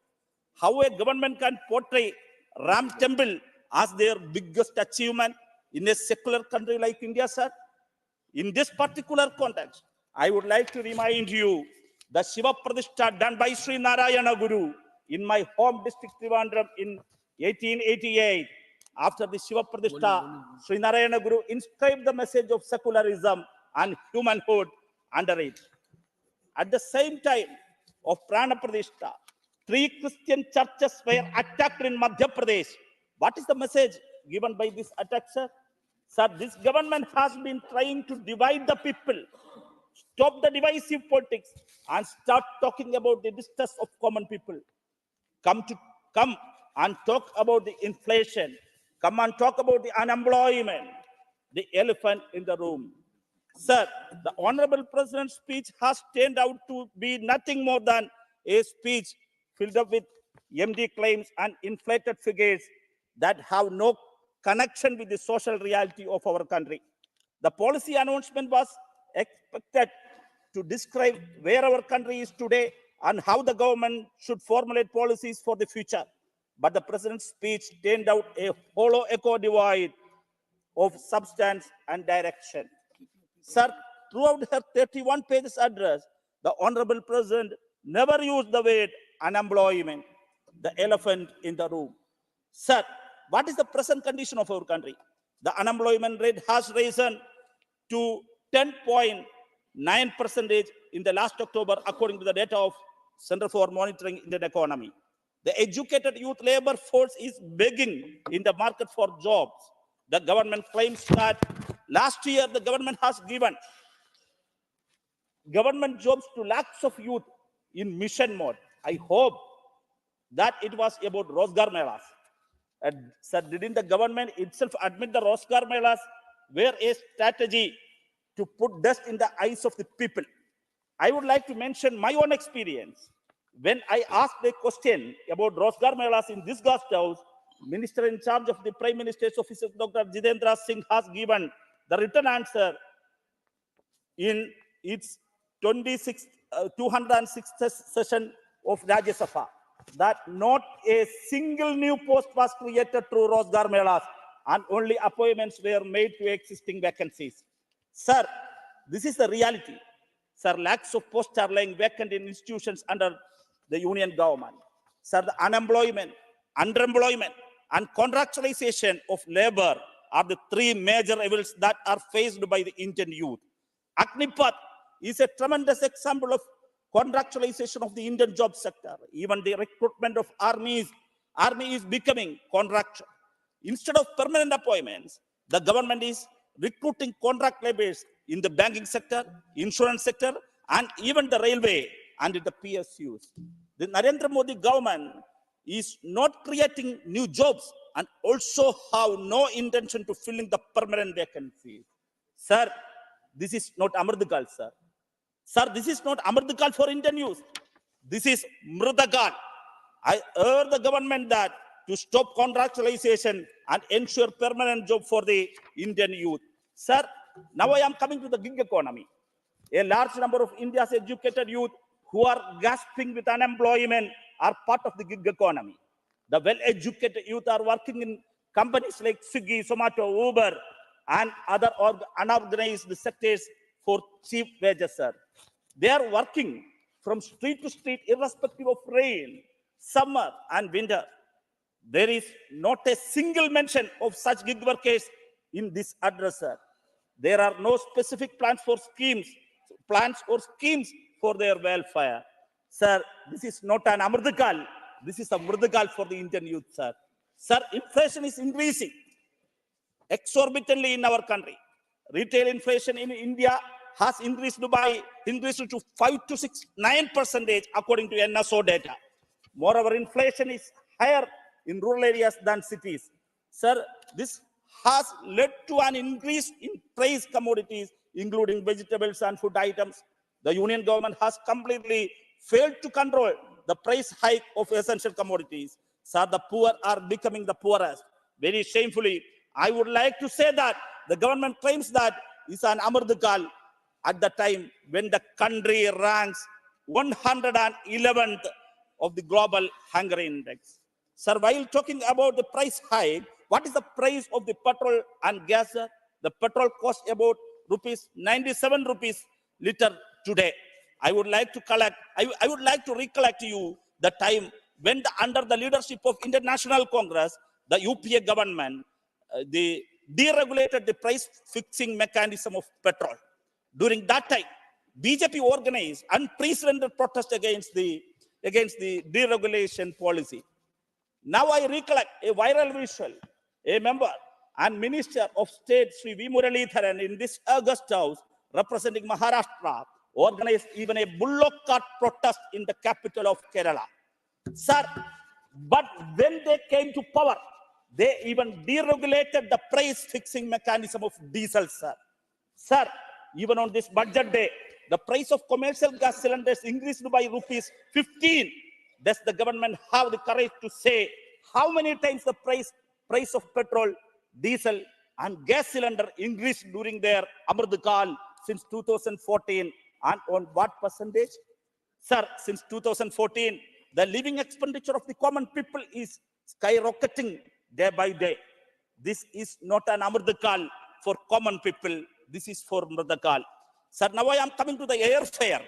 Like the petrol and diesel, this 56 inches government doesn't have any control over airfare. The Indian private air carriers are looting domestic travelers and non-resident Indians. This 56-inch government is laughing at common people while watching this. The government doesn't have any control over the price of petrol. They don't have any control over the price of diesel. They don't have the control over airfare. They don't have control over anything that is directly affecting the lives of the common people. In short, they are rewriting the mantra of Indian democracy, of the people, by the people, for the people, to of the corporate, by the corporate, and for the corporate. Sir, the union government is implementing unproclaimed financial emergencies upon opposition-led states. They are fiscally handcuffing them for political motives. In the last sir, just a minute, sir. Sir, now I am coming to the Nari Shakti. What is the real picture of Nari Shakti? Sir, according to NCRB data, 51 women are physically or mentally being abused every hour in our country. Women were paraded nakedly in Manipur. The government was silent. We have seen what happened in Bilkis Banu case. The Honorable Supreme Court of India caught the Gujarat government's decision to grant remission to 11 convicts in the case of Banu's gang rape and murder of 7 of her family members during the 2002 Gujarat riot. Sir, I started my speech by expressing my concerns over the changing nature of secular fabric of my country. Secularism and pluralism are the soul of our country. Don't bulldoze on it, sir. Sir, why India has become a religion? Why India has not become a religious state? The only one reason for that is the secular essence of the Indian freedom movement. Sir, I am representing Kerala, which is the land of great freedom fighter and martyr Wakam Abdul Khader. He is popularly known as INA hero. He entered into the Indian freedom fight under the leadership of Netaji Subhash Chandra Bose. He was great revolutionary and freedom fighter who got arrested along with other 3 INA soldiers on the 10th September, sir, just a minute, 10th September 1943. Those 4 brave soldiers were hanged. Madras St. George Fort was witnessed. M. Thambit Rai. I have given you more time than you expected. Dr. M. Thambit Rai. Okay, Thank you. half a minute. Conclude. Sir, sir. My time, sir, you have to protect me. Sir, kindly, yes, sir, just a fraction of a second. Half a minute. Just a minute. Please conclude. Sir, those 4 brave soldiers were hanged. Madras St. George Fort was witnessed an interesting incident just before they got hanged. Only 2 persons can be hanged at a time in Madras Central Jail. British officials had decided to hang Wakam Abdul Khader and Fauja Singh together, and Anandan Nair and Bardhan. The brave Wakam Abdul Khader demanded to the British to hang with the Anandan Nair. British officials asked why. That 26-year-old brave son of India said that I belong to a Muslim family. Please, nothing will go on record now. Please, Dr. M. Thambit Rai. Please, Dr. M. Thambit Rai. Thank you very much. Nothing will go on record now. Dr. M. Thambit Rai. No, M. Thambit Rai. Please continue. Sir, Mr. Chairman, sir, I rise to participate and put forth my views on behalf of ADMK party and Edapadi Palaniswamy of my leader on the address by the Honorable President of India to the members of Parliament on 31st January Honorable members, 2024. It is already 6 p.m. If the House agrees, we may take up the business till 7 p.m. today. Okay, sir. I'm Please continue. Allow me, sir. As it is customary, the Honorable President highlighted the achievements of the government during the last 10 years and outlined the policy priorities of the government to make India a developed nation by 2047. The Honorable President has stated that India has emerged as the fastest growing major economy and that it maintained a growth rate over 7.5% per consecutive quarter, sir. The President also mentioned that 80 crore people are being given free ration, which is extended for 5 more years, sir. I want to mention, sir, in our Tamil Nadu, our former Chief Minister, Amma Jayalalitha, is introduced giving the free rice to all the cardholders. This is a phenomenon what we have done for the poor people. I request the central government to consider that not only 80 crores, let be given to all the people of the cardholders of this country. That has to become, I'm requesting, sir. Regarding as far as the GST, sir, generally all the members are telling about the GST. They're raising the concern about that. Our DMK people, so Siva spoke regarding that he could not get the sufficient for the government of Tamil Nadu. Sir, with the great difficulties, our former Chief Minister, Edapadi Palaniswamy, even we are facing the financial problem, is able to get the funds from the central government and implemented that so many schemes for the farmers and everything. Sir, but this government, present DMK government, is higher, increased the tax for the properties, tax for the diesel and everything. They could not reduce it. And also liquor also, which they are selling, they increased that. Like that, the DMK government increased all the prices, but they are blaming the central government that got the fund. And whatever, sir, now the present chief minister has gone to abroad to raise fund for the investment. When he could not get the fund from central government, how he is going to get the fund for foreign country? I could not understand, sir. Therefore, no, I'm telling this. I'm telling this. Please. Is why, sir. This Please, sir, that's honorable why, members, sir, please take your seat. Take your seat. When Continue. he was the chief minister, when he conducted his international investment, he raised lot of funds. He also visited foreign countries. He has done. But I'm telling, because why I'm telling that tax is when we are living at that time and it reasonable, which we are not able to do, the problem will come, sir. Second, I want to make regarding the major issue of fisherman issue. Sir, coming to the Kachitub is the main issue. Many times we are raising this issue in the parliament, but the government is not able to solve this problem because the Kachitub is the part of our Tamil Nadu, that is India. It's because of the Kachitub is given to the Sri Lanka government unceremoniously in 1974, 1976, that period. Still our Tamil Nadu fishermen is suffering the lot because if we are having that Kachitub, our territory, this could not happen. Therefore, I request the central government to consider that, see, it is a part of the Indian territory. It is not approved by the parliament. Any territory we have in other countries, it must be approved by parliament.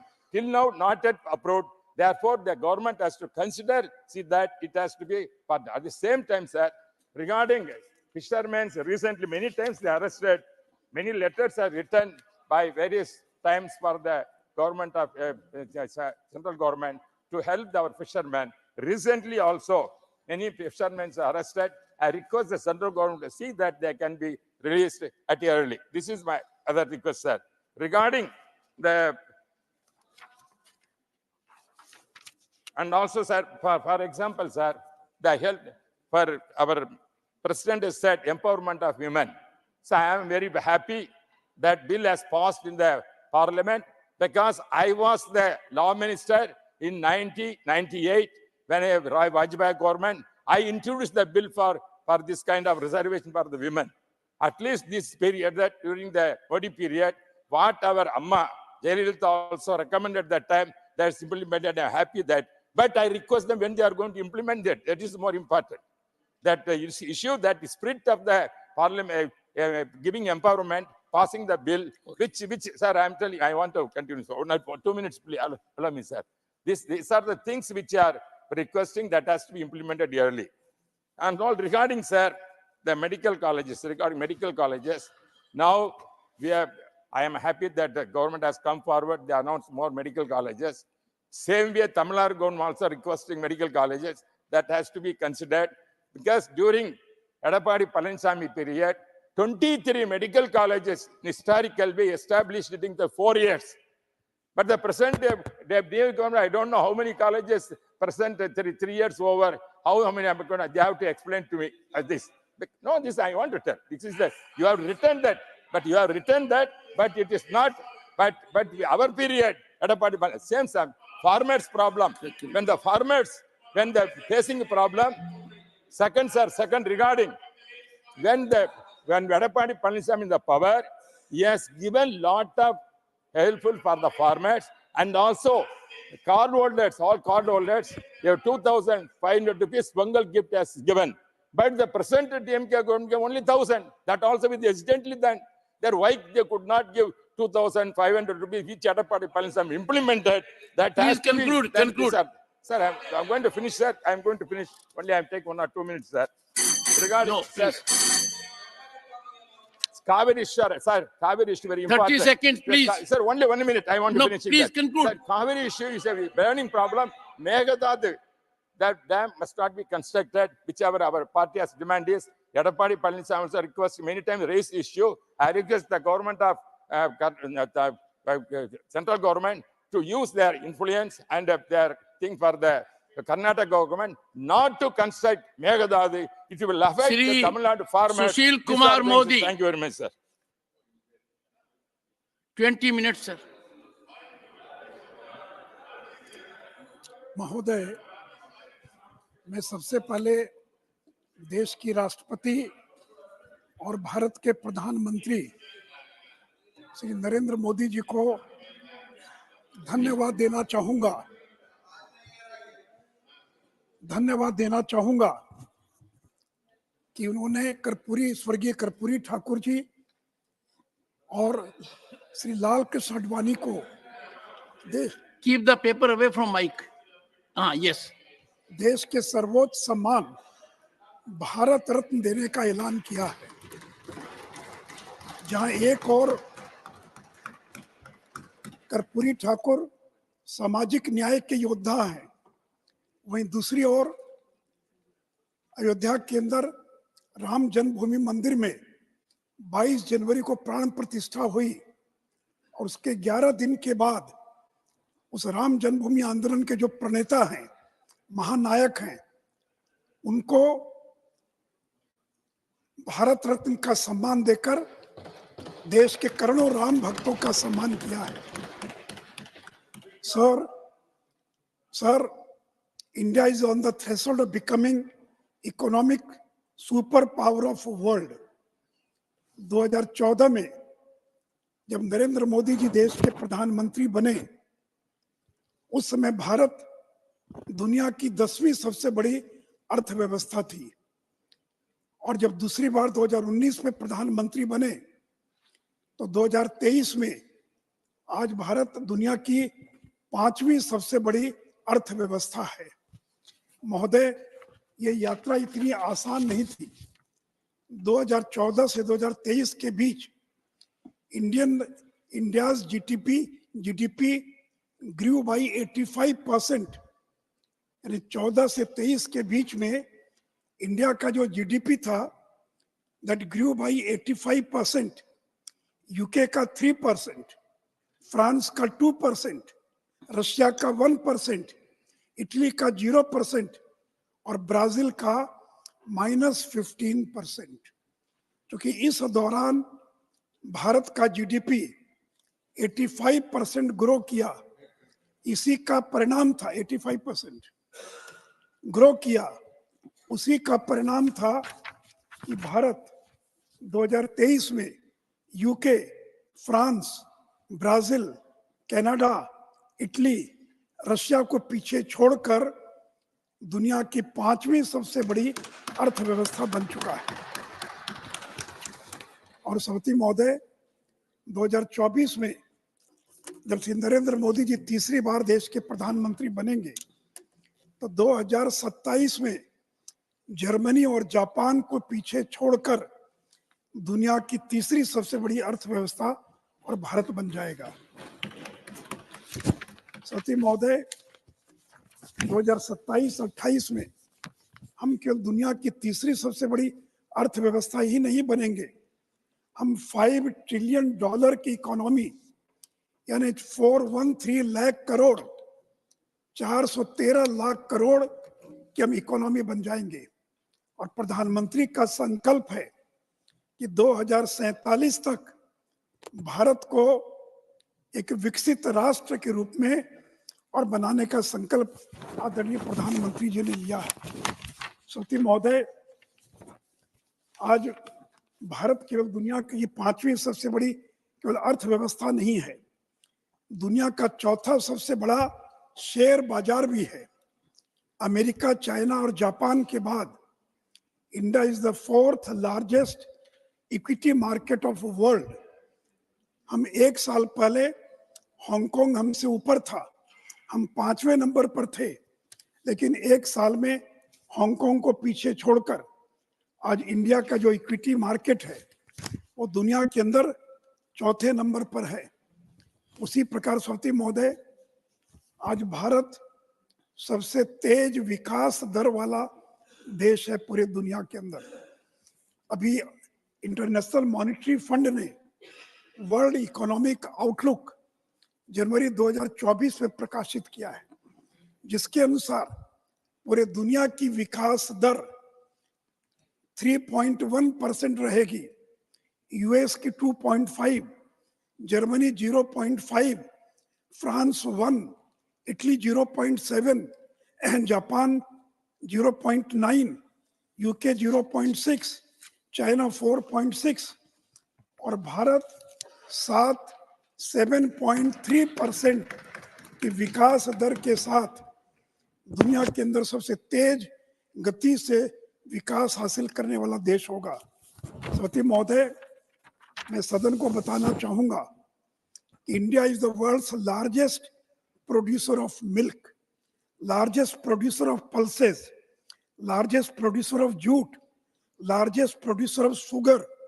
and largest producer number of real-time digital payments. और सती महोदय, India is largest producer, हम number 2 किन चीजों में हैं? Rice, wheat, sugar cane, groundnut, vegetable, fruits, cotton, aquaculture, इन चीजों में आज भारत पूरे दुनिया के अंदर दूसरे नंबर पर है। और साथ ही साथ मोबाइल फोन के उत्पादन में भी आज भारत पूरे दुनिया के अंदर second largest manufacturer of mobile phones in this world. Crude steel, coal, aluminium, इसमें भी हम पूरे दुनिया के अंदर दूसरे नंबर पर हैं। सती महोदय, जहां तक तीसरे नंबर की बात है, automobile industry, pharmaceutical, power production, forest gain area,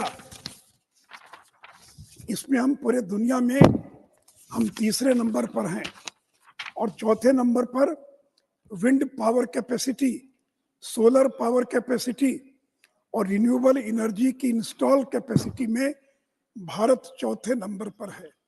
तो हम यूं ही अचानक 5वें नंबर पर नहीं पहुंच गए, इसके लिए इतना मेहनत और इतना प्रयास करना पड़ा है।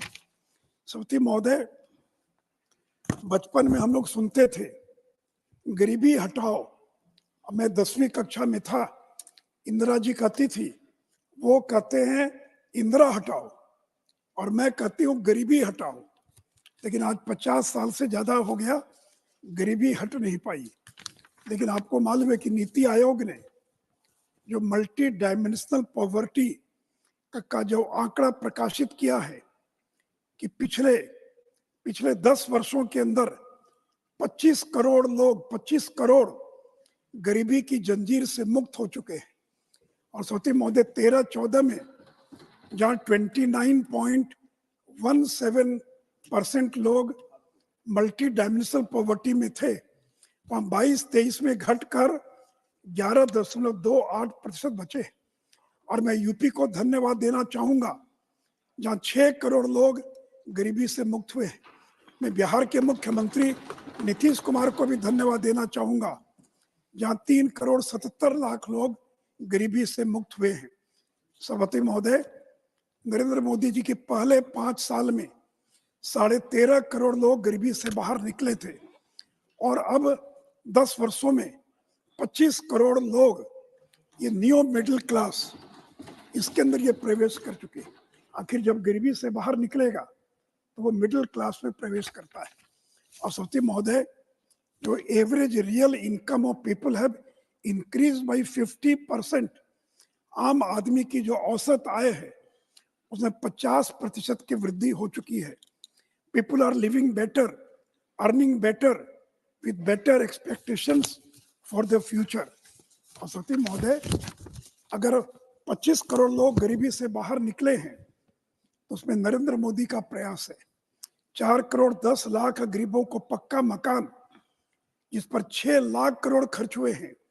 11 करोड़ घरों में पाइप्ड वाटर सप्लाई, जिस पर 4 लाख करोड़ खर्च हुआ है।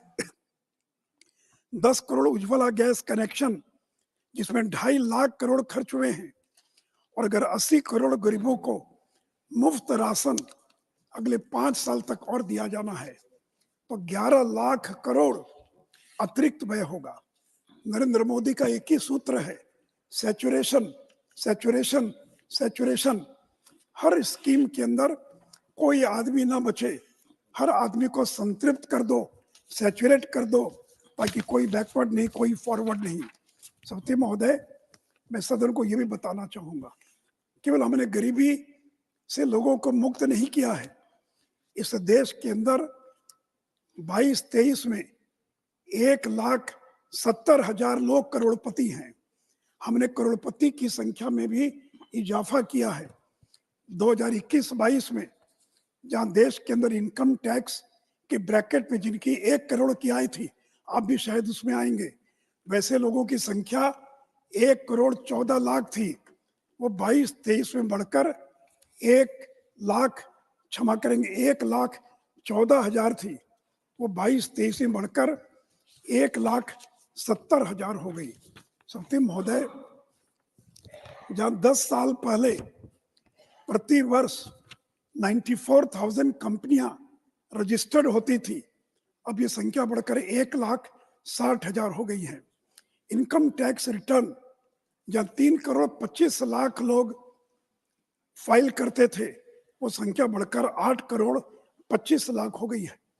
2014 के पहले के 10 साल 13 करोड़ वाहनों की बिक्री हुई, जबकि पिछले 10 साल में 21 करोड़ वाहनों की बिक्री हुई। सभापति महोदय, 14-15 में 2,000 इलेक्ट्रिक व्हीकल बिके और 23-24 में दिसंबर तक 12 लाख इलेक्ट्रिक व्हीकल्स की बिक्री हो चुकी है।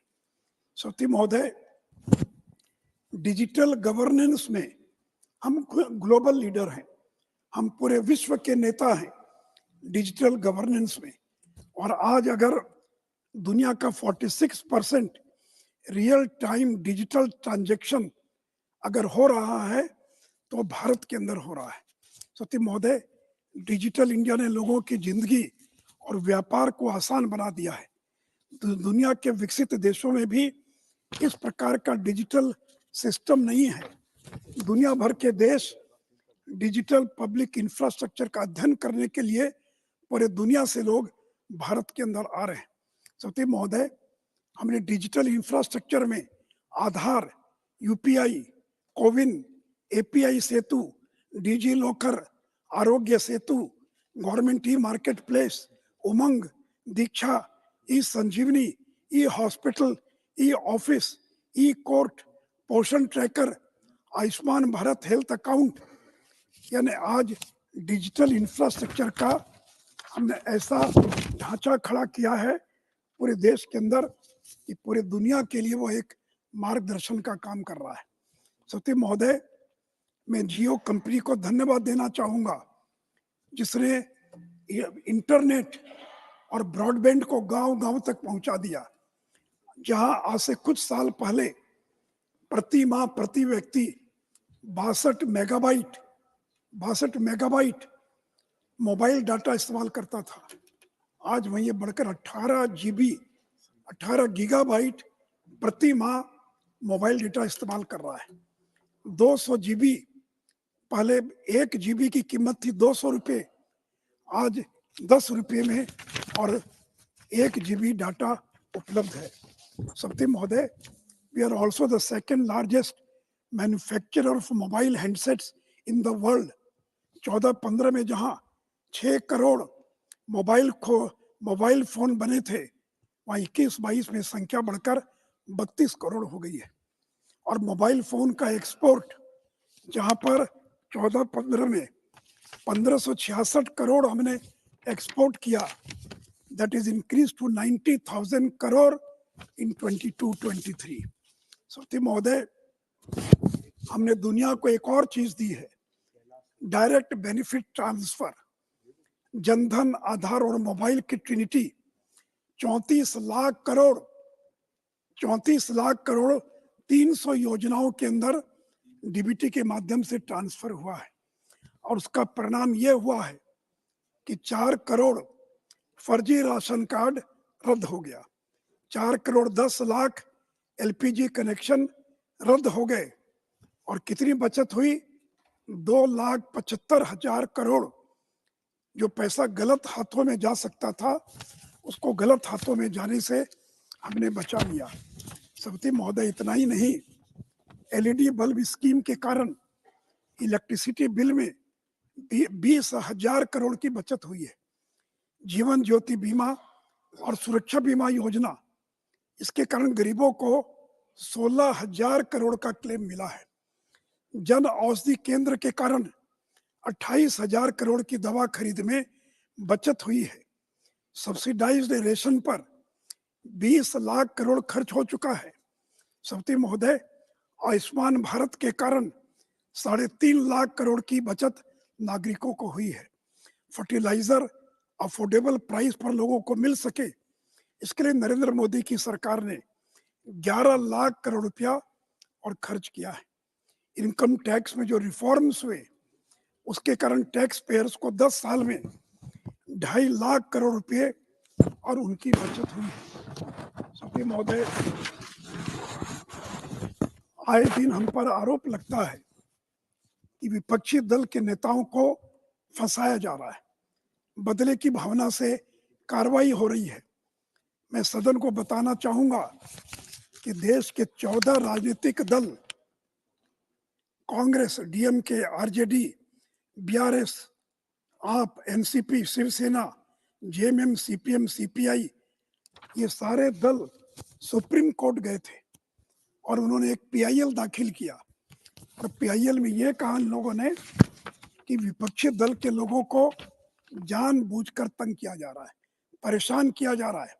सभापति महोदय, मैं सुप्रीम कोर्ट और उसके जज कौन थे, उसके अंदर जस्टिस डीवाई चंद्रचूड़ और जस्टिस जेबी पारडीवाला, और चंद्रचूड़ ने क्या कहा, opposition's remedy is in political space, not in court.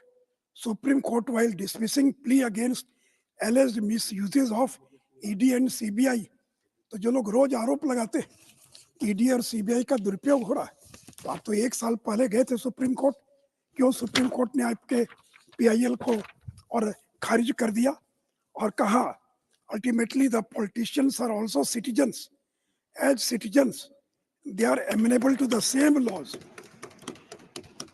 Chief justice ने कहा that politicians have no rights higher than that of other citizens. आप उसके बाद क्यों नहीं गए? आप अलग अलग मामले को लेकर जाते। और सभापति महोदय, मैं आपको यह भी बताना चाहूंगा, सभापति महोदय, अगर टीएमसी नेता पार्थ चटर्जी के घर पर और उनकी दोस्त अर्पिता चटर्जी के घर पर 28 करोड़ अगर नगद मिलता है, 5 किलो सोना मिलता है, तो क्या सीबीआई ईडी को चुप बैठ जाना चाहिए? ज्योति प्रिय मल्लिक, जो रेशम घोटाले के अभियुक्त हैं, मंत्री थे, गिरफ्तार करके जेल भेजा गया। क्या जब वो इतने गंभीर आरोप हैं, तो क्या सीबीआई ईडी को कोई कार्रवाई नहीं करनी चाहिए? सभापति महोदय, साहू, क्या नाम था साहू का, धीरज साहू, अगर 350 करोड़ रुपया अगर किसी एमपी के घर में नगद पाए जाते हैं, तो क्या सीबीआई को कार्रवाई नहीं करनी चाहिए? महाराष्ट्र में अनिल देशमुख, नवाब मलिक, और सभापति मोदी, यही लोग थे जो राफेल चिल्लाते थे, पेगासस चिल्लाते थे, चौकीदार चोर चिल्लाते थे, और अडानी के नाम पर एक पूरा लोकसभा का सत्र इन्होंने पानी में बहा दिया। जी ठीक, लेकिन आज अडानी का नाम लेना क्यों बंद कर दिया? उसके बाद एक बार भी मैंने अडानी का नाम नहीं सुना। सभापति महोदय, आज हेमंत सोरेन और वोट ऑफ कॉन्फिडेंस में कह रहे कि मैं चुनौती देता हूं कि कोई प्रमाणित कर दे, तो हेमंत सोरेन जी, आप तो गए थे सुप्रीम कोर्ट, आपको क्यों नहीं बेल दिया सुप्रीम कोर्ट ने? क्यों सुनने से इनकार कर दिया? सत्येंद्र जैन मेडिकल ग्राउंड पर बेल पर हैं, मेडिकल ग्राउंड पर। सभापति महोदय, आखिर संजय सिंह 6 महीने से जेल में, उनको कोर्ट ने क्यों नहीं बेल दिया? अगर निर्दोष थे, जानबूझ करके फंसाया गया, तो आपको क्यों नहीं बेल मिली? मनीष सिसोदिया 1 साल से जेल में है, 1 साल हो गया। सभापति महोदय, इस देश की किसी कोर्ट ने मनीष सिसोदिया को और बेल नहीं दी। और सभापति महोदय, बिहार के अंदर लालू प्रसाद यादव, जो 4 मामलों में सजा याफ्ता है, वो हमको प्रवचन दे रहे ईमानदारी का, और जो रेलवे में नौकरी के बदले जो जमीन घोटाले का मामला है, इतने पुख्ता प्रमाण हैं कि सौती महोदय कि कोई इन लोगों को बचा नहीं सकता है। सौती महोदय, आज देश का प्रधानमंत्री एक ऐसा व्यक्ति है जिसके पास लाइफ इंश्योरेंस की पॉलिसी नहीं है, जो सैलरी नहीं लेते हैं, अपनी सारी तनख्वाह की राशि दान कर देते हैं, उनके पर कोई कर्ज नहीं है, उनके पास कोई व्हीकल नहीं है, कोई लैंड का एसेट नहीं है, और नरेंद्र मोदी का जो बैंक बैलेंस है वो केवल 574 रुपया उनके पास बैंक बैलेंस है। तो सौती महोदय, प्लीज कंक्लूड जी, मेरा अगर 5 मिनट समय, your party has to take a call, आकर करके 5 मिनट।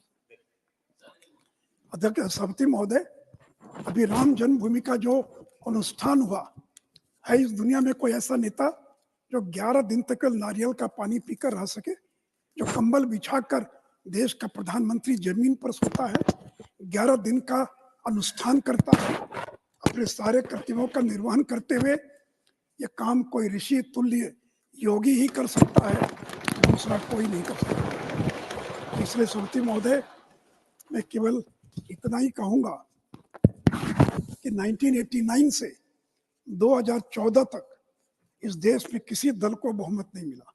अल्पमत की सरकार, मिलीजुली सरकार, ब्लैकमेल, सौदेबाजी, खरीद फरोख्त, कमजोर सरकारें, समर्थन वापसी का दौर, क्या देश फिर इसी प्रकार की सरकार चाहता है? अटल जी की सरकार 13 दिन चली, 1 वोट से हार गई। चौधरी चरण सिंह को 23 दिन में इस्तीफा देना पड़ा, संसद का मुंह तक नहीं देख पाए। चंद्रशेखर जी 7 माह केवल प्रधानमंत्री रहे। वीपी सिंह 11 महीना, एचडी देवगौड़ा 11 महीना, इंद्र कुमार गुजराल 13 महीना, अटल जी 1998 में केवल 13 महीना रहे। क्या यह देश फिर इसी प्रकार की कमजोर सरकार चाहेगा देखना? कोई इस प्रकार की मिलीजुली सरकार, अब देश फिर देवगौड़ा और गुजराल के दौर में लौट के नहीं जाना चाहता है। अंत में सौती महोदय, अमेरिका की एक कंसल्टेंट कंपनी है मॉर्निंग कंसल्ट, उसे दिसंबर 2023 में सर्वे किया है जिसमें बताया कि विश्व के सबसे लोकप्रिय राजनेता कौन है, तो उनका नाम नरेंद्र दामोदर दास मोदी है। महोदय, अंत में नरेंद्र मोदी कहते हैं, जो रुक जाता है उसका भाग्य भी रुक जाता है, लेकिन जो चलता रहता है उसी का भाग्य आगे बढ़ता है, बुलंदियों को छूता है। और इसलिए चलते रहो, चरैवेति चरैवेति चरैवेति। और अंत में सौती महोदय, ये अमृत काल का आह्वान है। मुक्त मातृभूमि को नवीन मान चाहिए, नवीन पर्व के लिए नवीन प्राण चाहिए। मुक्त गीत हो रहा, नवीन राग चाहिए, नवीन पर्व के लिए नवीन प्राण चाहिए। मुझे पूरा विश्वास है कि 2024 में नरेंद्र मोदी फिर से एक बार, तीसरी बार देश के प्रधानमंत्री बनेंगे और 2047 तक भारत को विकसित राष्ट्र बनाने का संकल्प। Doctor Ami Yaznik, the time is 2 minutes. I make it 5 minutes. Thank you, sir. Thank you, Honorable Chairman, for giving me this opportunity to speak on the motion of thanks of the Honorable President. Sir, the address showed that as if nothing had happened before 2014.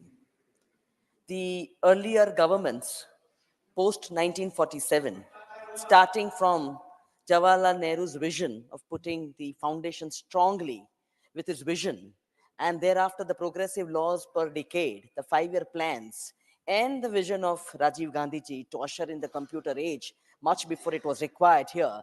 All this has added to what the present address said about the economy that happened in 2014 to till the present time. Sir, Nari Shakti was the highlight, but I was disappointed that the Honorable President did not talk about the reality on the ground. A young girl is running away from a rapist on a public road, and she's wanting a piece of cloth to wrap around her. But it speaks volumes that she does not have that piece of cloth. It speaks about the police system, the public space, the societal mindset, and the laws which cannot protect her. So despite this Nari Shakti, I'm very happy that women are empowered today. But what about those young girls, small children in the remand homes? They're shivering when they look at the rector. Where are those laws that are protecting them? 51 FIRs every day, the NCRB record shows. So when there is no protection, no safety for women, how can we talk about a progressive country? How can we say that, well, we are the fifth economy? Yes, with 80 crores of people being given food, free rations, we are a larger economy. But what about that free ration food? Are you giving nutritious food? What about the anemia? What about the malnutrition? What about the malnourishment? What about the wasting of children? What about the children not getting enough food? And what about female mortality, child mortality? This was not addressed by the Honorable President in her address. But coming to the main thing, a developed country or a country can call itself developed, an economy can be called advanced economy only if your children are educated. There was no mention of rural infrastructure for education. The dropout rate, if you see, sir, it is embarrassing. The children are not getting enough time, enough opportunity, and enough infrastructure to go to school. This dropout rate is so high that we talk about education, we talk about digital India, but what about the basic infrastructure that is required? Healthcare facilities, we have not talked about the absence of healthcare facilities in rural areas. All this was absent in the Honorable President's address. And the most important was mention of new laws. Sir, there was no mention of the backlog of more than 5 crores of cases. People of this country want justice. The preamble of the Constitution talks of justice. And if that justice is not accessed, then what is the use of going to a system where you cannot get justice, but you get languished in jails, you wait for your matters. A child from 4 years becomes a major and his custody matter goes on and on and on in the court infrastructure, the court system. So this is where I think the new laws, I think we should have, the President's address should have addressed what is going to happen to the physical infrastructure, the judicial infrastructure, the justice system, where the people of this country are waiting for justice. And the last point, sir, we talk about digital India. And the President's address talked about digital India and several schemes, renamed, new named, and all kinds of schemes. But where are the systems that would deal with cyber frauds? Young children who are looking at online lessons, taking online school lessons, get pop-up messages of pornography. Where is that cyber security? What kind of a generation are we giving in the next century, in the next decade, or the decade thereafter? Continuously praising one particular kind of a governance model, which is not speaking of a robust governance model, not speaking of strong institutions which are already placed by earlier governments. I think this address lacked in some of these basic and very important factors which should have been brought out to show that where is this economy, where is this democracy heading towards. The institutions have been weakened. The younger generation is waiting listlessly for employment. There are no openings, and not to mention about people who have gone away to far countries, these high net worth individuals who have gone away abroad and have settled elsewhere. And we are talking about the wealth drain and the brain drain, but none of these issues were there in the Honorable President's address. Sir, one last point, sir. When we talk about our younger generation, sir, should not there be a job satisfaction or a job creation in the country itself? Why should these youngsters be going to far countries? And why should not we keep some kind of a system that we retain our young brains, we retain our young doctors, we retain our young engineers and computer scientists within the country, and create a robust mechanism so that the democracy can be said to be a robust democracy, and we can then boast of an economy which is somewhere in the hierarchy. Thank you, sir. Srimati Sulata Dev, 5 minutes. जय जगन्नाथ। धन्यवाद दूंगी chairman sir आपको मुझे मेरे mother tongue Odia में बोलने का सुযোগ देने के लिए। महामहिम राष्ट्रपतिंकर एई नुआ सदन रे प्रथम अभिभाषण रे धन्यवाद प्रस्ताव मते सुযোগ देथिबारु मु कृतज्ञता ज्ञापन करूची। महामहिम राष्ट्रपति ओडिशार झियो, मु गर्व अनुभव करे जेतबळे सी पंडित उत्कलमणि पंडित गोपबंधु दास हुंतु किंबा कुंतला कुमारी सावंतकर पंक्तिरू तांकर भाषण मध्य आरंभ करती।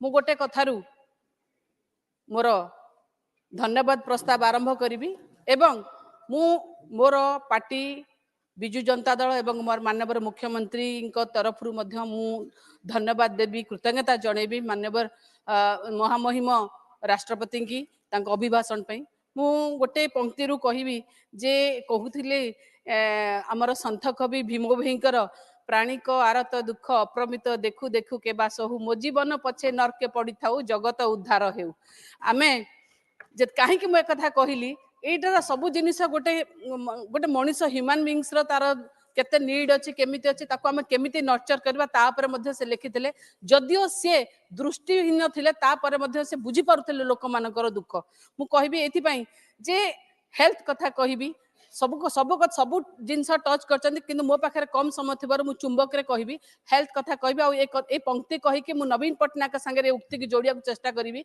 जे सब बेले कहिछन्ती प्रत्येक जीवन मो पई मूल्यवान हेल्थ क्षेत्र रे जेतबेले महामहिम राष्ट्रपति महोदय हेल्थ को ये करुचंती सराहना करुचंती सेतबेले मु कहबी जे माननीय मुख्यमंत्री नवीन पटनायक सेतबेले भारत वर्षर समस्तंकर दृष्टि आकर्षण करथिले जेतबेले कोविड रे 17टी राज्य को निश्वास देकी लोकंकर जीवन बंचैथिले ये होची ओडिसा रो माननीय मुख्यमंत्री काम मु पुणी कहबी आज मध्य जेतबेले बीएसकेवाई नवीन कार्ड विजु स्वास्थ्य कल्याण नवीन कार्ड रे समस्त स्वास्थ्य सेवा केबोली भाबे रे सुरक्षित हेबो ता पई मध्य से प्रतिबद्धता करचंदी एबे मध्य जदि देखिबे प्रत्येक सीएससी रे 3 दिन हेला हमर नुआ करके समस्त को डायलिसिस रो सेवा मिलुची मु एबे एथि पई कहबी जे माननीय मुख्यमंत्री नवीन पटनायक काहे के कहिचंदी प्रत्येक जीवन मूल्यवान से केवल 4.5 कोटी ओडियांग पई कहि नादी तांकर हृदय रे समस्त पई जागा अछि एथि पई कहबी जेतबेले आमे समस्त देखिचे बाहानगर रेल दुर्घटना रेल ट्रेजेडी जेतबेले बाहानगर रेल दुर्घटना हैला सेतबेले माननीय मुख्यमंत्री तुरंत उठिकिना जाई संगे संगे से गोटे टीम करी पाखा पाखी 90टी एम्बुलेंस को राति रे ग्रीन पैसेज देकिना संगे संगे बाहानगर पठेइथिले एवं शह शह आहत एवं मृतक को रेस्क्यू करके आनिथिले काहा को छाडी नथिले केबे भी भाबी नथिले एटा काहार रेलवे डिपार्टमेंट की केंद्र सरकार कर निजे कहिथिले प्रत्येक जीवन मूल्यवान ये होची माननीय मुख्यमंत्री मो दलर जे नेतांकर हेल्थ मु पुणी आसीबी हेल्थ पर जदि देखिबा आमे महामहिम राष्ट्रपति अयोध्या राम मंदिर कथा कहते मु खुशी आमे समस्त खुशी आमे राम मंदिर प्रतिष्ठा हबार खुशी किंतु 17 तारीख 22 तारीख दिन राम मंदिर प्रतिष्ठा हैला 17 तारीख दिन पुरी रो जगन्नाथ मंदिर परिक्रमा प्रकल्प शुभ उद्घाटन होइथिला आ एते सुंदर भाबरे भव्य परिक्रमा प्रकल्प निर्माण करा जायछि ताहा देखिले खुशी लागिबो एवं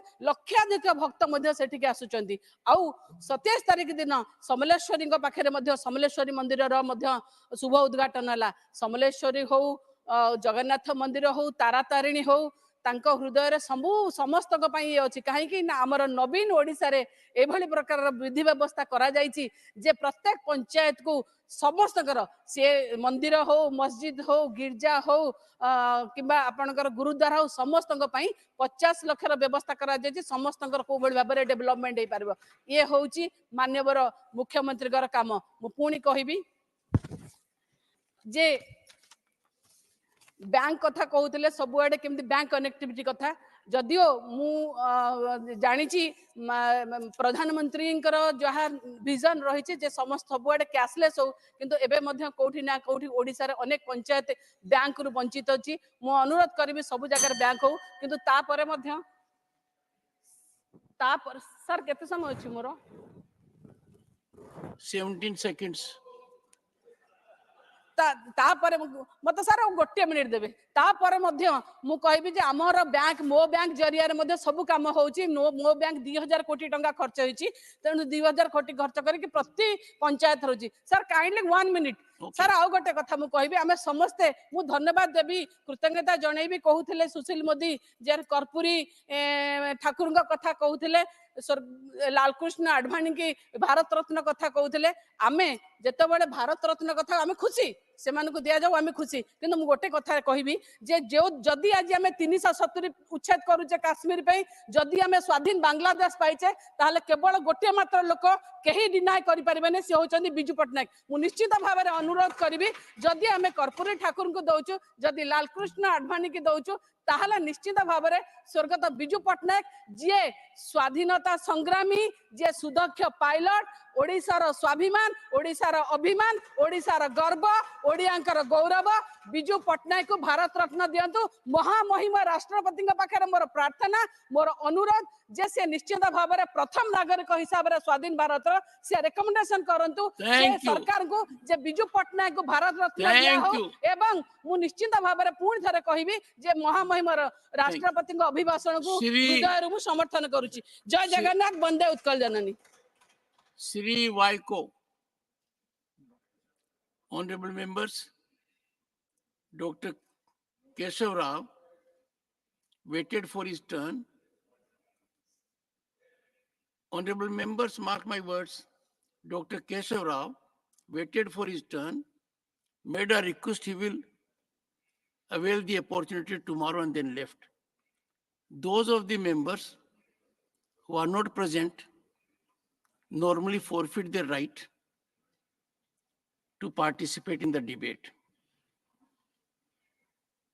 And I'm sure this is a healthy practice. We in this house have to wait for our turn, and we are here not only to address the house, but also listen to other members. That being so, those who have not been able to avail the opportunity, it will be difficult to make that opportunity available to them for this particular work. Srimati S. Fagnon Koynak, 10 minutes. 10 minutes, ma'am. Thank you. Thank you, Chairman, sir. I express my gratitude for this opportunity to participate in the motion of thanks on the President's address. Her address has clearly outlined the trajectory of Bharat's Amrit Kal, and the government under her has identified the 4 pillars for Viksit Bharat: youth power, women power, farmers, and the poor. Chairman, sir, in the last decade, our country has seen unprecedented growth, progress, and development. It has been a decade of transformational change in which the motto of Sabka Saath, Sabka Vikas has been the guiding light of the government. In the endeavor to take Bharat truly forward, Prime Minister Modi has made women empowerment his priority, which is reflected on the ground today. Since day one of assuming office, Prime Minister Modi has made women the focal point of his development. In charting New India's growth story, Prime Minister Narendra Modi has emphasized that India is transitioning from women's development to women-led development. In this grand vision, women are being reimagined as architects of India's progress and development rather than being passive recipients of the fruits of development. Schemes are not narebaze, but have made an impact. PM's Ujjwala Yojana, 10 crore beneficiaries, 10 crore women are involved in self-help groups, 8 lakh crore in bank loans and 40,000 crore in financial assistance has been provided to self-help groups. There are plans for 2 crore Lakpati Didis and Namo Drone Didi, 15,000. Imagine what it does to the confidence of a lady when she handles a drone and is considered to be the most tech-savvy lady in the village. Beti Bachao, Beti Parao, which has led to improved sex ratio of 1,020 females for every 1,000 male, NFHS 5. And maternity leave for working women has been increased from 12 to 26 weeks. At no point in independent India has women been given so much recognition, and her contribution for nation building elicited as much as now. Our Republic Day celebrations this year saw Nari Shakti in all its glory and honor. What could be more better personification of Nari Shakti than our very own Honorable Rashtrapati Srimati Draupadi Murmuji, the Supreme Commander of our armed forces, leading a nation of 140 crore people. Honorable President has also praised the passage of Nari Shakti Vandan Adhiniyam after a 30-year wait. In her words, my government has enlarged the role of daughters everywhere, in water, land, sky, and space. Chairman, sir, the Modi government continues to push forward its inclusive developmental agenda with women at the forefront. The government has come up with many welfare programs and schemes to facilitate the further empowerment of Nari Shakti. In her speech, our president has clearly mentioned the importance of Bharat's youth and the initiatives taken by the government. Youth constitute the most dynamic and important segment of our population. Our country is one of the youngest countries in the world with a median age of 28.5. More than 50% of our country's population is below the rank of 25, which bodes well for our future. It is indeed heartening to note that since assuming office, Honorable Prime Minister Modi has accorded top priority to Amrit Peti. Let us not forget that our Yuva are one of the four pillars of Viksit Bharat as envisioned by Prime Minister Modi. The new national education policy, which is aimed at promoting fairness in educational opportunities for all students, focuses on mother tongue and other Indian languages. It also promotes vocational education and offers a comprehensive and interdisciplinary education with modern future-oriented objectives. 14,003 Vidyalayas are being planned, 6,000 are operational, further improving access to education. Dropout rates among SCs, STs, and OBCs, particularly among girls students, have declined. 16 new AIMS, 315 new medical colleges have been established, and 1,500 new nursing colleges approved. In the 10 years of Modi government, Bharat has seen a major cultural shift in the sporting landscape. What Prime Minister Modi has done is provide an outlet for our youth to realize their untapped potential. Sports can be a great unifier, and under his leadership, the country has seen a surge in our youth wholly embracing the sporting culture with open arms. In the process, many barriers have been broken and a new national consciousness has been evolved.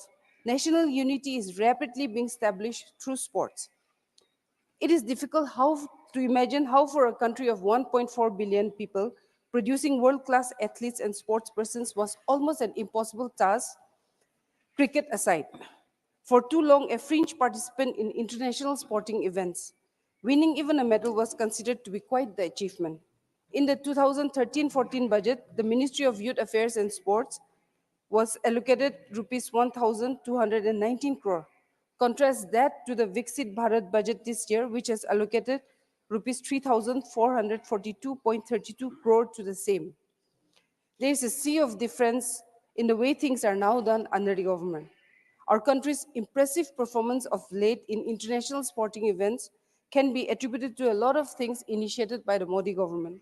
So far, 5 editions of Khelo India School and Youth Games, 3 editions of Khelo India University Games, 3 editions of Khelo India Winter Games, and 1 edition of Khelo India Para Games has been hosted.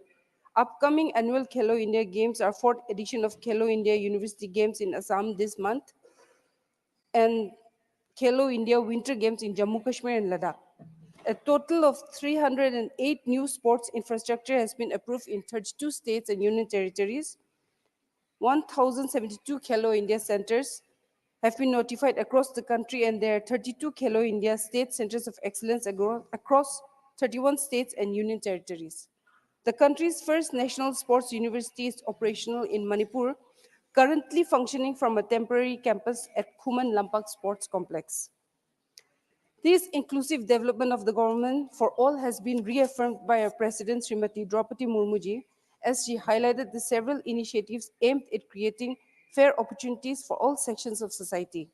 For the first time, government has extended reservation benefits to economically weaker sections within the general category, recognizing the needs of disadvantaged groups. A 27% reservation quota for OBCs has been introduced in central government-funded medical colleges, which will improve access to medical healthcare education. The National Commission for Backward Classes has been conferred constitutional status, which will further strengthen its role. Panchtirth, 5 places associated with Dr. B.R. Ambedkar, is developed as national pilgrimage sites, and 10 museums dedicated to tribal freedom fighters are being established across the country.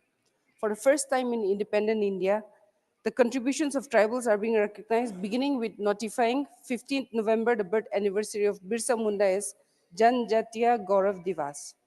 740 Eglavia model schools, which is a 400% increase in the number of schools being sanctioned since 2014. The budget for tribal development has increased to 1,20,000 crore from 24,000 crore in 2014. Prime Minister's Janman Yojana has been launched with an outlay of 24,000 crore for vulnerable tribal groups to screen sickle cell anemia, and 1 crore 40 lakh persons have been screened till now. With an approved outlay of 6,600 crore, PM Divine Scheme is funding infrastructure and livelihood for youth and women in the Northeast. With significant reduction in the incidence of separatism, Northeast India is now truly experiencing growth and development.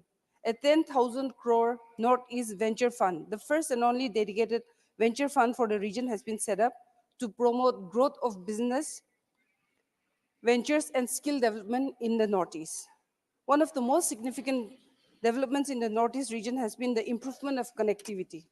The completion of long-pending infrastructure projects like the Bogibil Bridge and the Dola Sadia Bridge over the Brahmaputra, the ongoing construction of the world's tallest girdar rail bridge on the Imphal-Jiribam line, the record length of roads constructed, and the resurgence of waterways transport have all boosted economic and business potential in the region, making it a testimony of revolutionary connectivity that was long aspired by the people.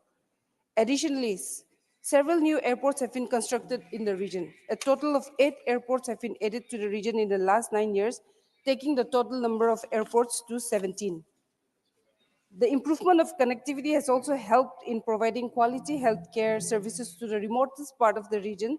Policy initiatives and healthcare schemes have brought about a significant change in the healthcare scenario of the region. The government's commitment to the Northeast region has been lauded by people from all corners of the region. I thank Honorable President of India, Srimati Draupadi Murmuji, for moving ahead inclusively with the guarantee of fulfilling the dreams of 140 crore countrymen. Thank you, sir. Jai Hind. You have taken exactly your time, 10 minutes, not a second more. Dr. L. Hanumanthaya. Thank you, Chairman, sir. So the time left is 2 minutes, but I'll make it 5 minutes. Thank you, Chairman, sir. Honorable President of India has spoken on many issues, but my concentration is on the social justice and equal status for workers. Sir, in the last 9 years, MNREGA workers have been paid less than minimum wage. Workers accept these meager earnings due to unemployment fears. Sir, if 100 people got the work, only 23 schedule caste were there. Now, if 100 households get the work, only 19 schedule caste were in the job. I would like to ask the government, is it the social justice? Why can't people from these communities get work under MNREGA? What are the reasons why they are not getting? Have any accountability on this is there in the government? Sir, in 9 years, 16 crore 20 lakhs people job cards have been deleted, and 1 crore 70 lakh people have been excluded from the ABPS, Aadhaar-based payment system. It is an appalling to see that the government, which guaranteed to provide 18 crore jobs in 9 years, has made 18 crore people unemployed within the MNREGA itself. Sir, the UPA government brought the scheme to provide social justice to the poor, but this government has denied the poor the rights, and the Congress party will never endorse this act. We will stand by the poor until the justice is delivered to those sections. Sir, another important aspect which we always speak, and the Honorable President has also spoken about, Sabka Saath Sabka Vikas. Sir, the misuse of agencies like ED, CBI and IT. I wanted to give a small example, sir. This government misusing the ED, IT, CBI to suppress the opposition leaders to destabilize elected governments. Sir, BJP has tried to tackle several state governments by misusing the central agencies, but not been successful in 14 states so far. Sir, in the last 10 years, 411 MLAs have been horse traded, but BJP has not been able to gain power through the back door. Sir, now the tyranny of ED is even being faced by common people. We recently saw how summons were issued to two Dalit farmers in Tamil Nadu.